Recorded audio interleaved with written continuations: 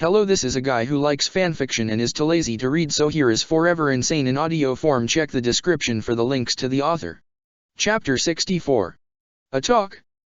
Maka's eyes widen as she stares into those haunted eyes. She knows all too well who they belong to as she stares at that med smile, stares at this boy that looks just like her love. But it's not. This isn't Krona. It's the demon. Maka can still hear Krona's muffled voice, so Krona is out there but the demon is touching her. He feels solid, it's dangerous.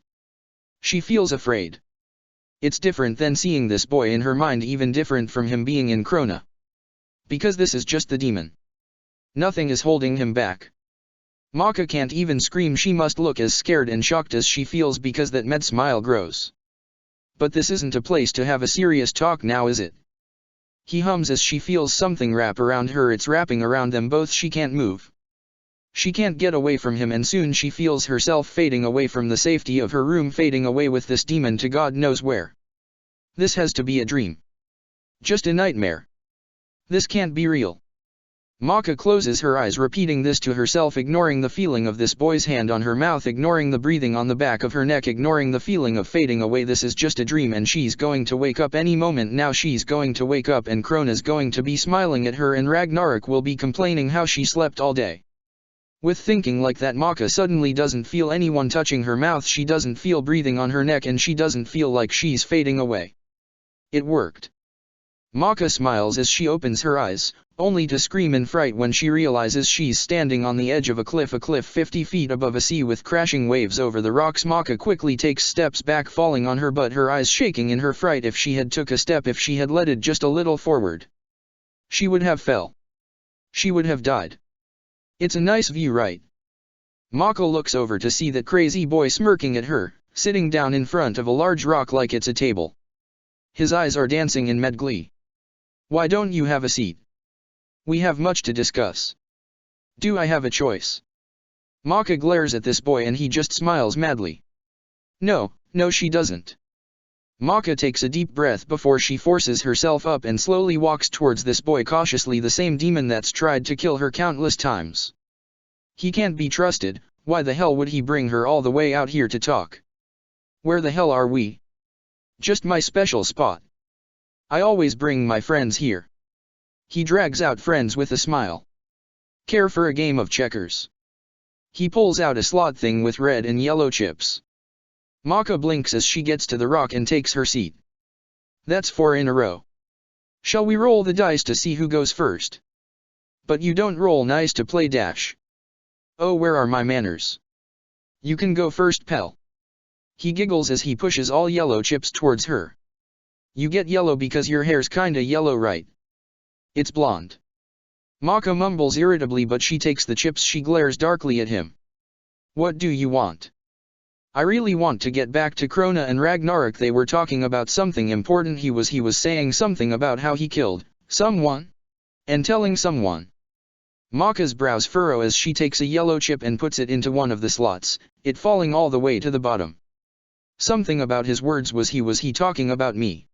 Because he said, she trusts us with her life, so does Krona not want to tell me that he killed someone, but who dash?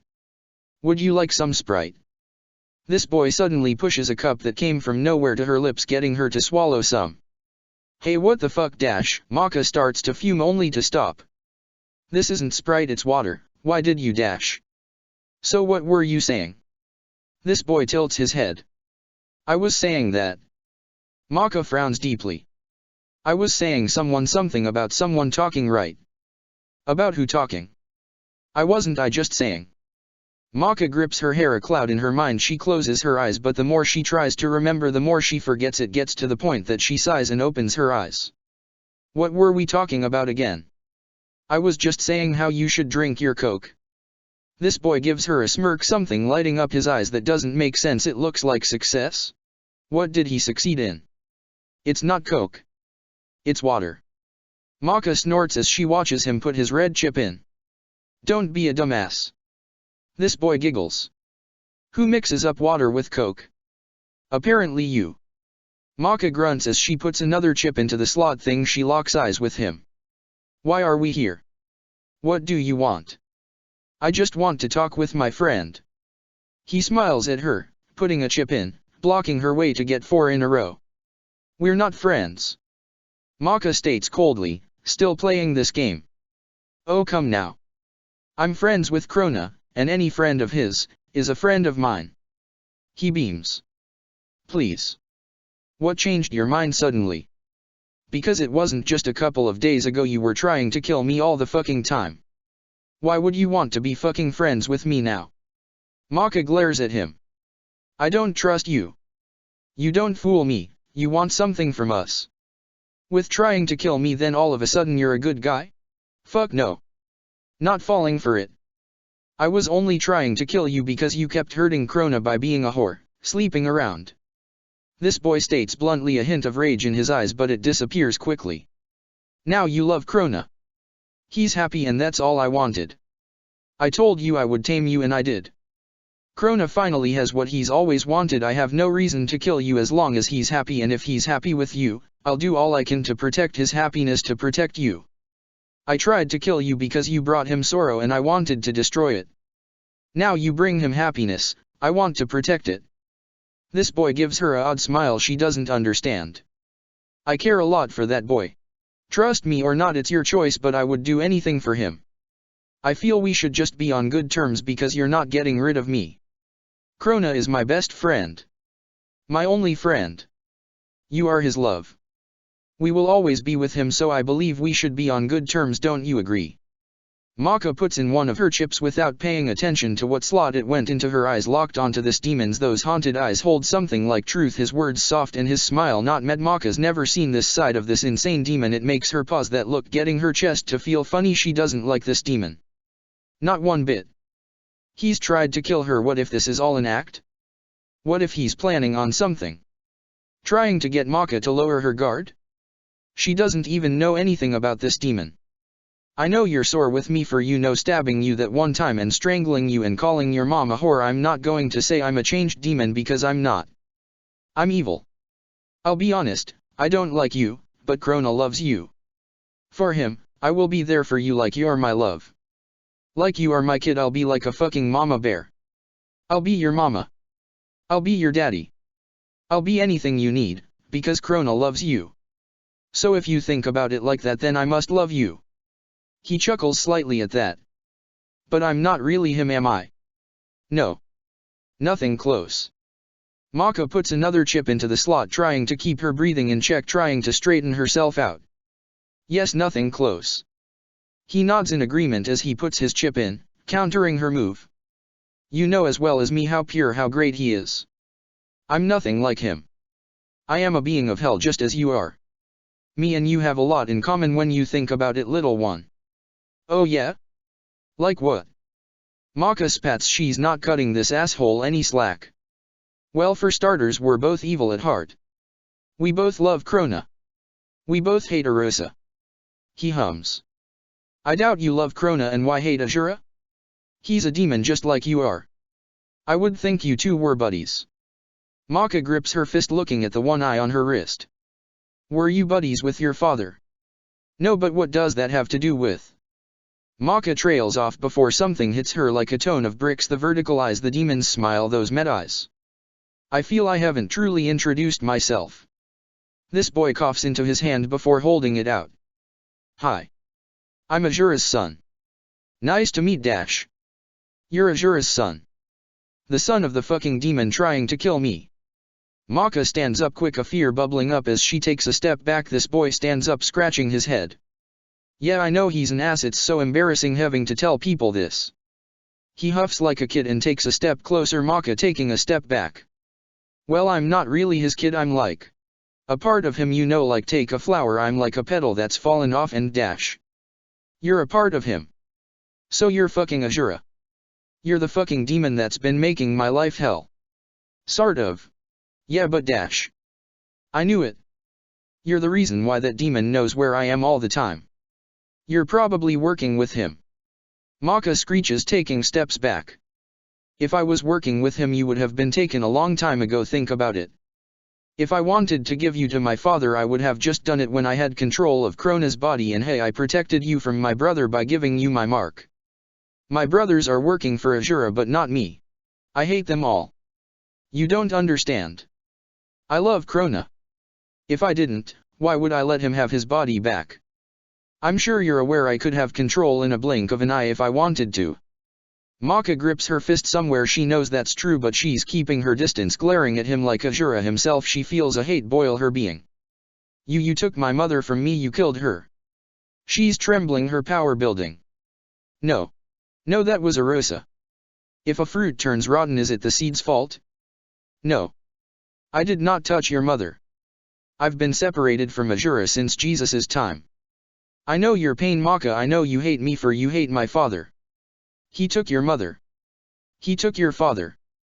Trust me, all I want to do is rip him apart too. I didn't have to tell you I'm a part of Ashura. I wanted to so you could realize the advantage you have now. Advantage? Maka breathes heavily, looking at him cautiously. Yes. Advantage. I'm a part of him. I know all his tricks. I know him like I know myself. Haven't you heard your worst enemy is yourself? And what's beautiful about it is that Ashura doesn't even know I'm on your side. He thinks I'm close to you so I can harvest your soul, get it? That's why Ashura hasn't messed with you, because he thinks I'm going to bring you to him, but I'm not. Then why are your brothers attacking me? Maka feels her shoulders ease up just a bit. The one brother that attacked you is a dumbass. He sensed me and wanted to be close by. He probably doesn't even know who you are, he just wanted a host. He was always up my ass. He tried waking me up when I was in my 2000-year slumber. He sucks so much elephant dick it's not even funny, well maybe a little. He giggles. You don't have to worry about him, I'll handle him when the time comes. I don't want my father knowing I betrayed him just yet, you know. He takes a step closer and Maka doesn't take one back. Maka, your time is running out. I know. Maka looks away. You. No, don't you. How much time I have since you're him? Yes. He frowns slightly. Do you want to know? Maka only nods, not looking at him. You have 2 days. 2 days. 2 fucking days before she's dead. She has 2 days to kill Arachne. But don't fear, even when 2 days come, Ashura won't get to you. This boy looks at her firmly, but a mad smile is on his lips. I'm talking that asshole down. I will be the new demon god of madness. I will be the demon. I will rule. Kill Ashura just to have a new demon god. Maka glares at him. What? Are you planning on destroying the world too?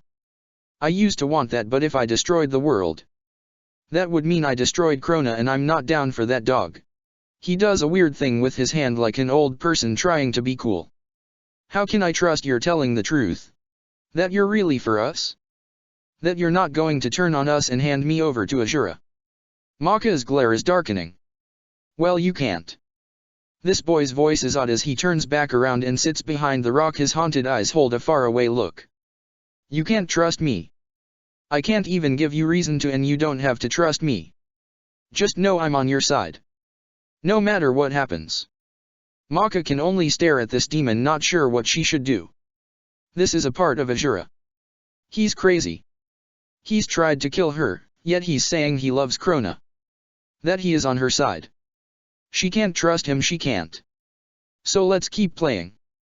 He grins at her. I'm going to beat you. Yeah, right.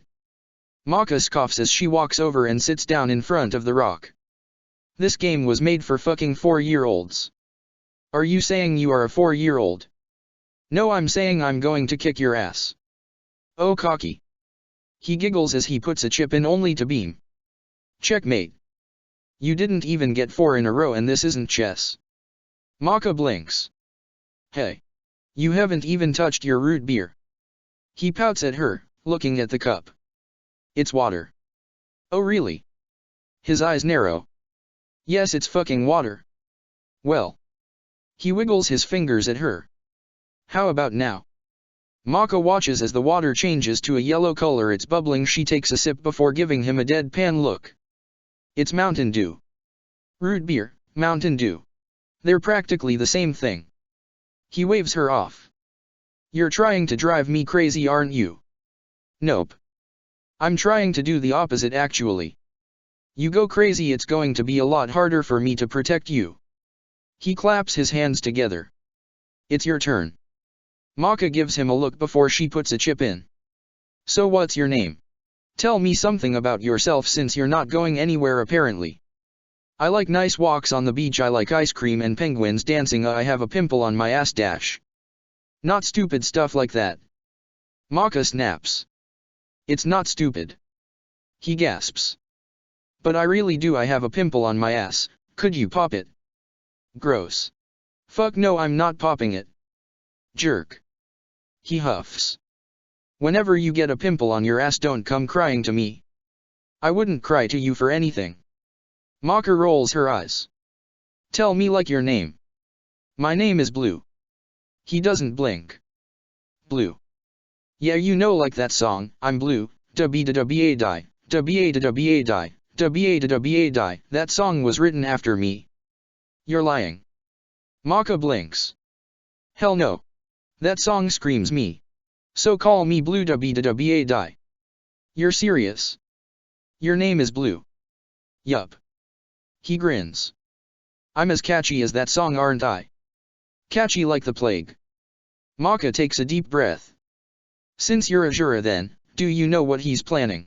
What he's doing right now? No. I just know how much time you have left and I know he's close, he's hiding in his own madness, it's hard to tell him apart from my brothers, you know?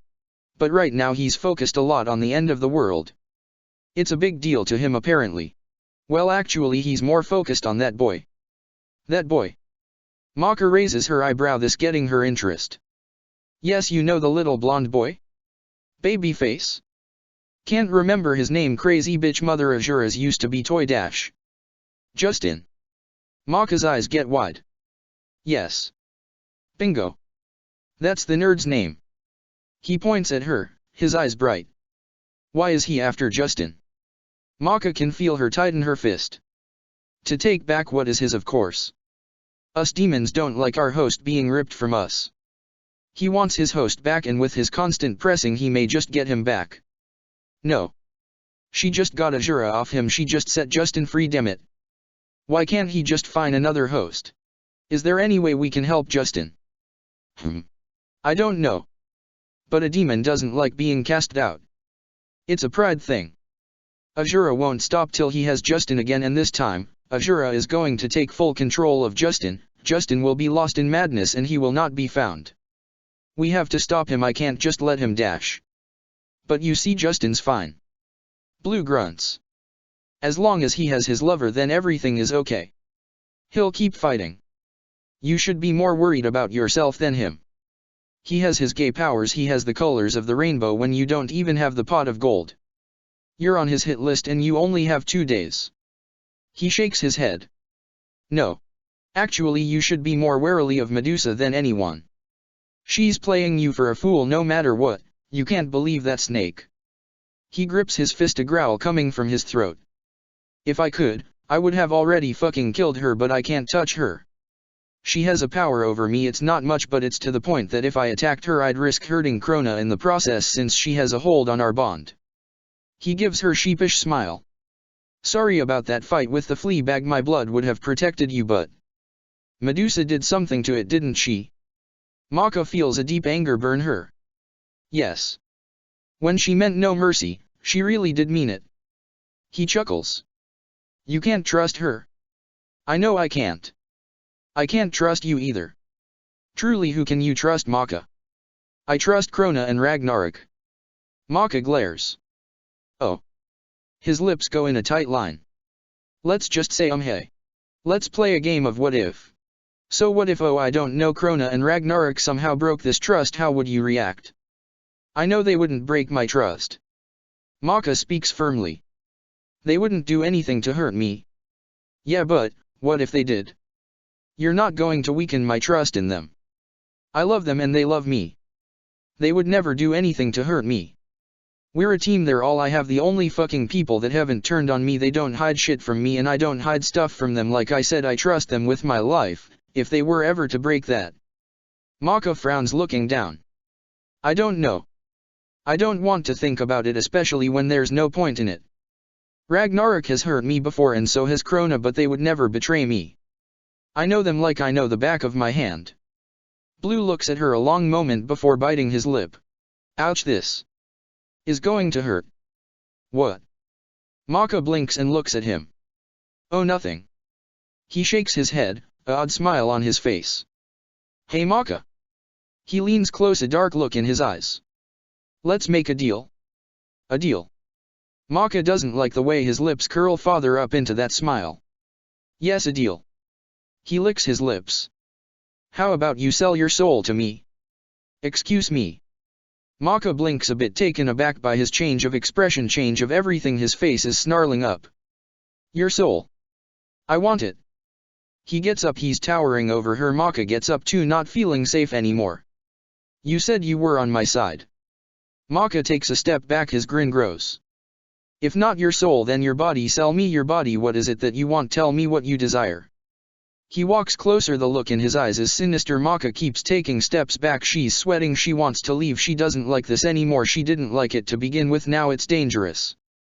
I'm not selling you anything, Dash.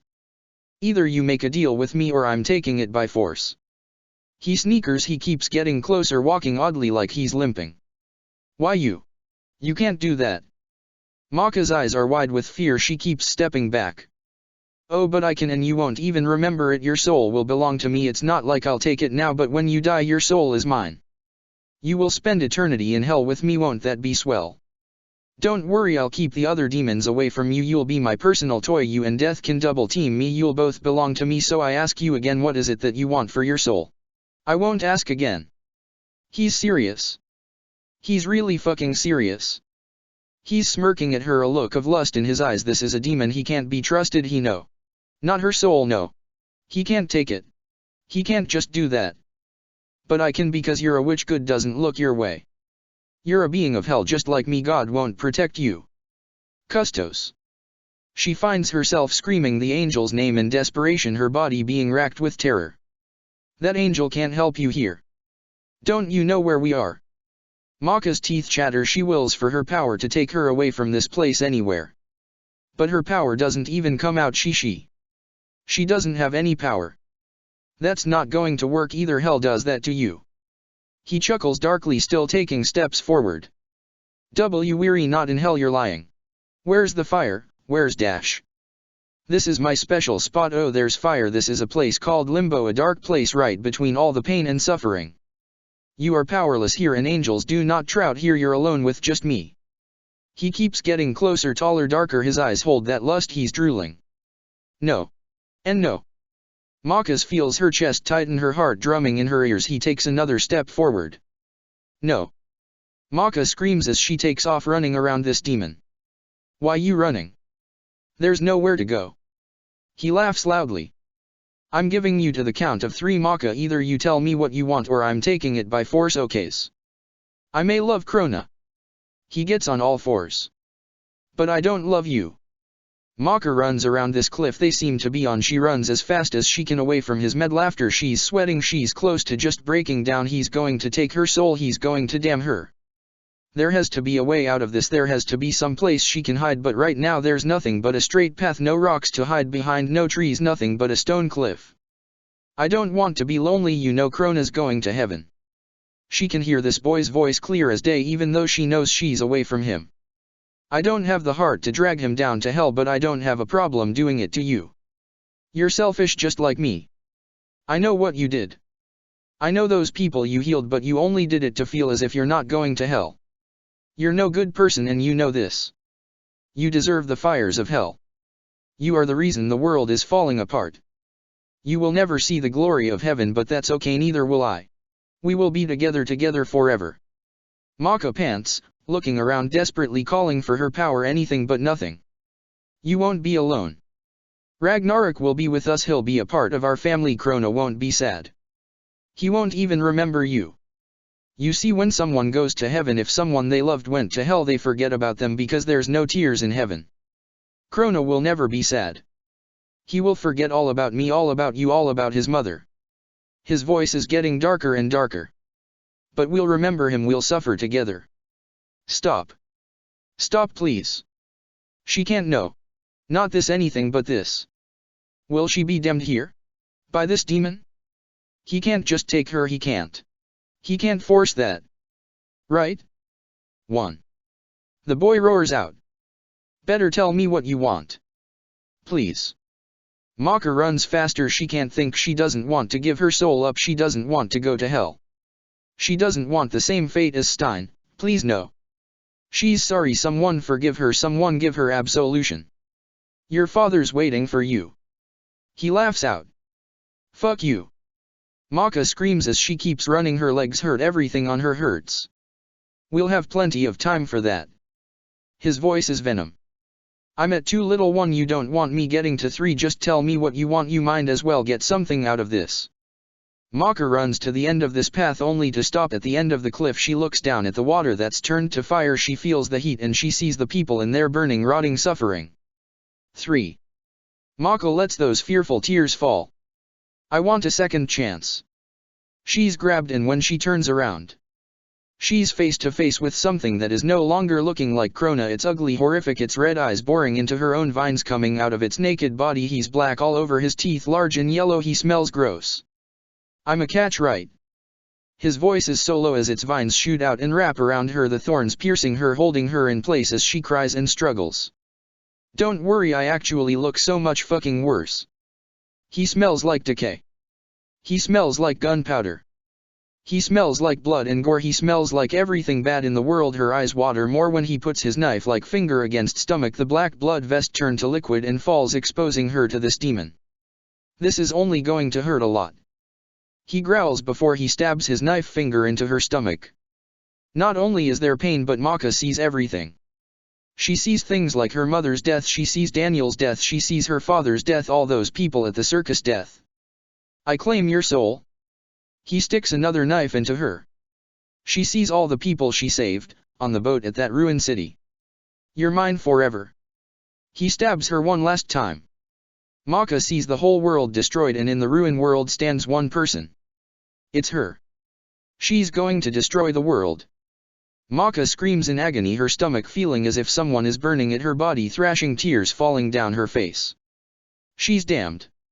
She's going to hell. She's going to destroy the world. Maka's eyes roll back. The demon's vines let go of her, and this thing grabs her before she falls. The last thing she sees is Krona's mad smile, this demon looking like him again. He licks her cheek.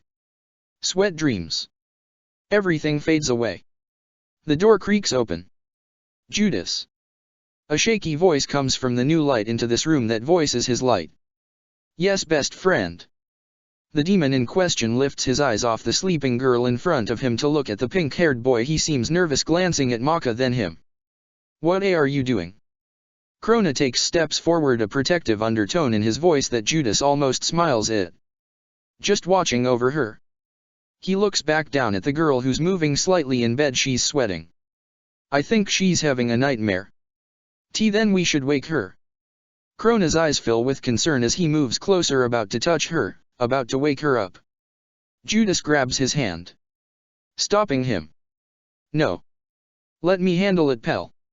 She needs her sleep after, you know. Judas locks eyes with him. Krona hesitates before he nods, his shoulders slumping when he looks at Maka. Hocus pocus. He wiggles his fingers over Maka. And the moving stops. She goes still. How dash. So did you decide on what you're going to do? Judas cuts him off, a glint in his eyes. Krona tenses, frowning. He looks to the ground. Why, yes, I'm going to tell her, but our Ragnarok got really mad at me and left. He doesn't want to tell her now. I agree with the ghost. Judas grabs Krona by the shoulders, looking at him firmly. Trust me. Don't tell her now. Her mind is stable, okay? If you were to tell her what you two did, she would lose it. If she loses it, my father will swoop down and collect her in a blink of an eye. It's okay to tell her, but not now, best friend. Wait till all this is over. But. Krona's frown deepens as he looks at this demon. I know it's hard, but you have to keep it in a bit longer. Once this is over and you tell her, she'll take it better than she'll take it now. Trust me, and when you tell her, I'll be right by your side. You don't want to tell her and then her lose it, do you? And no. Krona's shoulders slump in defeat. Why, you're right, it's just it hurts, you know. Knowing what I did and not saying anything about it. I know. Judas nuzzles his head against Krona's. Sorry, I can't stay, but I have to get rid of a pest. He's been causing trouble. Judas mumbles before he fades away. Alright Krona, I've been fucking thinking. Ragnarok suddenly appears in front of him. He still looks pretty mad, those eyes narrowed. You got to fucking see we can't tell her and give her trust issues right now. Think about it, it wasn't just you Krona, I had a part in it too, we dash. Don't worry, I am not going to tell her yet. Krona takes a deep breath. We tell her after all this is over. He looks up at him. We tell her together. Yeah. Ragnarok breathes out a sigh of relief. Damn, don't fucking scare me like that, I don't even want to think what she'll do. I hope she hurts me. Krona's voice is soft as he turns around to look at the girl that he loves, the girl he betrayed. I hope she hates me. Like she's meant to. If she hates me it'll make me feel better. Hate doesn't make anyone feel fucking better. Ragnarok grips his fist. Take it from me. They say love can never be destroyed. Krona slowly moves his body, racked with fatigue. He gets in bed with Maka wrapping his arms around her, resting his chin on top of her head while she nuzzles into his chest. I hope that's not true. Ragnarok stares at him a moment before he appears behind Maka, wrapping his cold arms around her as well. He has this faraway look, his being twitching every once in a while. What are we going to do, Ragnarok? Krona's shaky voice breaks the silence. Medusa really hurt her today. I don't know. He grips Maka tighter. Don't think about it, you need your sleep. Maybe it's Ragnarok's firm voice or the warmth of the girl he's holding, but soon Krona is lured off to sleep. But Ragnarok stays awake. He can't sleep. All he can do is think. He takes a deep breath before he appears out of the bed in front of their door to the bedroom. He has a dark look to his eyes. Medusa, you cold bitch, we need to have a chat. With that he fades away. Maka lays somewhere she doesn't know how she got here. Her head hurts, she doesn't want to open her eyes. She hears talking. Please stop talking, she wants to be in silence, she wants to be left alone. But the talking gets louder, there's footsteps. Maka can't have peace, so she opens her eyes. Keep your back straight, walk like you're a royal. Maka turns her head to see a rather large woman. She's sitting on a nice cushioned chair, a tray of food by her side, her black hair up showing off her spider earrings. Maka realizes this chair she's sitting on also has a spider design. Her eyes have webs in it, her gaze is hard, uncaring, she seems to be glaring. Medusa, you keep messing up. Medusa? Maka turns around only for her eyes to get a bit wider and she sits up. Medusa, well, a really young version of her. She looks 4 or 3 years old. There's 5 books on her head. This little girl is walking slowly, her back straight, her piercing yellow eyes looking forward. You can tell she's struggling a bit looking at Medusa. So young, Maka doesn't want to say this, but she's cute, so small with those big eyes. They're not dark like Medusa's eyes are now, they have the innocence of a child. Her blonde hair short and layered near her face. She looks like she's sweating, she's nervous.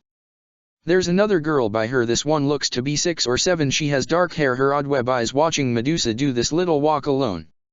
You don't want to end up like you sister, do you? This woman points to her left. Maka follows her finger only to stop her heart falling. There, pinned to the wall by spikes through her eyeballs, is a little girl. She looks like she was 5, her blood staining the wall. This body looks fresh. This woman did this recently. But she's a girl. Maka thought they only kill the boys. This is... Little Medusa doesn't say a word, she just walks around being careful like her life depended on it. And maybe it does. Everything fades away. Maka doesn't want to see Medusa's past. She doesn't want to see this, she just wants to hate her and be done with it. Please, she doesn't want to see any more. But no one listens to her. When Maka can see again, little 4-year-old Medusa is panting on the ground, her little hands are fucked up, her bright eyes dull with fatigue. That large woman stands over her. She doesn't say anything, nothing at all for a moment before. Go to your room. Medusa nods, forcing her weak body up only to fall down again. This woman wrinkles her nose. Come in, Arachne. That dark-haired girl comes in wearing a brightly colored dress. Her hair is done, her skin is glowing, she looks healthy. Little Medusa is dressed in rages. She looks too skinny, her face sunken and her hair is knotted. This is the image of a royal Medusa. She grabs Arachne's hand and she does a twirl with her, smiling. Take her in, be like her, then you'll get to eat like her. Medusa doesn't say anything as this woman snaps her fingers, handing Arachne a plate full of food before giving her a kiss on the forehead. Now in life Medusa's face is blank, hiding her feelings, but as a child, Maka can plainly see her small frown and her tears welling up. You're still here. The woman doesn't look at her. Medusa just forces herself up and limps away, her raggy clothes tearing more. Everything fades away. So Medusa had a bad childhood, she gave Krona a bad childhood. She deserves this. This, even if she had a bad childhood, doesn't mean it's justified she gave one to Krona. When everything comes back. Arachne. Medusa looks up at her other sister, she seems a bit confused. A little boy asked me to play today at school, we did. We played in the sand. He told me he wanted to come over and his parents wanted to meet our mom, what should I say? I say tell him yes. Arachne hides her smile in her fan. Mother will love to have company. Are you sure? And could you stop rubbing that fan in my face? Medusa's small voice is a bit bitter. This fan? Oh, you mean the fan Mother got me as a gift? I'm sorry, didn't you get something? No. No, you didn't. Arachne chuckles. My Medusa, you should be lucky you're still alive. You're the longest surviving one of all my other younger brother and sisters. Of course the boys are dead right when they come out, but the girl's mother likes to play with. She likes playing with you, Medusa. You know I'm really her only true daughter. The only reason she likes you so much is because you're a spider witch.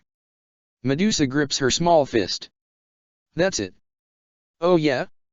Want to say that again, Medusa? Want to not eat again for 3 days?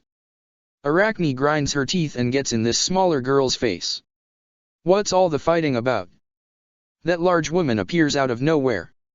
Medusa made a friend at school. Arachne chimes. Him and her played in the sand. And guess what? He wants to come over with his parents. He doesn't have to. I can easily tell him that dash. No. Tell him to come. This large woman smiles, it's a smirk. A evil smirk. I'd love to meet him. I was worried you weren't going to make any friends, Medusa. I expect to see him tomorrow or you'll get another beating. Do you understand me? I understand. Her voice is a lot firmer than most 4-year-olds would be. If only you were like your sister. This large woman sighs. Everything fades away. So she got beaten. So what? She's evil. This doesn't change anything, nothing at all. Just stop. Can she just stop? She doesn't want to see anymore. When everything comes back. Maka's standing in blood. She takes in Medusa. She's standing in the blood when none is on her. Rages. She stares blankly at the 3 bodies in front of her. A woman's head is pinned to the wall, her eyeballs missing. A man has been cut in half long ways. Maka can see his brain and all his organs. His body is still twitching. Then there's the little boy. He's still alive, crying in his mother's and father's blood, his white hair stained red. Why you killed them? He's trembling, still holding a wrapped gift in his hand. Medusa looks at the wrapped gift before looking this boy in the eyes. It's Christmas, isn't it? You took them. He clutches the gift. You invited us over for Christmas.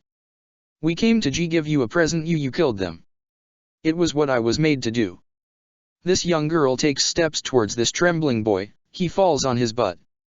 Don't kill me. He looks up at her with pleading eyes. Those eyes, they're so familiar.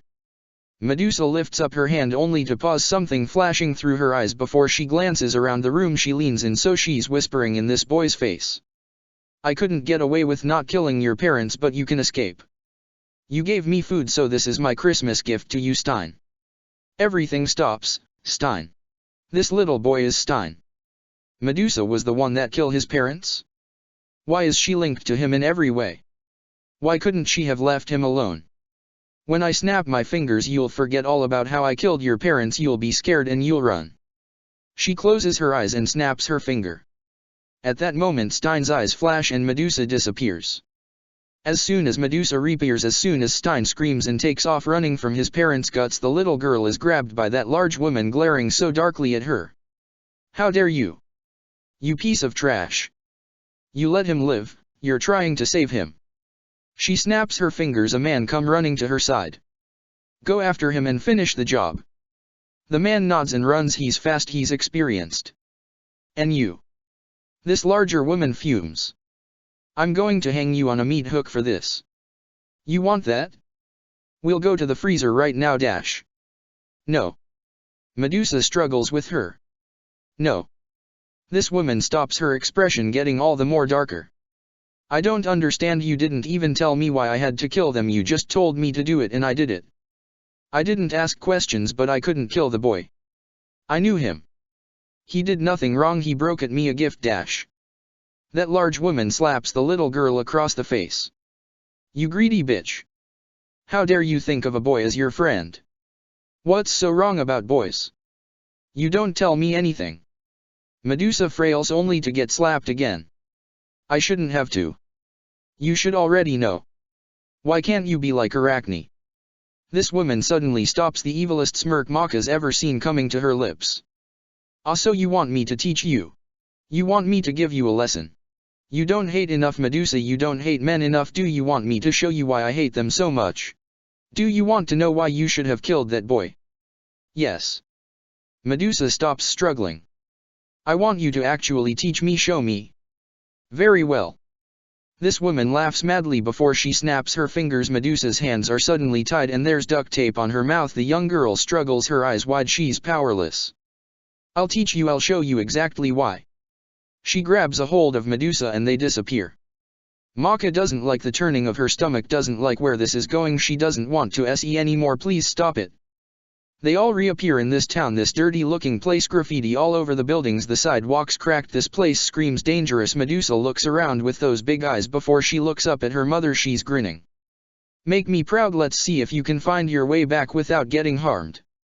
I doubt it, someone is going to pick you up. With that she leaves her 4-year-old daughter in this dirty place alone, hands tied and mouth duct taped.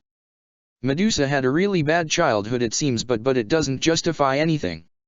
She took everything away from Stein and Ragnarok, made them suffer. She know. Maka won't feel bad for her, she won't stop hating her, she doesn't want to see anymore. Little Medusa looks around this place cautiously before she stares, walking wearing nothing but a raggy dress, no shoes. The roads are filled with glass, broken wine glasses and bare bottles. Maka can already see Medusa's feet starting to get cut up, but she keeps walking. It's dark. It's night time. Medusa's eyes are glowing, looking like a snake in the night. She's scared, or maybe she's cold, she's shivering. Maka walks beside little Medusa a while. So far it's just been them, no one's here. Maybe nothing will happen to Medusa, maybe she'll make it back safe and sound and rub it in her mother's face. But why does she even care about that? Oh. There you are.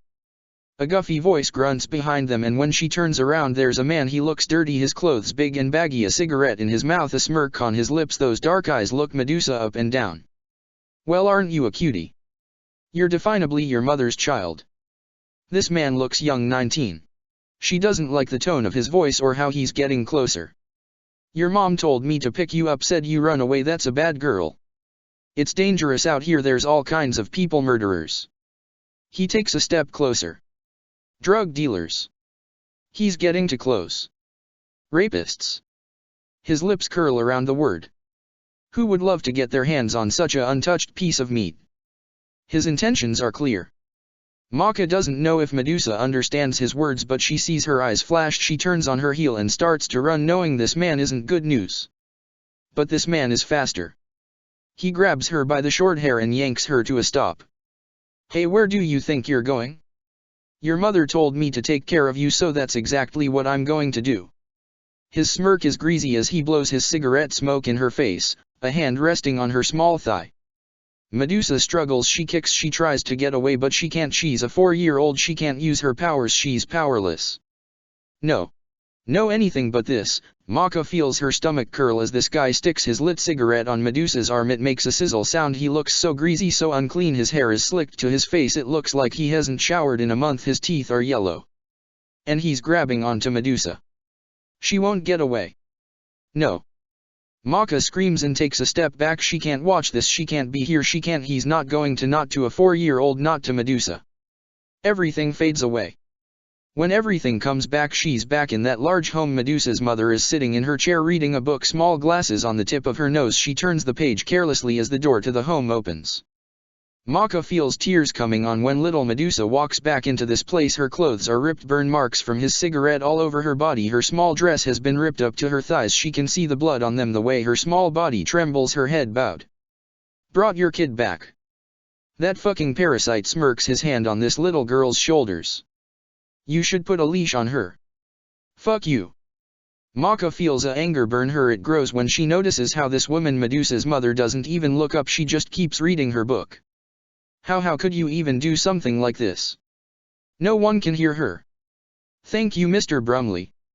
Medusa's mom doesn't look up. You may go now. See ya, sweetheart. He kisses Medusa on top the head, that greasy smirk on his face before he leaves. Pain, hate, anger is what she feels. Go take a shower. You're disgusting, is all her mother says before she snaps her finger. Medusa's hands are freed and the duct tape disappears, showing how her mouth is bloody from her biting her lip. This little girl, this little 4-year-old, doesn't say anything. She just walks away, limps away from her mother, who hasn't even looked up from her mother who let this all happen. I hope you learned your lesson, Medusa.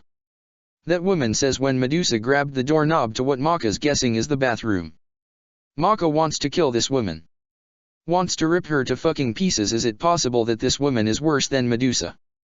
And for once in her life Maka wants to hold Medusa, comfort her, but she's only a watcher. She really doesn't want to see anymore. Little Medusa doesn't say anything, she just opens the door and walks in, closing it behind her. Maka follows with her, her heart already sinking. She doesn't want to see more, yet she's following her. Little Medusa doesn't speak, her knotted hair casting a shadow over her eyes. As she gets in the bathtub, she rips off that raggy dress. Maka, seeing how her small body is racked with bruises, blood. That man wasn't gentle. That man defiled a 4-year-old. That man was sent by her mother. Maka trembles and looks away when she sees the blood on her small thighs. Medusa reaches over and turns on the shower head. The water steams. Medusa just sits naked in the tub, letting the water spray on her. She hugs her knees to her chest, not bothering with closing the curtain. And then Maka sees it, those tears falling down her face, hidden by the water, but there's also a darkness in those eyes, the way they narrow, a expression she knows all too well. Hate. Those are the eyes of the woman she knows now. Oh, I've learned my lesson, mother. Her words are full of malice as she scrubs the blood from her thighs. I'll make you pay, I'll make that boy pay for me even giving him a chance, I'll make that man pay, I'll make you all pay, just you watch, just you wait, you'll all wish you were never born. When I'm done with you, you'll pay, oh you'll pay. Her small voice cracks before she's trembling in rage. Never again will I shed a single tear. Never again will I be anyone's victim, no. No more, no mercy. In this moment, with this little girl in the bathtub washing away her filth, Maka sees it. The birth of Medusa. This is the witch she knows, the reason for her deep-stemmed hate, the reason she hates men so much. This is it, this is why. Maka actually feels pain, pity for Medusa. After everything this woman has done, she feels pity, she feels hate. It seems like things fast forward because now Medusa is all clean with a white dress on. Her mother is still reading that book. She finally looks up from it and smiles. Smiles at her daughter. Come over here, Medusa. She listens. She walks over to this woman and stands before her. Her face is blank. You understand now, don't you? She hums as she grabs Medusa, lifting her up and sitting her in her lap, wrapping her arms around her. That men are all disgusting, all they care about is their penis. They don't care for you, humans don't care for you, they want to hurt you, Medusa. They want to get rid of you. I hope you understand that now. I do. Medusa's voice is motor-toned. No mercy. No more. Yes, yes, my child. She coos as she kisses her daughter's head. I love you, Medusa, you know that. She caresses her cheek, leaving soft kisses her and there. Medusa doesn't say anything. Scenes passed by. Medusa training. Medusa alone in her room playing chess. Medusa in a lab. Working on something. It goes on like this for Maka doesn't know how long. Nothing changes in her routine. Sometimes her mother will hug her and say she loves her if she does good. Other times she'll beat Medusa to a pulp. Arachne never gets hit, always eats, always gets hugged, always gets affection. Each day Maka sees that hatred grow in Medusa's eyes. She works more in her lab. Years go by and finally it stops going so fast. Medusa is pouring some mixture into a beaker. She has glasses on. She looks no older than 10. Those eyes sharp, more snake-like. She's wearing a black suit thing, a one-piece connected shirt and pants. It's tight and fitting on her. Maka knows she made it herself. That's when her door opens. Sister Medusa. A little girl runs in. She has blue hair, a playful smile on her face. She has to be only 2. Leave me alone, Vive, I'm working. Medusa doesn't turn to look at the little girl. You're always working. She frowns. When are you going to have fun? It's not about fun. Medusa's tone gets odd. Don't worry though, I'll have my fun very soon. You should have it now. Viv runs in and hugs Medusa's leg. Please? Arachne won't, and I can't find Mom. No. Medusa states, coldly reading some kind of book that's floating by her head. Please just take me outside. I want to catch the butterflies. The little girl tugs at her leg. Medusa lets out a long sigh, but to Maka's surprise she puts down the book and looks at this little girl. Fine. Only for a moment. Yay. She lifts up her arms and Medusa picks her up, holding her before they both fade away. They all appear outside of the house. Medusa puts down the little girl and she immediately takes off running, jumping in the air, trying to catch the butterflies that just seem to be out of her reach. She's smiling and laughing. She still has her innocence. Medusa does not. The Snake Witch watches blankly as the little girl plays in the grass. Maka sees those hard eyes soften just a bit, her lips twitch like she's going to smile. Oh Viv, come here. That woman appears in front of Medusa holding her hand out to the little girl. Her hand looks odd, something's wrong. Okay mommy. The young girl turns around to run to grab her mother's hand. Only for Medusa to get in front of her. You can't do this. Medusa snarls at her mother. What on earth are you talking about, Medusa? This woman smirks. You can't take her. I'm not a naive kid anymore, mother. We have rules. You cannot kill her. No more. The Grand Witch will have your head if you touch this girl. Oh Medusa, but the Grand Witch isn't here, is she? I've killed countless kids of mine, you know. Viv will never amount to anything. You can feel it.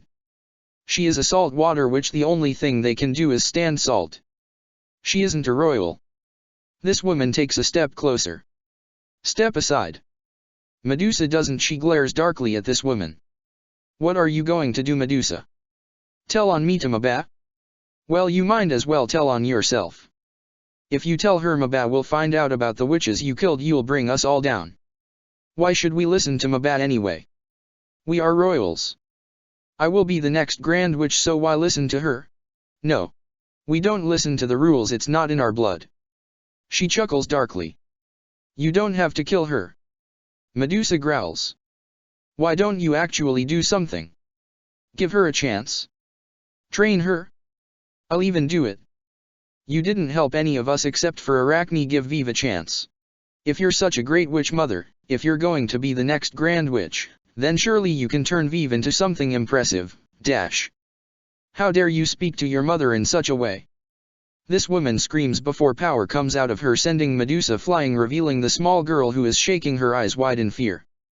You're not really going to kill me, are you, mommy? This woman points at this 2-year-old and rips her in half.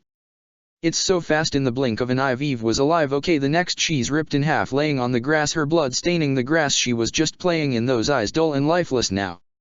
When Medusa gets up and sees this, her face is blank, but her eyes, they hold something that gets her stomach to curl. Pain. She sees pain. You're pathetic. Medusa spats out, getting that woman to glare at her. If you're such a great witch, you could have made her into something. You just give up, that's all you ever do. There was no making anything out of that. She points to the remains of the little girl. You'll understand when you get your own child, Medusa. I will never just kill my child. She snarls. Unlike you, even if they're worthless, even if they don't have any power like Viv, I will make them into something. Just you watch. I'll be a better witch than you. I'll be the greatest. Oh please. This woman chuckles. You're nothing but a failure, Medusa. You know I should have killed you a long time ago. I'll show you. I'll show you all. Her voice is so dark.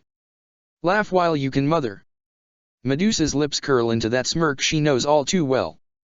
This sets her mother off. She screams before she charges for Medusa. She shows no mercy, hitting her, burning her. Medusa takes it, though she doesn't fight back. And in the grass with the little girl's body, a butterfly lands on top of her forehead, a single tear escaping the corpse as Medusa's blood mixes with her own. Everything fades away. When Maka can see again, she's sitting at a table. Medusa is walking around handing out drinks. She gives one to Arachne before giving one to her mother. Medusa looks 11 now. She's dressed as a maid. Thanks so much, sister. Arachne sneers. Yes, thanks. Now go to your room. I don't want to see you. This woman waves her off. Medusa doesn't say anything, she just walks out of the room, but Maka sees the smirk on her face. Everything fades away. When everything comes back, Maka's in a bedroom, Medusa's mother is in her bed sleeping, all is quiet. The door creaks open, Maka sees a shadow, she sees those piercing yellow eyes full of hate, full of malice. Medusa walks into the room, her face blank as she comes to a stop right beside her mother. She flicks her nose. Her mother's eyes shoot open, her eyes light in fury at seeing her, and it looks like she wants to say something, wants to grab her. But she doesn't, her body doesn't move. Her lips don't move either, her mother's eyes dull in confusion. What's wrong, mother? Can't move? Can't speak? Medusa chuckles darkly, the first time Maka's heard her laugh. How do you like my potion I made? Nice, isn't it? You shouldn't have had me get your drink, it was just too easy to slip it in. This woman can't say anything, but her eyes narrow. You told me we don't follow the rules. Medusa leans close. And you're right, mother. We don't follow the rules, I don't follow the rules. She rubs her mother's cheek. You've been a real bitch, you know that? I've waited so long for this, it's time I taught you a lesson, mother. Medusa starts to rip her mother's clothes off, leaving her bare exposed. She snaps her fingers. Then they're outside. Medusa throws her mother on the dirty ground on her back. She can't move, can't do anything. It doesn't feel good to be stripped of your clothes against your will, does it? You feel helpless, don't you? But don't worry. It gets much worse. Medusa snaps her fingers and a barrel of something red comes next to her. She points to it. This is all the blood of your fallen children I have collected through the years. I've preserved it. It's all for you. Your children want their mommy. Medusa snaps her fingers and the large barrel is dumped on her mother, dirtying her skin. Her mouth is frozen open so some gets in her mouth. Her mother gags, but she can't even do that. All the blood drenches her. No part of her is clean now. You feel dirty, don't you? It doesn't feel too good, huh? Medusa chuckles before she whistles. Maka hears the sound of dogs barking. This woman's eyes get wide with horror.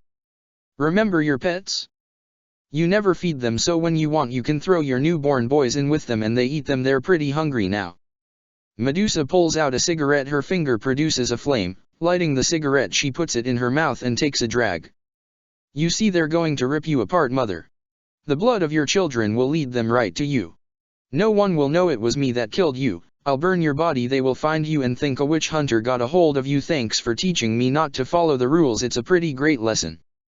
The barking is getting closer. This woman is looking at her with pleading eyes. There's fear in them now. Not so pleasant, is it? Medusa blows her smoke in her mother's face, before she forces the burning cigarette into her mother's eye. How does it feel, bitch? Medusa backs away, jumping in the trees as the dogs come. They immediately bite into her mother, tearing her limb from limb. Medusa watches from the trees, that sick smirk curling her lips, her eyes lighting up. And for once in all her childhood, Medusa looks happy. Everything finally fades away. Maka's eyes slowly open. She's trembling, her mind reeling. Someone's holding her. She's in someone's chest. When she looks up, she sees Krona. He's breathing lightly on her, his eyes closed, a peaceful expression on his face. She wishes she was at peace. Of course she had to see that, had to see Medusa's horrible childhood, had to relieve it with her. She can't get that man's greasy smirk out of her head. It makes her sick. She's going to be sick. Maka covers her mouth so not to puke all over Krona. She slowly gets out of his hold right now, not caring if she wakes him up. She stumbles out of bed and runs out of the room. The door opens by itself. She keeps running, not worrying if she woke Krona up, no worrying if Ragnarok saw her and is coming after her. She's sick. Maka nearly tackles the bathroom door open. Not wasting any time, she runs over to the toilet, grabs the sides of it and pukes everything she has out. Her body convulses as it struggles to get everything out, like it's trying to get all she just saw out of her system. Maka doesn't have much in her. All she got to eat yesterday was that breakfast. She's puking that and more. It's in her nose, the smell, it's horrible. The more she pukes, the more it hurts because she doesn't have any more to puke. She hates this being here, throwing up. And yet she can't get that greasy man's smirk out of her head. Medusa was raped at age 4. By that greasy man. The man her mother sent. Maka thinks the worst mom reward has been taken away from Medusa and given to that woman. She was, for fuck's sakes, she was worse than Medusa. She didn't think that was possible. Why the hell did she have to see that? Why couldn't she just have hated her? Why did she have to see Medusa's suffering? The reason for her hatred? Fate never did like her. Maka pants heavily, the last of the puke she wipes from her chin. It's too much, all of this is too much. Azura trying to kill her. The end of the world. People needing help. Hell. Heaven. Demons. Angels. Right and wrong. Can someone tell her what's wrong? And what's right? Can someone tell her the right way to go? Maka shakes her head as she forces herself up. She leaves the bathroom not knowing where she's going. She's just walking. Maybe she wishes she could just walk away from all this. Walk and walk and walk. Never looking back. Maybe she wishes she could walk away from the world. There's too many cries of help, too many people suffering. And only one of her. So Maka walks hugging herself, not paying attention to where she's going. It doesn't matter, her legs just move. She isn't thinking about it. Her legs have a mind of their own because her mind is away. She doesn't know where, and maybe she doesn't want to know. Maka used to want to know everything, remember? She used to want all the answers. Now she doesn't. The truth is harder to swallow than she thought. No one is as they seem. Things keep happening. She doesn't want to be the end of the world. She doesn't want the responsibility of stopping it. She thought things would get better for her if she loved. They have only gotten worse. It's not love's fault, but now she's so scared. Krona and Ragnarok are her everything. The only thing holding her together if anything were to happen to them. That would be it for Maka Albarn. When Maka's mind comes back to her, she realizes she walked all the way downstairs. It's dark in the lobby. It's still nighttime. She guesses that's when her eyes fall on her. Medusa stands a couple feet away from her, a blank look on her face hiding whatever she may be feeling or thinking. Those cold eyes pierce through the night, giving her a haunted look. Maka swallows down the mixture of hate and pity that formed in her throat at seeing Medusa, at seeing this woman, this evil woman, her mother's friend, this woman that's suffered. The room is so quiet, attention crowding the space as Medusa just stares at her. Maka doesn't say anything, she just stares back, fighting all these different emotions. You saw it, didn't you? She breaks the silence, getting Maka to tense. Medusa's voice isn't as sharp as it usually is. Maka can't read it. Maka can't respond to her. Her words get caught in her throat. Medusa stares at her a moment before she looks to the left. Maka follows her gaze and can't help her hair's sticking up. There's a portrait of Medusa's mother, that large woman dressed to the nines, a smile on her face, hiding the demon she really is. Maka's seen this before, but she never really took the time to look at it. It didn't mean anything to her back then. She didn't know. You know. Medusa breaks the silence once again. The day I killed my mother was one of the happiest days of my life. To watch as those dogs ripped her apart, to see the pain in her eyes, the tears that fell. I wish I could relive it over and over again. She chuckles darkly as she smirks at the portrait. I hung this up just so I could remember what I did to her and how brilliant it was. You know, no one but you knows I killed my mother. They took my bait. With my mother's burnt ashes they concluded she was attacked by witch hunters. They never even questioned me and Arachne. They didn't know what was going on. They thought we had good lives. Well, Arachne did. She cried. That was another day that I was happy. You want to know what I did after I burnt my mother? I crawled into bed and I slept so good. I've never slept so good in my life. Of course after that day sleep would deprive me. I killed my mother, but I wasn't done there. Oh no. I applied myself, never ceasing my work to get better, to be greater. It became a competition between me and my sister. I wanted to prove to both Arachne and my dead mother I wasn't such a failure they put me out to be. Oh, I showed my mother, I really showed her. She crackles at that. Maka still can't speak. She only stares at Medusa, not knowing what to say, what to do. My mother was disgusting, wasn't she? Medusa stops laughing, her voice changing. I vowed I wouldn't be like her. I vowed that I would prove her wrong, and I did. Medusa grips her fist. Even though I was cursed with a boy that would turn out to be a fucking man, a boy that had no power whatsoever. Did I kill Krona? No. Did I beat him? No. I told him how it was. I didn't play with his feelings. I told him he would never be my child. I told him he disgusted me. I told him when he did something wrong. My mother didn't do that. She wouldn't tell me what I did wrong. She would just send me away with nothing to eat or a beating. My mother didn't try to work with me. All I've done is try to work with Krona. To make him into something. I didn't play with his heart like my mother did. I never hugged him or kissed him. I never gave him even an ounce of anything that would say I cared for him. I tried. I tried making him into something, and I did. I made him of use to me. Medusa keeps staring up at her mother. Am I better than her then? Medusa grips her fist. Or am I crueler for keeping him alive? I wanted a girl so I could treat her good, do all the things my mother didn't do for me, but when I got Krona, when I saw what he was. Medusa's trembling. I couldn't. I hated him. I hate him. If he was a girl I could have cared. If he was a girl I could have held him, but no. No, he disgusts me. All men do. I can't stand it. I can't stand any of them. They make me sick. I wanted to kill him, oh how I wanted to, but then I remember what I said to my mother, that I wouldn't kill my child, so I didn't. I didn't kill Krona. I hate him. He disgusts me, but I didn't. I tried to work with just him. He wouldn't listen.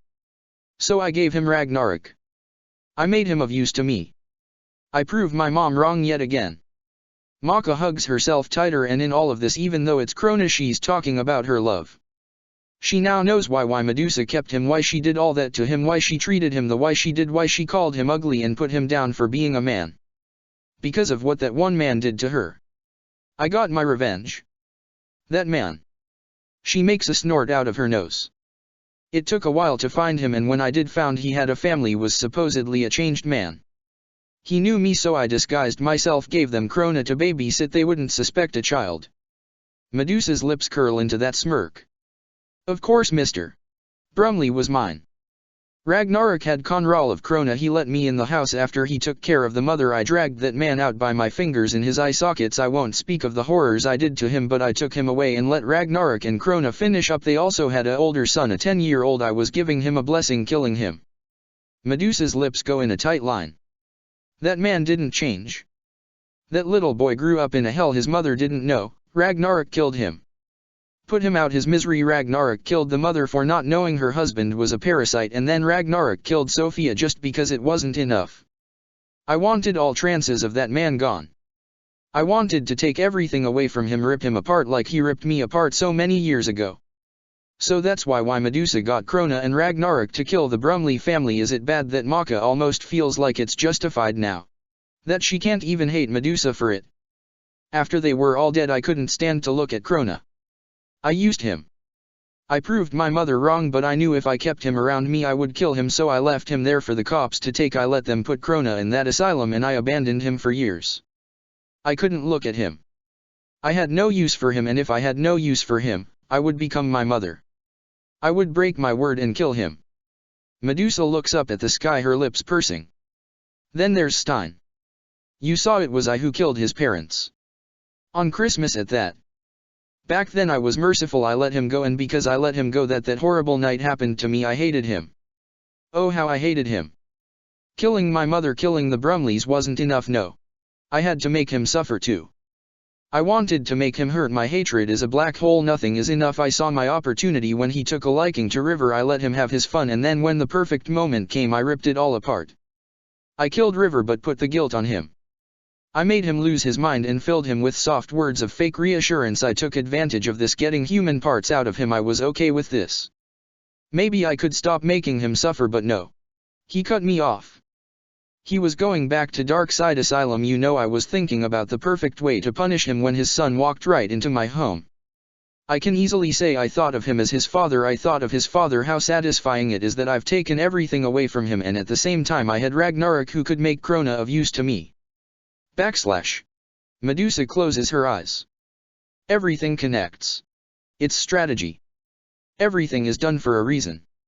My hatred never died down. No matter how many people I kill, it doesn't fill this hole. I continued to use Stein. He came for me. He hated me just as I hated him, but in a way he needed me.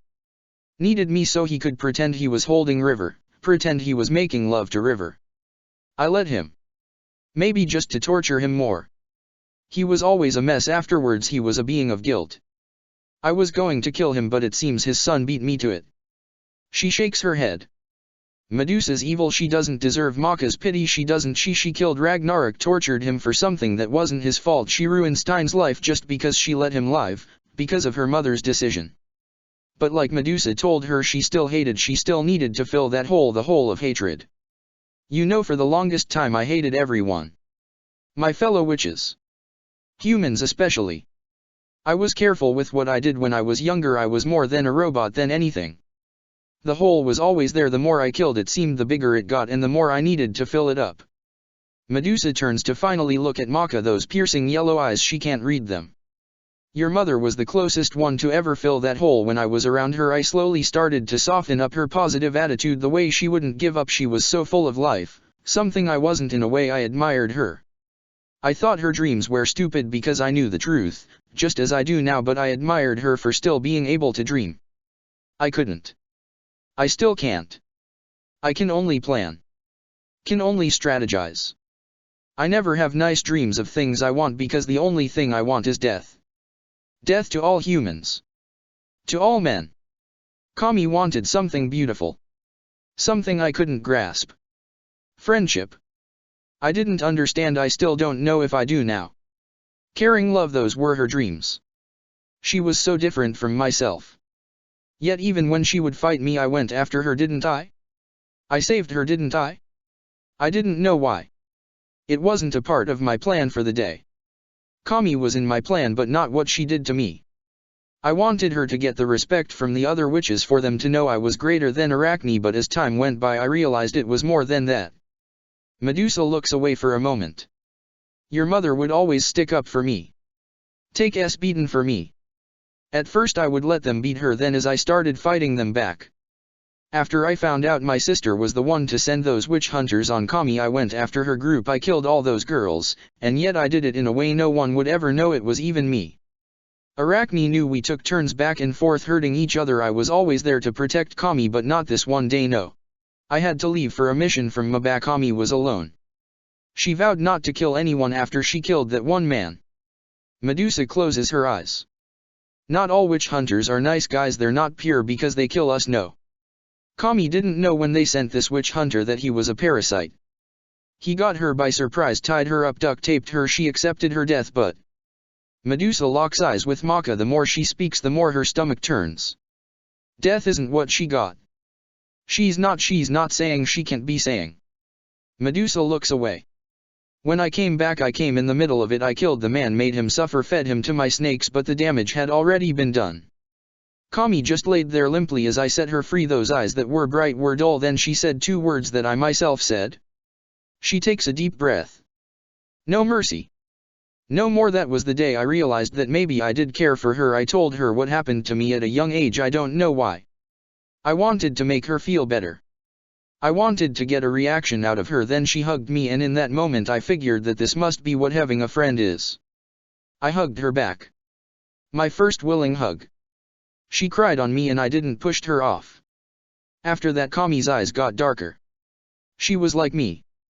She hated men. Hated humans and would come along with me to kill them. She was my friend. My only friend. Medusa starts walking towards Maka, who has started crying. I'm cruel. Worse than most demons, but your mother was different. I actually cared. Maka can't look away, can't back away. This woman's words making her dizzy. Her mother was raped. Her mother was Medusa, was there. Medusa cared. Medusa killed countless people. Medusa was her mother's friend. SHH. It's okay. Medusa comes up to her and pulls Maka into a hug, putting her hands in her hair. You know, I lied to myself when I said I wouldn't shed another tear. She smiles, and it's sad. I cried when your mother died. Stop it now. I hate you. Maka chokes out, crying into this woman's chest, her body shaking so much the tears keep falling. She had to say it out loud, though now she's not so sure she wants to hate her. She wants to. I hate myself too. Medusa's sad smile grows as she whispers reassuring words into her hair, holding her close. Maka grabs her shirt, crying like a baby on this woman she's supposed to hate. Hush hush, time to be sleeping. Hush hush, dreams come a-creeping. Dreams of peace and freedom, so smile in your sleep, Bonnie baby. Medusa's singing a song her mother used to sing her sometimes when she was sad, when she was scared. Maka finds herself wrapping her arms around this woman, her legs not holding her up anymore. As the song continues, Maka's crying slowly starts to stop, her eyes closing at the sound of Medusa's voice. No use pleading or praying. For gone is all hope of staying. Hush, hush, the anchor's a-weighing. Don't cry in your sleep, Bonnie baby. Mom.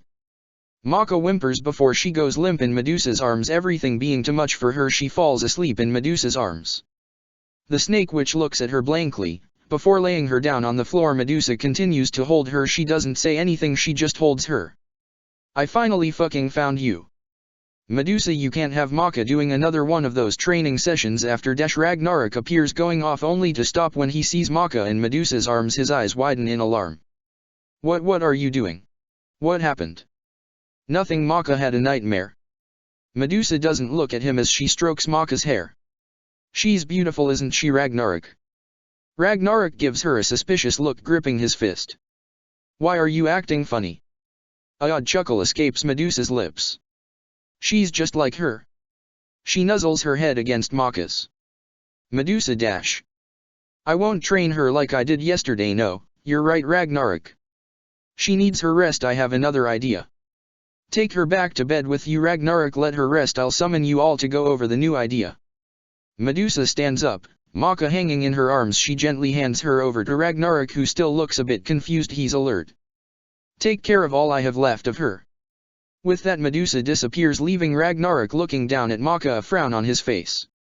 Things just keep getting more and more complicated. There's talking. There's always talking.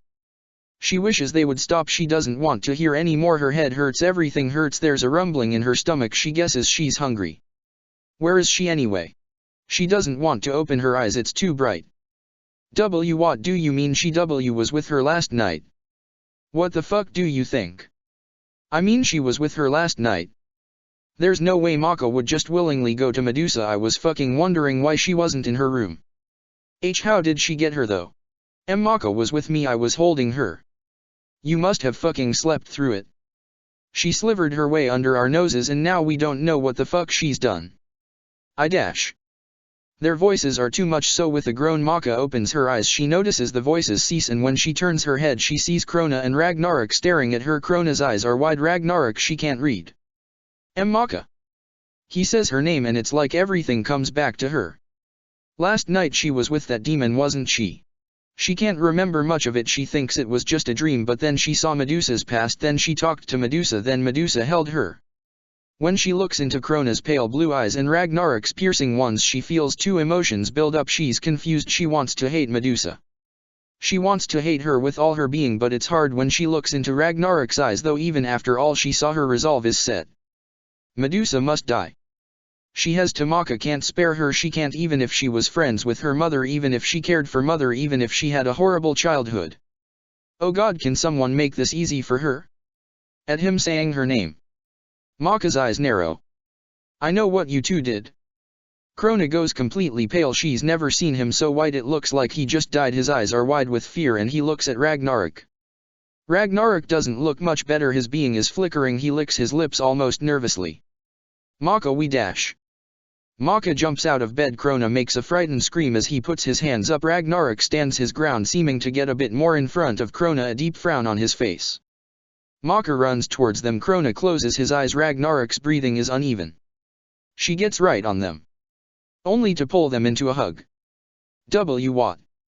Krona squeaks in surprise. He looks at Ragnarok, who looks as confused as him. You two just fucking cleared my mind. I almost lost sight of myself, almost completely lost it. I'm just a mess. Maka laughs and it's strained. Maka, what did Medusa do to you? Ragnarok grips her and so does Krona. They're both hugging her back. I found you last night with her. She didn't fucking hurt you, did she? Hurt me? No. No. She shakes her head. My head got really messed up, guys. I saw some things last night in my sleep that are going to haunt me for the rest of my life. So you did have a nightmare? Ragnarok's eyebrow furrow. Why the fuck did you go to Medusa then? You should have woke Krona up or called for me. I wasn't thinking. I wasn't planning on meeting up with Medusa. I was just walking and my mind was gone, and when it came back I was downstairs and Medusa was staring at me. Maka trembles. I rather never again talk about that night, okay? Let's just forget about it. I don't want to talk about it anymore. Oh okay, Maka. Krona nuzzles her. His voice is more shaky than usual. I love you guys. Maka grips them tighter. I love you too, Maka. His voice is a bit crackly too. You know I fucking love you, don't make me be gay. Ragnarok groans and Maka finds herself laughing a bit. It feels good. They make her feel good. It's okay as long as she has them, then everything's fine, she can do this. Krona. Maka frowns as she pulls away, looking him in those shaky blue eyes. Why yes, Maka. Is it possible for that demon of yours to take on a form of his own? Like he could be out of your body and you could see him and feel him. Maka frowns at how he tenses. Krona gives her a odd look. Why yeah, I think so. Krona frowns. Why do you ask? A demon. Ragnarok looks between the two, his eyes narrowing. What the fuck's this about? You don't tell me anything. I don't know much about it either. It's just a demon that stays with Krona. He's the guy that gave Krona those vines and stuff that made Krona try to kill me. Maka looks over at Ragnarok and his face falls. So it really wasn't Medusa. Ragnarok rubs his chin a moment. I could have swore she had fucking something to do with it. I think last night I might have saw him, or maybe I was dreaming. I don't remember much of it. Maka frowns. I think we were playing 4 in a row. You were playing 4 in a row with a fucking demon. Ragnarok blinks. Yeah, I'm pretty sure that was a fucking dream. Krona doesn't seem to be convinced. Do you remember anything else? He's frowning. Nope, not once I think about it, it was probably just a dream. Maka waves it off. I had a lot of fucked up dreams last night. She sighs. This demon, he's not trying to fucking hurt you, is he, Krona? Ragnarok's eyes narrow. He takes a step closer to Krona. He looks ready to fight. And no. He's on our side now, Ragnarok. Krona speaks slowly. He isn't going to hurt us anymore. I think he was just upset because he wanted Maka to love me, and now that she does, he says he wants to help us. And you fucking believe him? Ragnarok raises his eyebrow. He's a fucking demon. He could be lying, dash. If he was, then I would be dead by now. Krona expression is serious. Trust me. Ragnarok opens his mouth. Ugh, let's not talk about all this shit. Maka rubs her temples. I have the worst fucking headache. I feel like shit. I'm hungry. My back hurts. I just fucking hurt. Maka, please lay down then. Krona frowns as he grabs her hand and leads her over to the bed. Maka gets back in bed happily. Relax. He starts to massage her temple and she lets out a soft sigh of relief. Ragnarok, could you get her back? Maka's expecting him to complain, to say something smart, but all she feels is his gaze on her before she feels her shirt being lifted up and a cold pressure on her back. It feels nice, so nice. Her body is hot. Ragnarok's cooling it down. Her head hurts. Krona's rubbing it. These boys wouldn't hurt her. They only help. They are on her side, her family. Thanks. She breathes out, letting her head sink into the pillow. Don't fucking expect it all the damn time. Ragnarok growls and grabs the flesh of her back a little rougher. Why, you're welcome, Maka, any time. Krona smiles and happily rubs her head. Maka chuckles at their responses. With these two boys she can easily forget about what she saw, what happened last night. If she doesn't remember it, it won't affect her. She just needs to relax, let them touch her. She trusts them. They're everything to her. You're a fool. That other girl grumbles. These boys, your everythings, are what's going to be the final blow. You're going to completely lose it, and it will all be because of them, dash. Lighten up, sweetheart. That boy coos. Nothing's going to happen. I'm like a demon Superman. Or a demon Bob the Builder. Can I fix it? Yes, I can. No, you can't. Death chance with him. You can't fix this. You don't think I know the truth? I'm death. I know how people die. I see it all, feel it all. Maka, don't let them deceive you, dash. Death, I'm going to fuck you so silly. He giggles. Don't go anywhere. I'm coming to visit you, dash. Oh god, no. Custos, keep him out. You're a fucking angel, do something. I'm sorry, but I can't keep him out. If I used my holy power it would hurt Maka as well, dash. Custos starts. Oh, shut the fuck up. Death screeches. I hate the both of you. I love you. Both Custos and the other boy say. Now you're both just trying to piss me off. I love everyone. And I love you. That other boy chimes. Come anywhere near me and I'm chopping your dick off. So vulgar. Yeah, you heard the angel. You vulgar bitch. Keep talking, I'm going to fuck you. Oh my. Custos sounds like he's frowning. That's it. She fumes. Custos, come over here so I can fuck you. You hear that? I'm going to fuck Custos, you asshole. What? Custos gasps. Not if I fuck Custos first. That boy roars. What? You will do no such thing. Custos doesn't sound comfortable at all. Don't worry. I'm coming. I'm going to love you so good, Custos. I'll be a good wife to you, unlike Death. She would probably mistake you for food and eat you. Oh, I'll eat you all right, Angel, but not in that way. Death purrs. Come over here. Don't do it, Custos. Daddy's coming. Stay away from me. If you touch me, it's only going to hurt yourselves. Custos sighs. You hear that, Death? He's talking to you. Shut the fuck up, he's talking to you, asshole. Custos, here I come. I will love your ass all night long dash. Leave Custos alone. Maka shouts out. What? Krona blinks, stopping his massaging to look at her. Isn't Custos that fucking angel you said was in your head?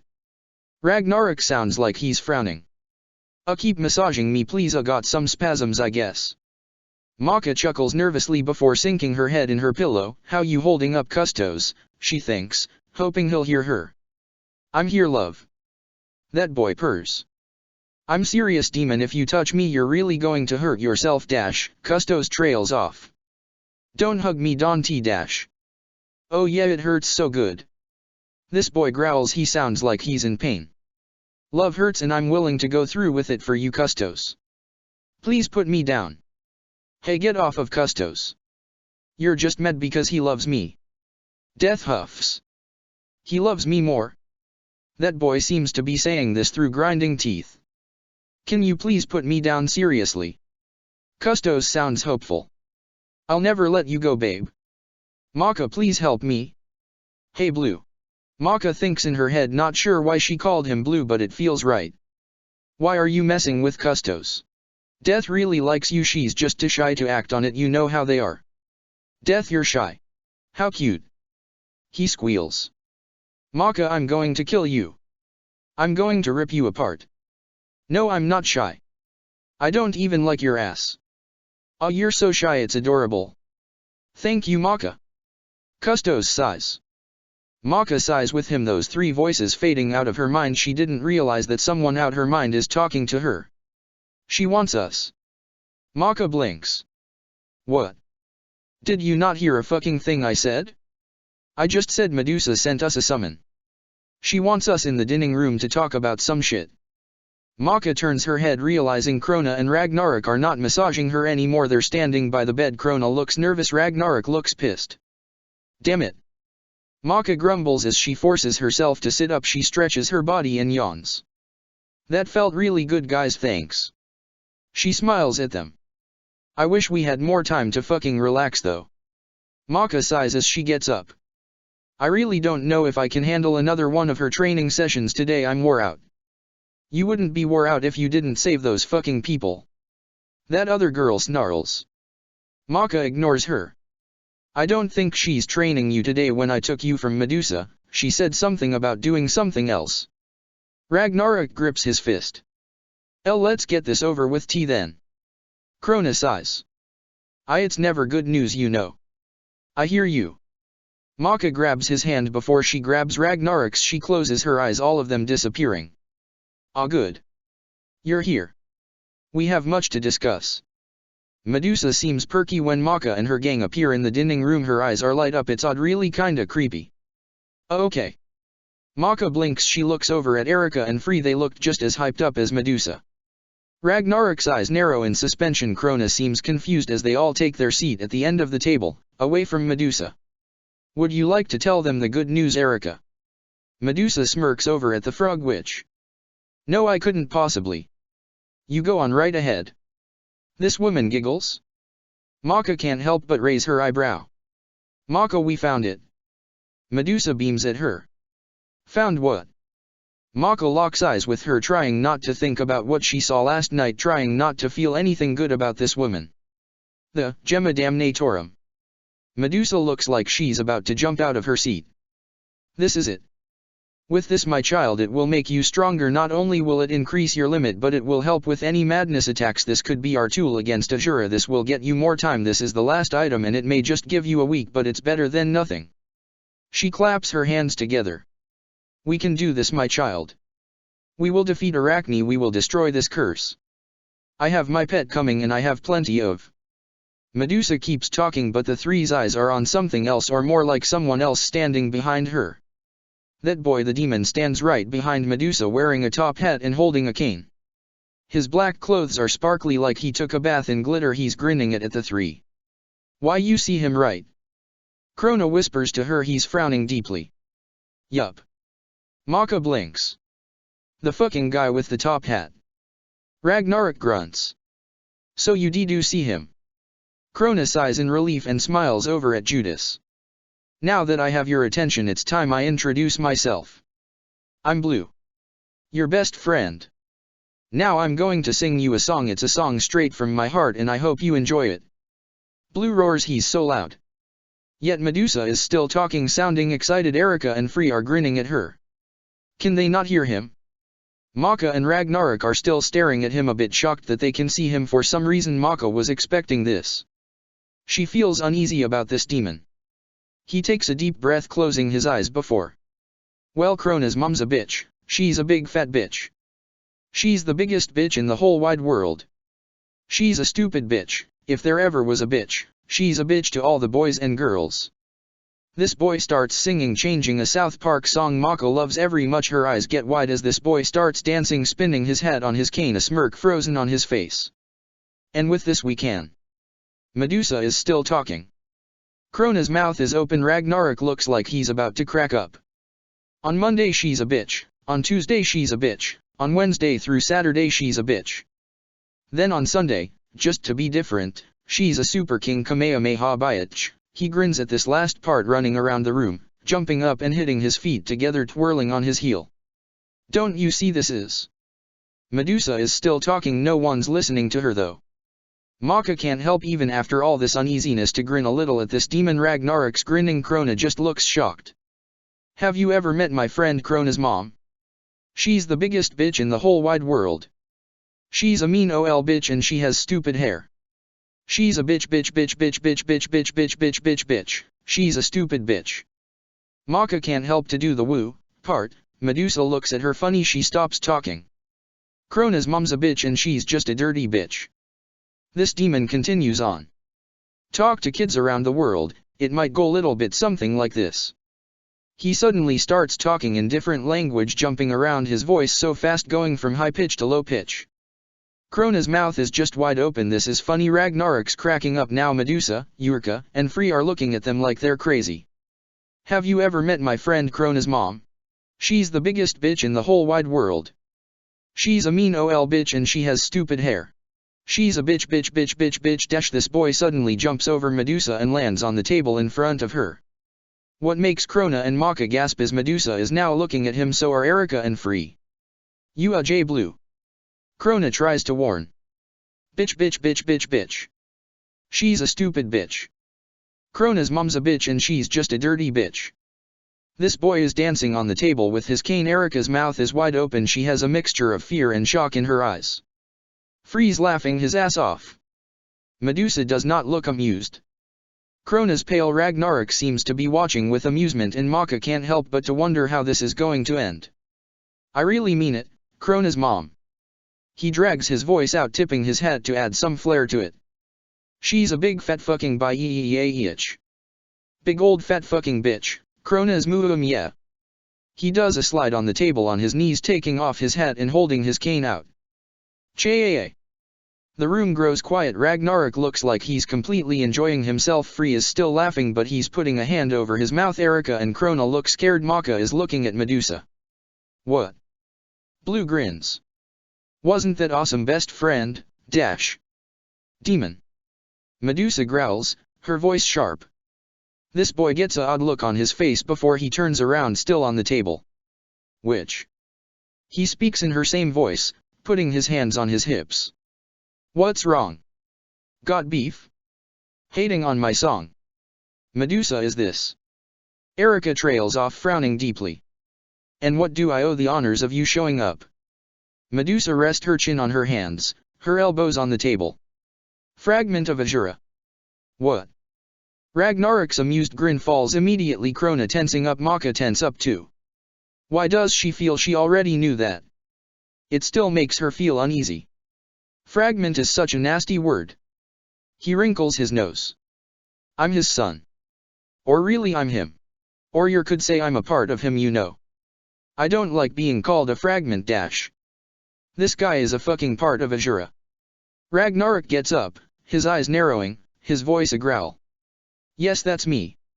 You see, I was too sexy for him. You know. I'm just that sexy, all your boyfriends want to fuck me and all your girlfriends want to kiss me. And you think I just got lucky? It's not up to me, I'm just that sexy. He starts singing only for Ragnarok to appear right in front of him. You son of a bitch. Ragnarok swings on him, the boy ducking. Our Ragnarok, stop. He's on our side. Krona tugs at his hair. Like fuck he is. He's a fucking part of Azura, you know, the fucking demon trying to get Maka. Ragnarok snarls as he swings on him again. Well, friend. It's all good in the hood, you know. This boy takes steps back, he has a lopsided smile, he looks relaxed despite the situation. Ragnarok, don't waste your time on him. Medusa shakes her head. Just ignore him.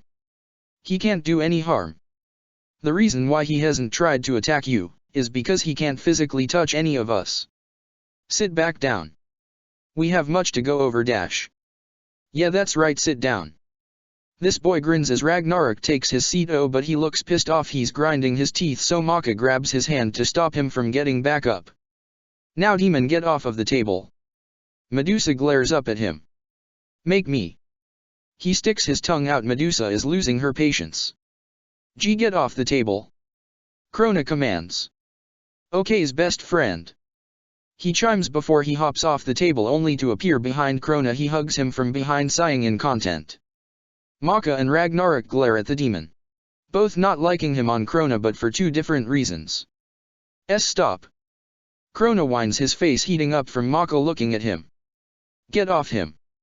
Ragnarok and Maka snarl.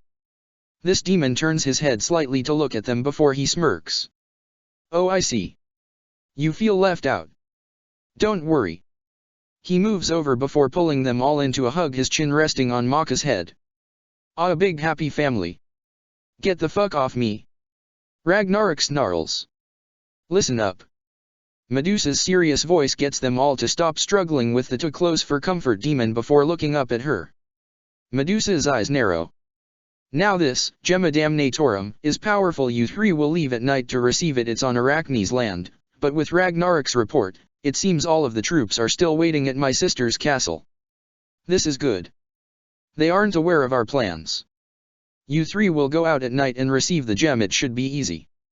The only problem you may have, is that it asks you to make your own destroyer. Just don't think of anything, then nothing will happen. You'll leave with the gem and be back here safe and sound like a plan. The Gemma Damnatorum. This boy's eyes flash. Yeah, fucking got it. Ragnarok elbows the demon in the stomach, getting him off of Maka. Get your hands off her. He snarls him, getting closer to her in a protective tone. I kicked your dad's ass once, I can kick yours. Your friends don't like me. This boy starts to cry before he hugs Krona again. Give me a kiss and make it all better. What? Maka's eyes get wide. He's insane. He doesn't know what he's saying. Krona shakes his hands and laughs nervously. Yes, I do, I'm saying dash. Krona elbows him. Ow, my eye. Please rest, my dear. Medusa is looking at the demon oddly before she looks over at Erika, a message being sent. She nods before they all fade away. Krona, tell this asshole to fuck off. Ragnarok snarls. He doesn't need to be near Maka. I don't trust him. He W1T hurt her dash. How are you so fucking sure he won't? Ragnarok fumes. Because we're best friends. This boy puts his arm around Krona, giving Ragnarok a smirk. Best friends. Ragnarok scoffs, before he glares at Krona. He's fucking kidding, right? You're not his fucking friend. Well, he's not really bad, he dash. Are you fucking serious? You're actually friends with him. Krona, he's a fucking demon. A demon that's tried to kill Maka and you're friends with him? What the fuck is wrong with you? Why you don't understand? He wants to help us dash. Yeah, right. He wants to fucking help. Ajura is who he fucking wants to help. Stop being a dumbass and open your eyes. I really don't like the way you're talking to him. This boy cuts in, his eyes starting to narrow. Donti. Krona gives the demon a firm look. If you don't like the way I'm talking to him, then fucking leave. We're arguing right now because of you. Ragnarok's eyes narrow with the demons. Keep it up and I swear to God I'll roundhouse your ass. The demon growls. And no fighting. We can sort this out, dash. There's nothing to sort out. I want him nowhere near Maka. You dash. Stop. Maka screams and they stop. Krona tenses at how Maka tugs at her hair. Look, I don't give a fuck at this point. If Krona trusts this guy, whatever. I don't want to have any more fighting, okay? We're over it, I can't deal with it, not today. Maka breathes out, holding her head in her hands. Fine. Ragnarok puts a comforting hand on her shoulder. I'll stop, calm down, alright? Deep breaths. Ragnarok glares over at the demon, he gives him a grin. I'm sorry Maka if I've upset you. Krona tugs at his hair, a conflicted look on his face. No, I'm fine Krona, I just can't deal with the fighting. If you trust this guy then okay. I trust in you Krona. She never sees how much those words affect him, or the deep pain in his eyes, or the way Ragnarok glances away, a frown on his lips. I wanna lay down. Maka groans. Alright bitch. Ragnarok moves so he can put her arm around his neck, and he grabs her waist slowly. He lifts her up, she leans on him, her eyebrows furrowed. My head really hurts. She leans her head in the crook of Ragnarok's neck, he's frowning. Come on Krona. Krona takes a deep breath, still trying to recover from her words. Before he moves to her other side, he puts Maka's other arm around his neck. We can carry you up if you need us to, Maka. He looks at her in concern. No. I can just get us there. Maka closes her eyes, they disappear only to reappear in front of their bedroom. Okay, yeah. She seems in pain. It's alright Maka. We got you. You're fine. Ragnarok soothes as they all walk into the bedroom gently. Both Krona and Ragnarok put her on the bed. Krona grabs his arm, not able to look at her right now, his guilt eating at him. Pissed. Krona looks up to see Judas waving at him front the doorway. I have to talk to you. Krona looks over at Ragnarok, that's saying reassuring words so firm, so strong. Krona turns around and quietly walks out of the room. Thanks for coming. Judas grins. Your friends really don't like me though. I guess it's understandable, I guess. That ghost is kinda pissing me off though. He chuckles like that was a joke. BG good. Krona glares. Why you can't fight with Ragnarok? Maka's fine with you, you just have to be good. Good. Judas blinks. But I'm a demon. Just BG good. Krona sighs and rubs his temples. Why did you call me out? Well, first off, where is my thank you? I showed myself and did a whole song for you. He huffs and crosses his arms. I'm glad you showed yourself, but Medusa looked like she was about to kill you.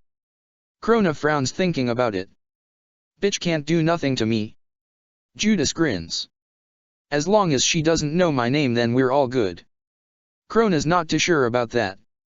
Well, what I wanted to tell you is... Judas leans in. Your mom's a bitch. I know why you sung a whole song about it. No, what I'm saying is, she's lying about that, Gemma damnatorum. Judas looks at him seriously. It won't help Maka. Not at all. Do you know what that name is translated? It's called the Jewel of Damnation. Does that sound like a good thing?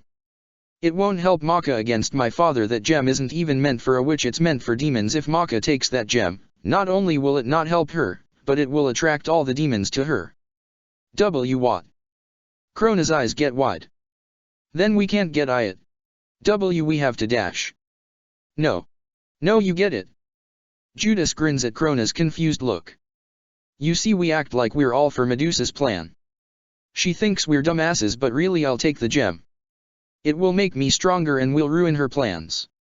How does that sound? Let's not tell Maka or the ghost though. I know they don't trust me.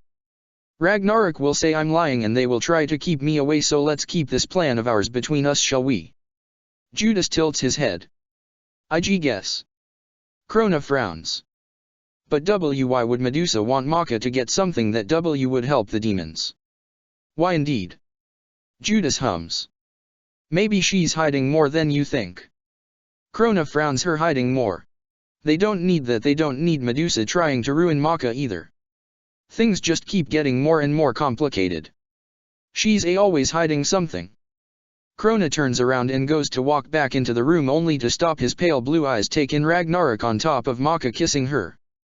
His kiss is firm, just like him. Maka clings to him. She doesn't look to be in pain anymore watching them kiss, and the way Ragnarok is positioned, he can't help to remember the time he saw Ragnarok's naked form over Maka's, the way she cried out for him, the way she withered underneath him. Does it upset you? Judas peers over his shoulder before looking at Krona. His eyes get a dangerous glint. And no. Krona says quickly before looking at him. It's just. He frowns before he looks back at Ragnarok, who is caressing Maka's cheek. You can see the love in his movements. I wish I could be like that. Like the ghost. Judas blinks. Why yeah, Ragnarok's so firm, he's so strong. Maka practically falls in his arms. He always knows what to do. Krona frowns. He grips his arm and looks down. He can satisfy her in ways I can't. Are you talking about sex? Judas states bluntly, and Krona squeaks. Well yes, but not just that. He sighs. I see, can't he even kiss her good? I get so nervous and she always touches me first. Ragnarok goes right for it and I think she likes that. Krona looks down. I see what this is.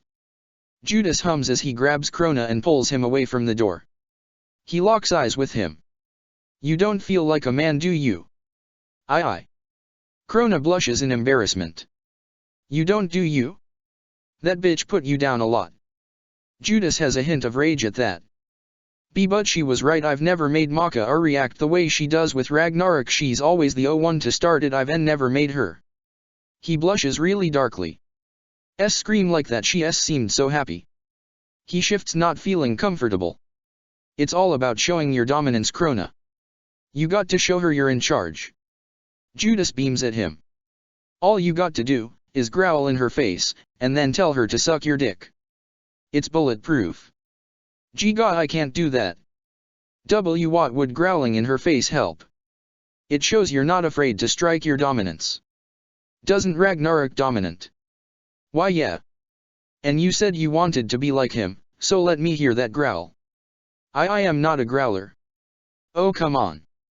That's quitter talk. Come on. Growl at me. Like this. Judas snarls up his face and growls. Krona shivers a little. Grr. Krona gives off a not imitating growl. No. You got to mean it. Growl like this. Judas growls again. Come on, growl like Maka's life depended on it. At that, Krona's eyes get wide. He tries to imitate how Judas' face scrunched up before he lets out a growl. It's not as good as Judas, but... That was good, Krona, but I was just fucking with you. Girls don't like to be growled at. He snorts. What? Then what was the point in me doing that? Krona's eye twitches, a blush on his face. A warm-up.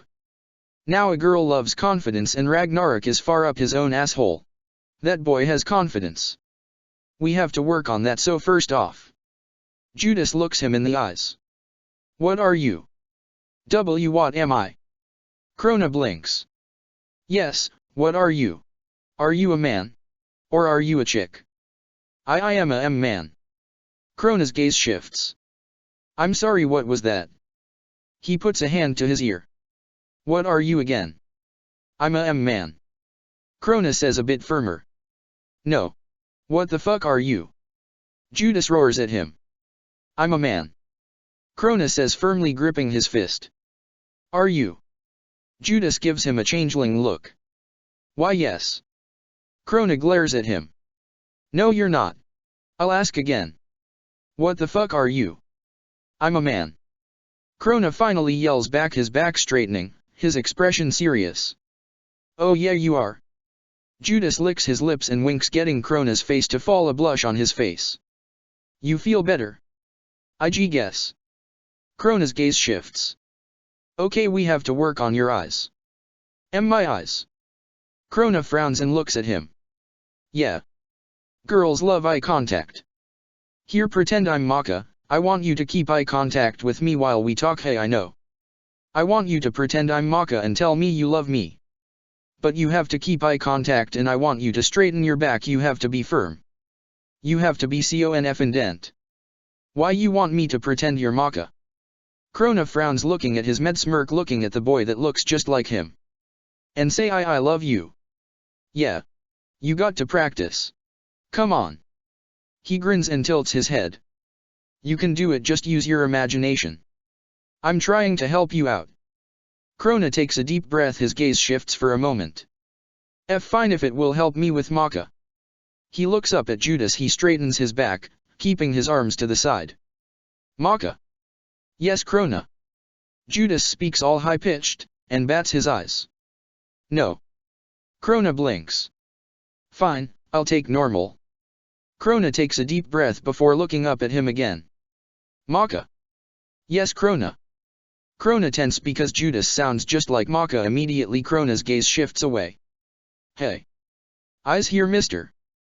Judas snaps his fingers in his face. All I did was sound like her and you looked away. Come on, you can do it, Krona. She loves you, remember. Krona closes eyes. She does love him. Pretend this demon is her. He can do this. Maka. He says as firmly as he can. He takes Judas's hands in his own before he looks him in the eyes, those haunted eyes lighting up. Yes, Krona. He sounds like her. Krona wants to shift his gaze. He wants to slump his body, but he don't. He keeps his eyes on Judas. I love you. Krona surprises himself how nicely that came out. Just thinking about actually doing this with Maka is getting him excited. That was good, Krona. Judas beams. The hand thing was a nice touch. I want you to do it just like that. That was really good. Krona blushes. Thanks. He chuckles. Why, you can let go of my hands now. Of course. He grins sheepishly, but lets go of him. Now let's practice that kiss. Huh? Krona blinks at how large Judas' grin gets. Well, you said she has to do everything first. If you give a girl a good kiss, she's putty in your hands. Here, I'll pretend to be Maka and you can practice on me. Do anything on me that you would want to do with her. You know, put your arms around me, kiss me, grab my ass. You Krona frowns. I don't know about this. Come on. We're practicing. Don't you want to be confident? Judas beams. I'll even get to her height. Just close your eyes and pretend I'm her. Judas actually shrinks, getting a couple of inches below him. Aye. Krona doesn't seem too sure. It's only practice. And have you ever kissed Maka first? Like a hot kiss?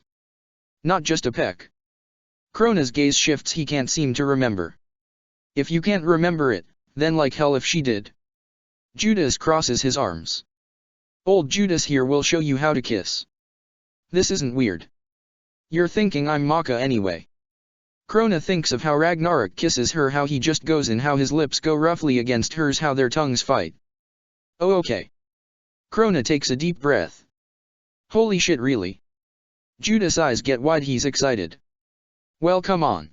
Show me what you got. Krona closes his eyes and leans in. Oh no. Come on, you look like you're about to get a dose of medicine. Just relax. A girl likes to be held when you kiss her. Krona doesn't open his eyes, but he moves closer. He wraps his arms around Judas, but thinking of Maka's slender body, he wraps his arms around her waist, his chest against hers. Good. The demon is talking in her voice. Caresses her cheek, then go in for it. Krona puts his hand on Judas' cheek before he leans in. His lips tremble as they move against his, thinking nothing but Maka. You have to be firmer. Judas speaks against his lips. Don't be scared. She wants you to kiss her like you want it. Krona grips Maka, his mind leaving him. He's not kissing Judas anymore, he's kissing Maka. He swallows down his nervousness and kisses harder. He boldly licks her lip and she spreads them. Krona hesitates before he moves his tongue into her mouth, tightening his grip on her waist. Scared he pauses, but when she groans in approval he moves his tongue in it, rubbing against her own. Krona's hands move up her back before drawing circles into her shoulders. She's getting more heated. I want you to touch me, Krona. It's Maka's voice when she breaks the kiss before she kisses him again. Krona again swallows his nervousness. He scratches down her back. He stops at the small of her back, gathers his courage before he grabs her ass. There's a loud groan, but it doesn't sound like Maka. It breaks his concentration and he pulls away. Judas looks flushed, he's gray, he has a perverted smile on his face. That was wow, Krona, you did good. Just do exactly that on Maka. His voice is breathless. In a way, seeing Judas all flushed gives him confidence. If he can make a demon like this, then he can do it to Maka too. I think I'm ready. Krona smiles. Not so fast there, tiger. Judas shakes his head before he snaps his finger and a chair appears. Maka will be hot after that kiss, no doubt, but if you want her to scream, you have to make her want it. You have to tease her. Tease. Krona frowns. I don't want to tease her. Krona, if you listen to me, Maka will be begging you to fuck her. I promise you. And she will be completely satisfied. Judas grins. Now. He sits in the chair. Let's practice your teasing. Give me a lap dance. A lap dance. Krona tilts his head. What's that? It's a sexy dance, Krona. It's made for making people want it. Nothing says, I'm secure about myself, then a lap dance. I see, can't he really dance? Krona blushes. I don't know how. Don't worry, I'll walk you through it. He blinks at Krona's clothes. But those clothes just won't do, I want you to rip off your clothes. Giga, I don't want to dance naked in front of you. Krona glares. Don't worry, you won't be naked. I promise. Just trust me, Maka's going to love this. Krona gives him a look before he grabs his clothes. They rip off easily. Krona can't help but to let out a squeak of embarrassment. He's not naked, but he might as well be. What the hell is this? Krona puts his hands in front of his barely covered front. He wouldn't dare turn around. It's a thong. Sexy as shit. Judas purrs, his eyes taking him in greedily. Now all you do is dance. Why you want me to dance in this? Krona gives him a look in disbelief.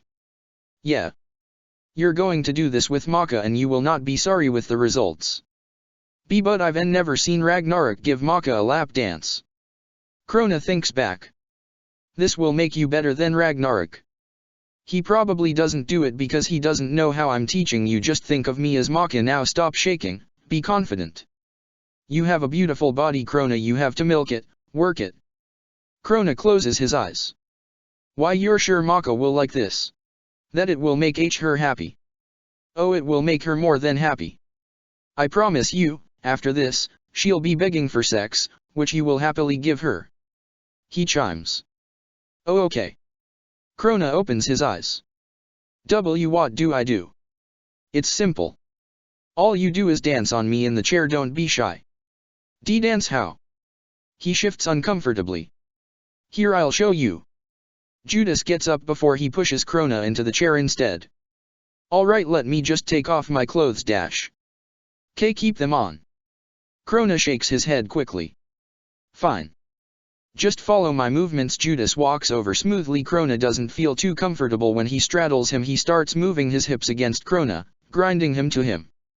Start off with this then. He puts legs on Krona's shoulders before humping up. Krona can't help but to push him off. And no way. Krona frowns. I see, can't he do all that with Maka? Come on. Yes, you can. She likes your ass, Krona, so you have to work with that.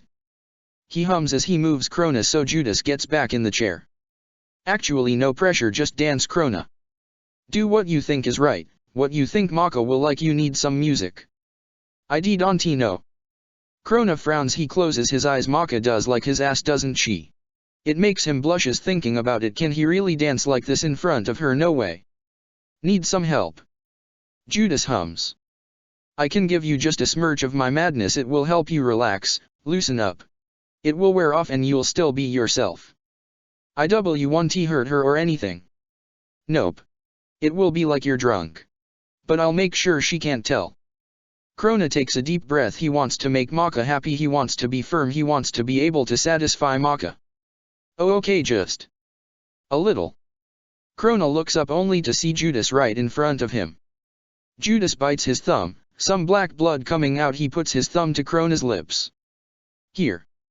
Krona closes his eyes before he licks this demon's blood. Well? How do you feel? Krona looks at him blankly for a moment before giving him a lopsided smile. I feel like dancing. He does a twirl on his heel. Okay, it worked. Now dash. I don't need your help. Krona grins. I got this. I'm going to shake what my mother gave me. He turns around and shakes his pretty much bare ass at this demon. The effect is critical. Judas makes a gurgling sound before his nose starts pouring black blood. He stumbles backwards and falls on his back. His body twitches slightly before he mumbles. I'm going to have a nosebleed forever. I'm going to make Maka want it. I know what I'm doing now. Krona sways a little before he gets himself to stand tall. Wish me luck. He turns to head back into the room. Good luck. Judas wipes his nose viscously before he snaps his fingers and clothes are back on Krona. Over his throng the demon lays back down and chuckles to himself. Damn, I can go to hell happy now. Dead ass. He grins to himself like an idiot. Make me proud, Krona. The tightening of his pants tells him he has a problem to take care of. Oh death. Fuck off. Damn. He has to do it the old-fashioned way. Maka groans as Ragnarok grips onto her hips, the cold pressure in her mouth dropping her temperature, and she likes it. She wasn't planning on making out with Ragnarok. He just kept saying soothing words. She kissed him and now she's pinned underneath him. This boy doesn't play, but it's getting her mind of her headache. Maybe this is just what she needs to relieve some stress. Wish I had a fucking body.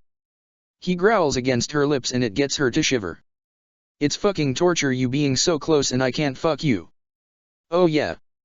He wants it. His bluntness gets her heat to travel below her waist and she has to say yes. It is a disappointment that he doesn't have his body. Feel better. He grins at her as he gets off of her. Maka pouts. Yeah, I guess. Maka starts only to stop and frown. Where's Krona? He's probably talking to that fucking demon. Ragnarok snarls. There's no way we can trust him. I know, but I trust Krona's judgment. If he says he's fine, then he is. Maka grabs Ragnarok's hand. It's okay. Ragnarok glares at the wall a moment before looking down at her. I'll be back. I want to have a talk with him. See what the fuck his deal is. Ragnarok. Maka gives him a look. I won't fight him. I just want to talk. He gives Maka a kiss on the forehead and before she can say anything he disappears. Talking to Ragnarok pretty much means fighting. Maka sighs as she lays back down on the bed looking up at the ceiling. Her head still hurts, not as much but it still does, and here it comes. Her thoughts. She's been trying not to think of Medusa, trying not to think about the end of the world, trying not to think of that demon. But she's falling apart. It's all too much for her. Her mind is reeling. Suddenly Maka stops when her eyes fall on the boy leaning against the doorframe staring at her with a lazy smile on his lips. Krona. Maka blinks as he comes strolling in his back straight, that smile never leaving. Maka, the name of an angel. Krona speaks breathlessly as he grabs her hands and pulls her out of bed so she's standing in front of him. He's looking right into her eyes, those pale blue eyes having her hypnotized. You feeling okay, Krona? Maka blushes at how intently he's staring into her eyes. He usually doesn't do this and he's talking funny. Never been better, mi amor. He gives her a soft smile. I love you. I love you too. Maka feels her face get hotter as he rubs her cheek and leans in, kissing her softly. She's shocked when his arms go around her waist and his tongue licks her lip, asking for entrance. Maka melts into him, her tongue rubbing against his as she wraps her arms around his neck. He's scratching up and down her back and his kiss, it's different. She can't help but to moan in his mouth when he grabs her ass. Whoa. Where's all this coming from? Usually she has to. Krona pulls away and Maka's almost embarrassed at how she's breathless. Krona grins at her. I'm going to make you want it. He pushes her and she falls, so she's sitting on the bed. Maka watches with wide eyes as he rubs up his body, feeling on himself those pale blue eyes never breaking contact with her own. He grabs his shirt and pants. The rips them off completely off. Maka can't help but to gasp at the fact Krona is wearing a thong. She must be dreaming. This is like some awesome wet dream or something. Her face heats up at how he rubs down his bare stomach. He's so pale, he looks so smooth. Like what you see? She finds herself nodding, going along with this. She doesn't want it to end. That's when he starts to dance. Krona, the shyest boy she knows, starts dancing in a thong. She's dreaming. She must be. He sways his hips slowly, they're so large, his curves more pronounced with each movement he does. His eyes never leave hers as he sways his body. Maka finds herself staring at his hips as he gets closer. His walk is even seductive. Maka. He purrs as he straddles her, then he starts to grind into her, rubbing against her, thrusting his hips in a hypnotic way. Maka can't help to groan, her face getting hotter as he leans in. Her eyes get half-lidded, thinking he's going to kiss her, only for him to stop. Inches form her lips, he blows gently on them, and damn, it gives her fucking shivers as he pulls away, still grinding into her. Maka never wants to wake up. Krona gets off of her and she actually whines. I'm not done. His voice gets her to bit her lip as he turns around his back to her and starts to sway his hips, moving his body up and down, popping out his back. And damn that ass. It's so perfect. She's jealous. Pale, smooth baby skin, she feels herself drooling. She reaches out, wanting to touch him, wanting to smack that smooth ass. But he moves away from her. I don't think so. His voice is husky as he bends over. He's teasing her, looking back at her as he moves his body with such a seductive power. Krona, please. She bits her lip. She feels hot and all she wants is him. Please, what? Krona purrs. I can't help you if you don't tell me what you want, Maka. I want you. She licks her lips. How much do you want me? A lot. She keeps watching his body, not able to look away. Krona's body was made for dancing. Krona turns around, his eyes half-lidded with lust, his arousal very noticeable in the throng. It can barely contain him. Beg for it. See, Krona, please. She finds herself begging, her voice having desperation. His eyes flash and before she knows it he's tackling her, pinning her to the bed, his lips on hers. Before she knows it her legs are wrapping around his waist, their kisses so heated, so powerful, she's not sure it was ever like this. And yet this feels just a bit too real to be a dream. She feels his hot body, feels his hardened nipple when she brushes her fingers past it. She feels his breath on her neck as he kisses it. This isn't a dream. This is real, holy shit. Maka has never been more turned on in her life. This is fucking ridiculous. Ragnarok grumbles to himself as he wanders through the mansion looking for this demon. Either he's not here, back in Krona, or he's a good fucking hider, but Ragnarok will find him. He can't hide forever. Ragnarok can't help but feel pissed. Maka said it was okay, but it's not. It's not at all. Krona should know better. This demon is a part of Azura. How can Krona trust anything this douchebag says? The demon is insane but not stupid. Ragnarok knows his instinct. That demon makes his skin crawl. He wants something. He isn't on their side. He won't believe that bullshit. He can't afford to. Maka doesn't have much time left, and all of a sudden the demon is all for being around them? Being around her? Fuck no. Ragnarok snarls to himself just thinking about it. Damn it, Krona, why does he have to be such a dumbass? Ragnarok's piercing blue eyes glare as he scans everything, only for him to stop when he looks down. There's some sort of black liquid on the floor, there's a lot of it. Ragnarok looks up the way and it's a trail of it. Looking at this, he can't help but to remember that time in the cave when stuff like this came out of Krona. It's the demon's blood. Why is he bleeding? Ragnarok doesn't really care. He just starts to follow the trail of blood, his eyes narrowing, his back straight, a revengeful spirit.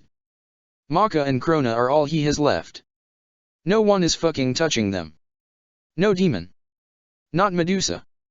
He won't lose them. He'll take on anyone. The blood started out thin, then as Ragnarok moves down this hallway it's getting thicker. He also realizes he's heading back the same way of their room. This gets his eyes to widen and he starts to run. He left Maka barely awake in the room. The motherfucker. He hears a slapping sound and to his relief the blood doesn't turn the way their bedroom is. He runs down this hallway, getting ready for this demon, getting ready to fight him if he has to. Oh. Ragnarok comes to a halt. Is the demon fucking moaning? Is he that hurt? Who got to him before he could? Ragnarok grips his fist as he leans on the wall. He knows the demon is right around this corner. He'll fucking jump out and finish the job, then they won't have to fucking worry about this asshole. Ragnarok listens to his painful moans for a second longer before he turns the corner. What his eyes fall on isn't the demon bleeding out of a wound, nor a demon hurt in any way. Ragnarok's face immediately falls in disgust and shock. Fuck. Judas, completely exposed, no dark clothes hiding his body, is in the hallway, his hand shamelessly stroking himself roughly, drool falling from the side of his mouth, his nose still bleeding slightly. To Ragnarok it's like seeing Krona jerk off, his brother. What the fuck are you doing? Ragnarok screeches, hoping it would get him to stop. He doesn't want to get near the fucking guy right now. Judas doesn't stop his stroking, but he opens one of his eyes to look at Ragnarok. Oh hey. What does it look like? I'm whacking one off. He says like this is normal. Wonderful whether we're having Don't fucking talk to me while you're fucking jerking off, dash. Oh, where are my manners? Judas stops his rough stroking to open his eyes completely and grin lazily over at Ragnarok. You can finish me off if you like, dash. Finish you off? What the fuck I look like? Ragnarok glares daggers into this demon's eyes, not looking anywhere else. You're pretty sexy. Judas shrugs. Why you look so pale? You've seen a guy jerking off before, right? No. Because I'm not fucking gay. His eyes narrow more. Put some fucking clothes on, I have to talk to you. Finey, just because you're Krona's friend. He groans as he stands up. Some of his noseblood on the ground comes on his body and clothes him. He grins at Ragnarok. That was actually my 5th time going at it in a row. A demon can keep going for miles if you know what I mean. He winks at Ragnarok. Oh, he's getting pissed. He bares his teeth and takes steps closer because he's dressed. I don't believe for a fucking minute that you're Krona's friend. What do you really want? Don't even try to fucking lie to me. What do I want? The demon's smile falls, his gaze shifts, and Ragnarok doesn't like how he looks like Krona. He isn't Krona. I want a lot of things. Tell me what you fucking want out of being friends with Krona? Why all of a sudden you're on our side? What's in it for you? Ragnarok glares into this demon. I want him. He speaks softly. I just want him to be happy. He's cried so much in his life, I want to repay those tears with laughter 10 times 10 dash. Bullshit. Demons are selfish. I don't believe for one second you're doing this just for Krona. His eyes narrow. You're smart. Judas starts to chuckle. You're right. It's not for Krona. It's for myself. I don't want to be hated by him. I want to be by him. I want to see him smile. I want to protect him. You're right. It's all about me. If Krona didn't make me feel good, I'd rip his body from him in a heartbeat. If I didn't want him to be my friend, I would have killed him for defying me. You're still fucking lying. Is it a fucking continence? Maka barely has any time and then you want to fucking show up? You're a part of Azura, why would you help us? Ragnarok isn't letting up. Because I want to be the demon god of madness. Judas smirks at this. I want the crown. I want to be the ruler. Don't you see? There's a reason I separated myself from him. I was the first to go, did you know? I did something my father wouldn't even dream of doing. Betraying the good prince. I have a special place in hell for all my sins. His eyes start to bounce with madness before he bits his lip, looking at Ragnarok blankly. I know you don't like me. You don't trust me. There's nothing I can do to prove that I'm on your side, but sadly for you, you have to put up with me. Judas gets closer. I'm not going anywhere. Back the fuck off. Ragnarok pushes him, his eyes getting darker. I don't care what the fuck Krona says, I will kick your ass if I think for 1 minute you're trying to hurt Maka, or Krona. I'll send you fucking back to hell. Why are you so hateful? Judas sighs. Don't you want to go to heaven? Your hate will be like a stone, and you will fall deep into the pits of hell with me. Do you want the same fate as your father? This sets off a tick in the raven-haired spirit. I'm nothing like that asshole. Same fate as him. He fucking killed countless people, tortured them. I killed people, yeah, but they were clean, painless deaths. Those people you killed still had families. You still took life. Hell is open to you, you'll be with your father forever. God doesn't like . Fuck God. Ragnarok roars, his teeth baring such a rage overcoming him.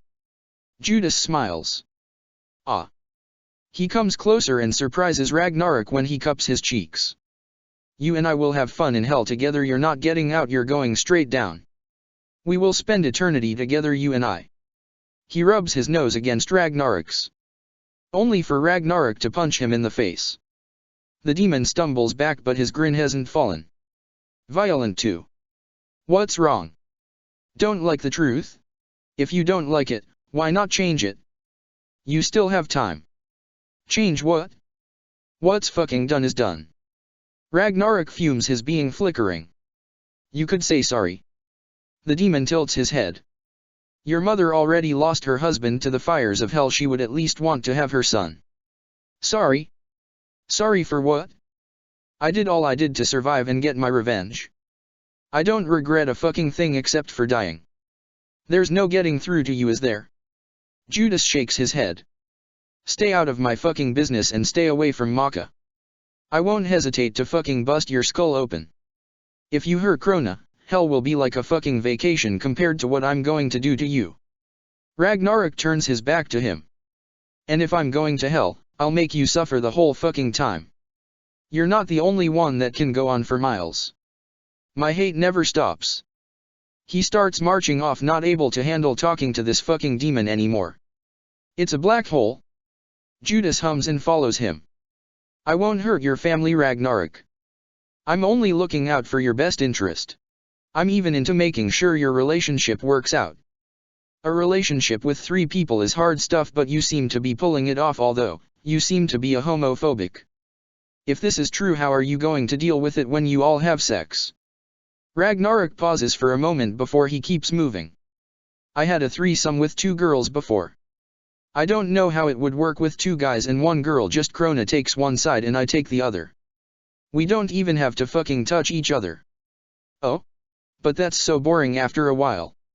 You guys would have so much more fun with this threesome if you explored the possibilities of messing with Krona, like you 2 could double team him. You don't look like a bottom, so you could get his back and Maka could ride his front. There's so many possibles if you get over your homophobic ways. I'm not homophobic, I'm just not fucking gay. He growls as he marches down this hallway, heading to their room. I'm not fucking doing anything with Krona. Taking a bath with him was fucking awkward enough. Maka would like it if Yeah, I know she has a fucking thing for gay shit, but I'm not doing it. Both her and you can forget about it. He grunts as he walks. She wanted you 2 to kiss. Judas' eyes narrow with something. I think that's a perfect idea. If you kiss Krona, you'll get more comfortable with him and then you'll suck his dick. You are one fucked up demon. He snaps. Krona is like a fucking brother to me. Even if he wasn't, I don't fucking suck dick. So what if he's like a brother? I've fucked my brothers. Judas chimes, getting Ragnarok's nose to wrinkle up in disgust. Dude. Ragnarok shakes his head as he gets to their bedroom. It's really not that bad. You just get over how much they stink and... Judas trails off when he sees the look on Ragnarok's face. The demon pokes his head into the doorway. Krona and Maka lay in bed. Maka's eyes are closed, a satisfied smile on her lips as she cuddles into Krona's bare chest. Her body looks so relaxed. Krona is holding her close, their naked bodies pressed together as he plays with her hair, a wobbly smile on his lips. Judas can tell by his eyes the madness has wore off. OMG, he did it. Judas puts a hand over his mouth and smiles. I should have gotten the moment on camera. I'm so going to ask if she screamed, get all the juicy details. Ragnarok just stares at the 2 blankly. Krona doesn't seem to notice he's there as he yawns and closes his eyes, nuzzling into Maka's hair. Surprisingly, the ghost grins. Well, what do you know? She looks fucking better. Didn't know Krona had it in him. You're not jelly, bro. Judas tilts his head at him. No. She's both of ours. Krona has the fucking body anyway, if I had my body I would have done the same thing. He grunts. I know I'm fucking lucky Krona let me be a part of this. If he had a problem like before it would just cause so many fucking problems we don't need. You're a good guy Ghost. Judas chuckles. Your heart is in the right place, your hate just ruins that you know. Judas glances at the two naked teens. Why don't you join your family? You know the next time you have your body, you all should just do it together. It would help this family. I don't need fucking advice from you. Ragnarok glares at him before he walks into the room. Fuck off. The spirit easily gets into bed next to Maka, wrapping his arms around her. She shivers slightly before relaxing.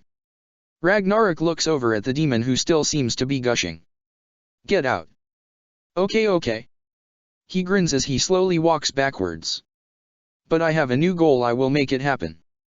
He stops just to take the three in and he sighs. Oh god, so cute. Just get the fuck out. Ragnarok snarls. Okay, but I'll be back, Olive. He chuckles as he gets to the door. Sweet dreams, Ghost. Don't worry, I'll keep watch. And you'll kiss Krona. What? Judas just closes the door. Fucking weirdo. Ragnarok grumbles as he holds Maka protectively, his thumb subconsciously rubbing circles into her smooth stomach. He doesn't like that demon. He gets under his skin, he's fucking weird. Ragnarok looks at Maka's peaceful smile and he finds his lips twitching into one of his own. It's funny, back in the day he would be pissed about this, but now, he just feels relief that she's okay, that Krona was able to make her feel better. Maybe there's hope for us yet. Ragnarok nuzzles Maka. Oh my god, so cute. Ragnarok tenses and turns around only to see three eyes staring at him. He growls and gives it his middle finger and they quickly disappear. This is going to be one long fucking nap. Chapter 65. Maka. Her name is spoken against her ear, his hot breath tickling her and exciting her at the same time, those soft lips kissing her sensitive ear, blowing into it, his small tongue licking the shell of it before he nibbles on her earlobe. Maka can't help but to groan at the teasing gesture. She tightens her legs around his waist, trying to tell him what her words can't right now. Krona. Maka pleads in a groan when he kisses down her jawline, down her neck, to her collarbone, nibbling there just enough so she can feel his warmth, just enough so she can feel his teeth scrap her skin. His hands are pinning hers to the bed. She can't do anything but tighten her grip on him with her legs, trying to push him closer, trying to feel more of him. She wants it. She wants it now.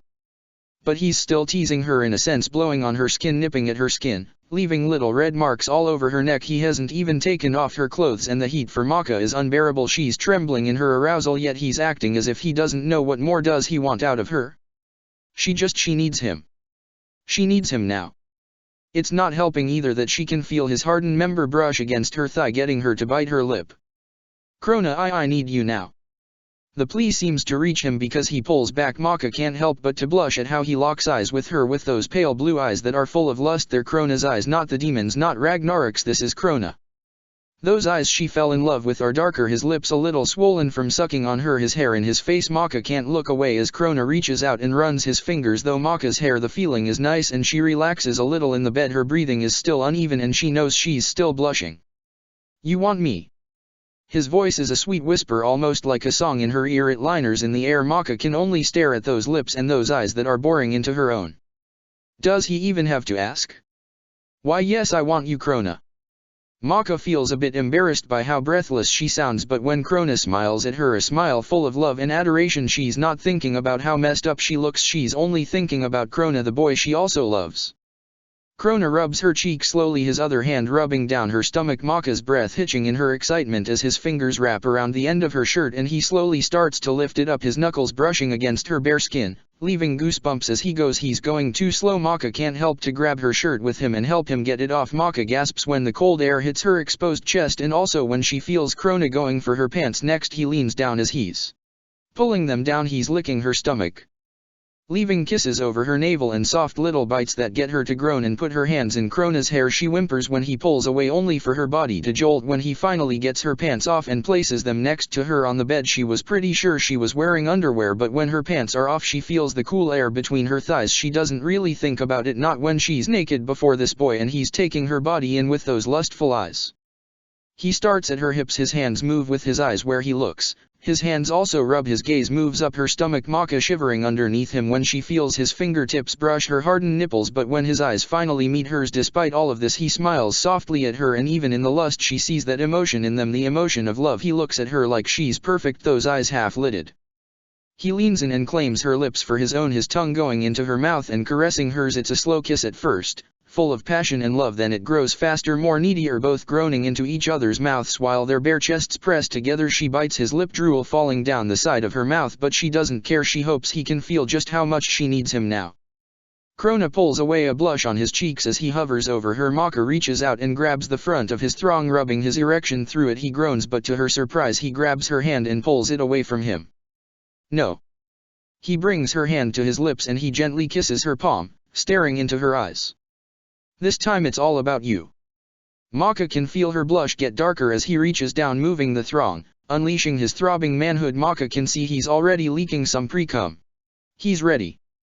She's ready. Maka feels herself drool again. She's never wanted it so much from this boy. She whimpers in protest when he pins both her hands above her head, using only one of his hands, and he grabs his member with the other hand and positions himself at her entrance. Maka moans when Krona starts to rub the head of his cock against her silt, but he's not penetrating her, more teasing. She's going to go insane. Her body is jerking from excitement every time he touches her. I'm going to put you to bed, bed, bed. I am going to put you to bed, bed, bed. Krona starts to sing. It's husky and attractive. Maka, noticing the song is one they heard together while looking up videos on the internet, she groans again when she feels his head press against her soaking wet entrance. She's pretty sure she wet the bed. She is leaking right now. I'm going to rock your body, turn you over. Love is war. Maka pants. His voice is somehow getting her more excited. That sweet voice she's come to adore, singing to her, his manhood right against where she wants it. He pulls back Maka, expecting him to go teasingly slow like he has been, only for him to slam into her in one thrust, all his length inside her in just a moment. Maka moans loudly as their flesh connects, his hips against hers. He leans in, his face mere inches from her own.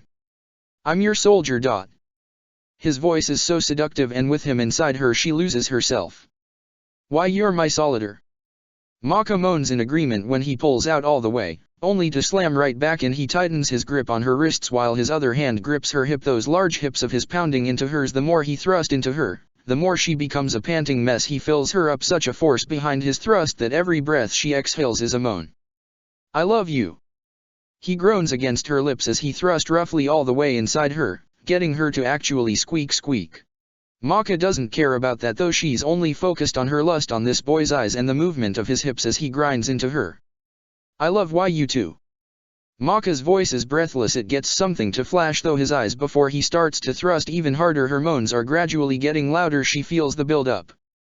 I love you more than life itself, my only visitor at the asylum, my first hug, my first kiss. I'll do anything for you.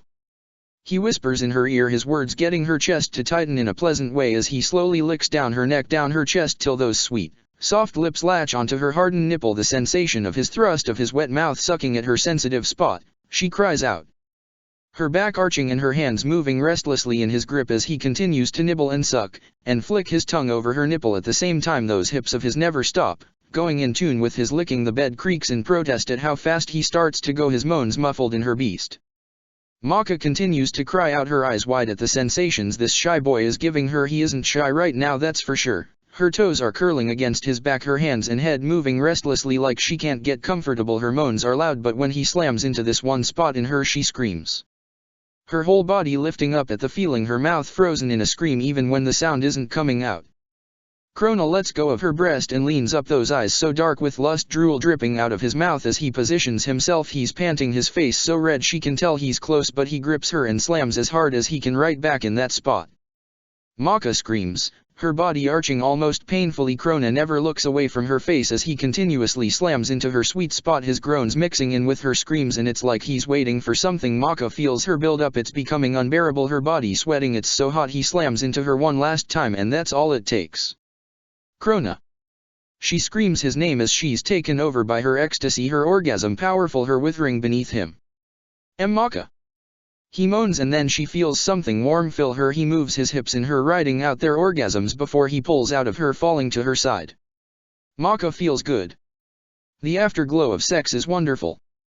Her head that was so full of shit is now clear, it doesn't hurt. She feels Krona grab her chin before he moves her head so she's looking at him.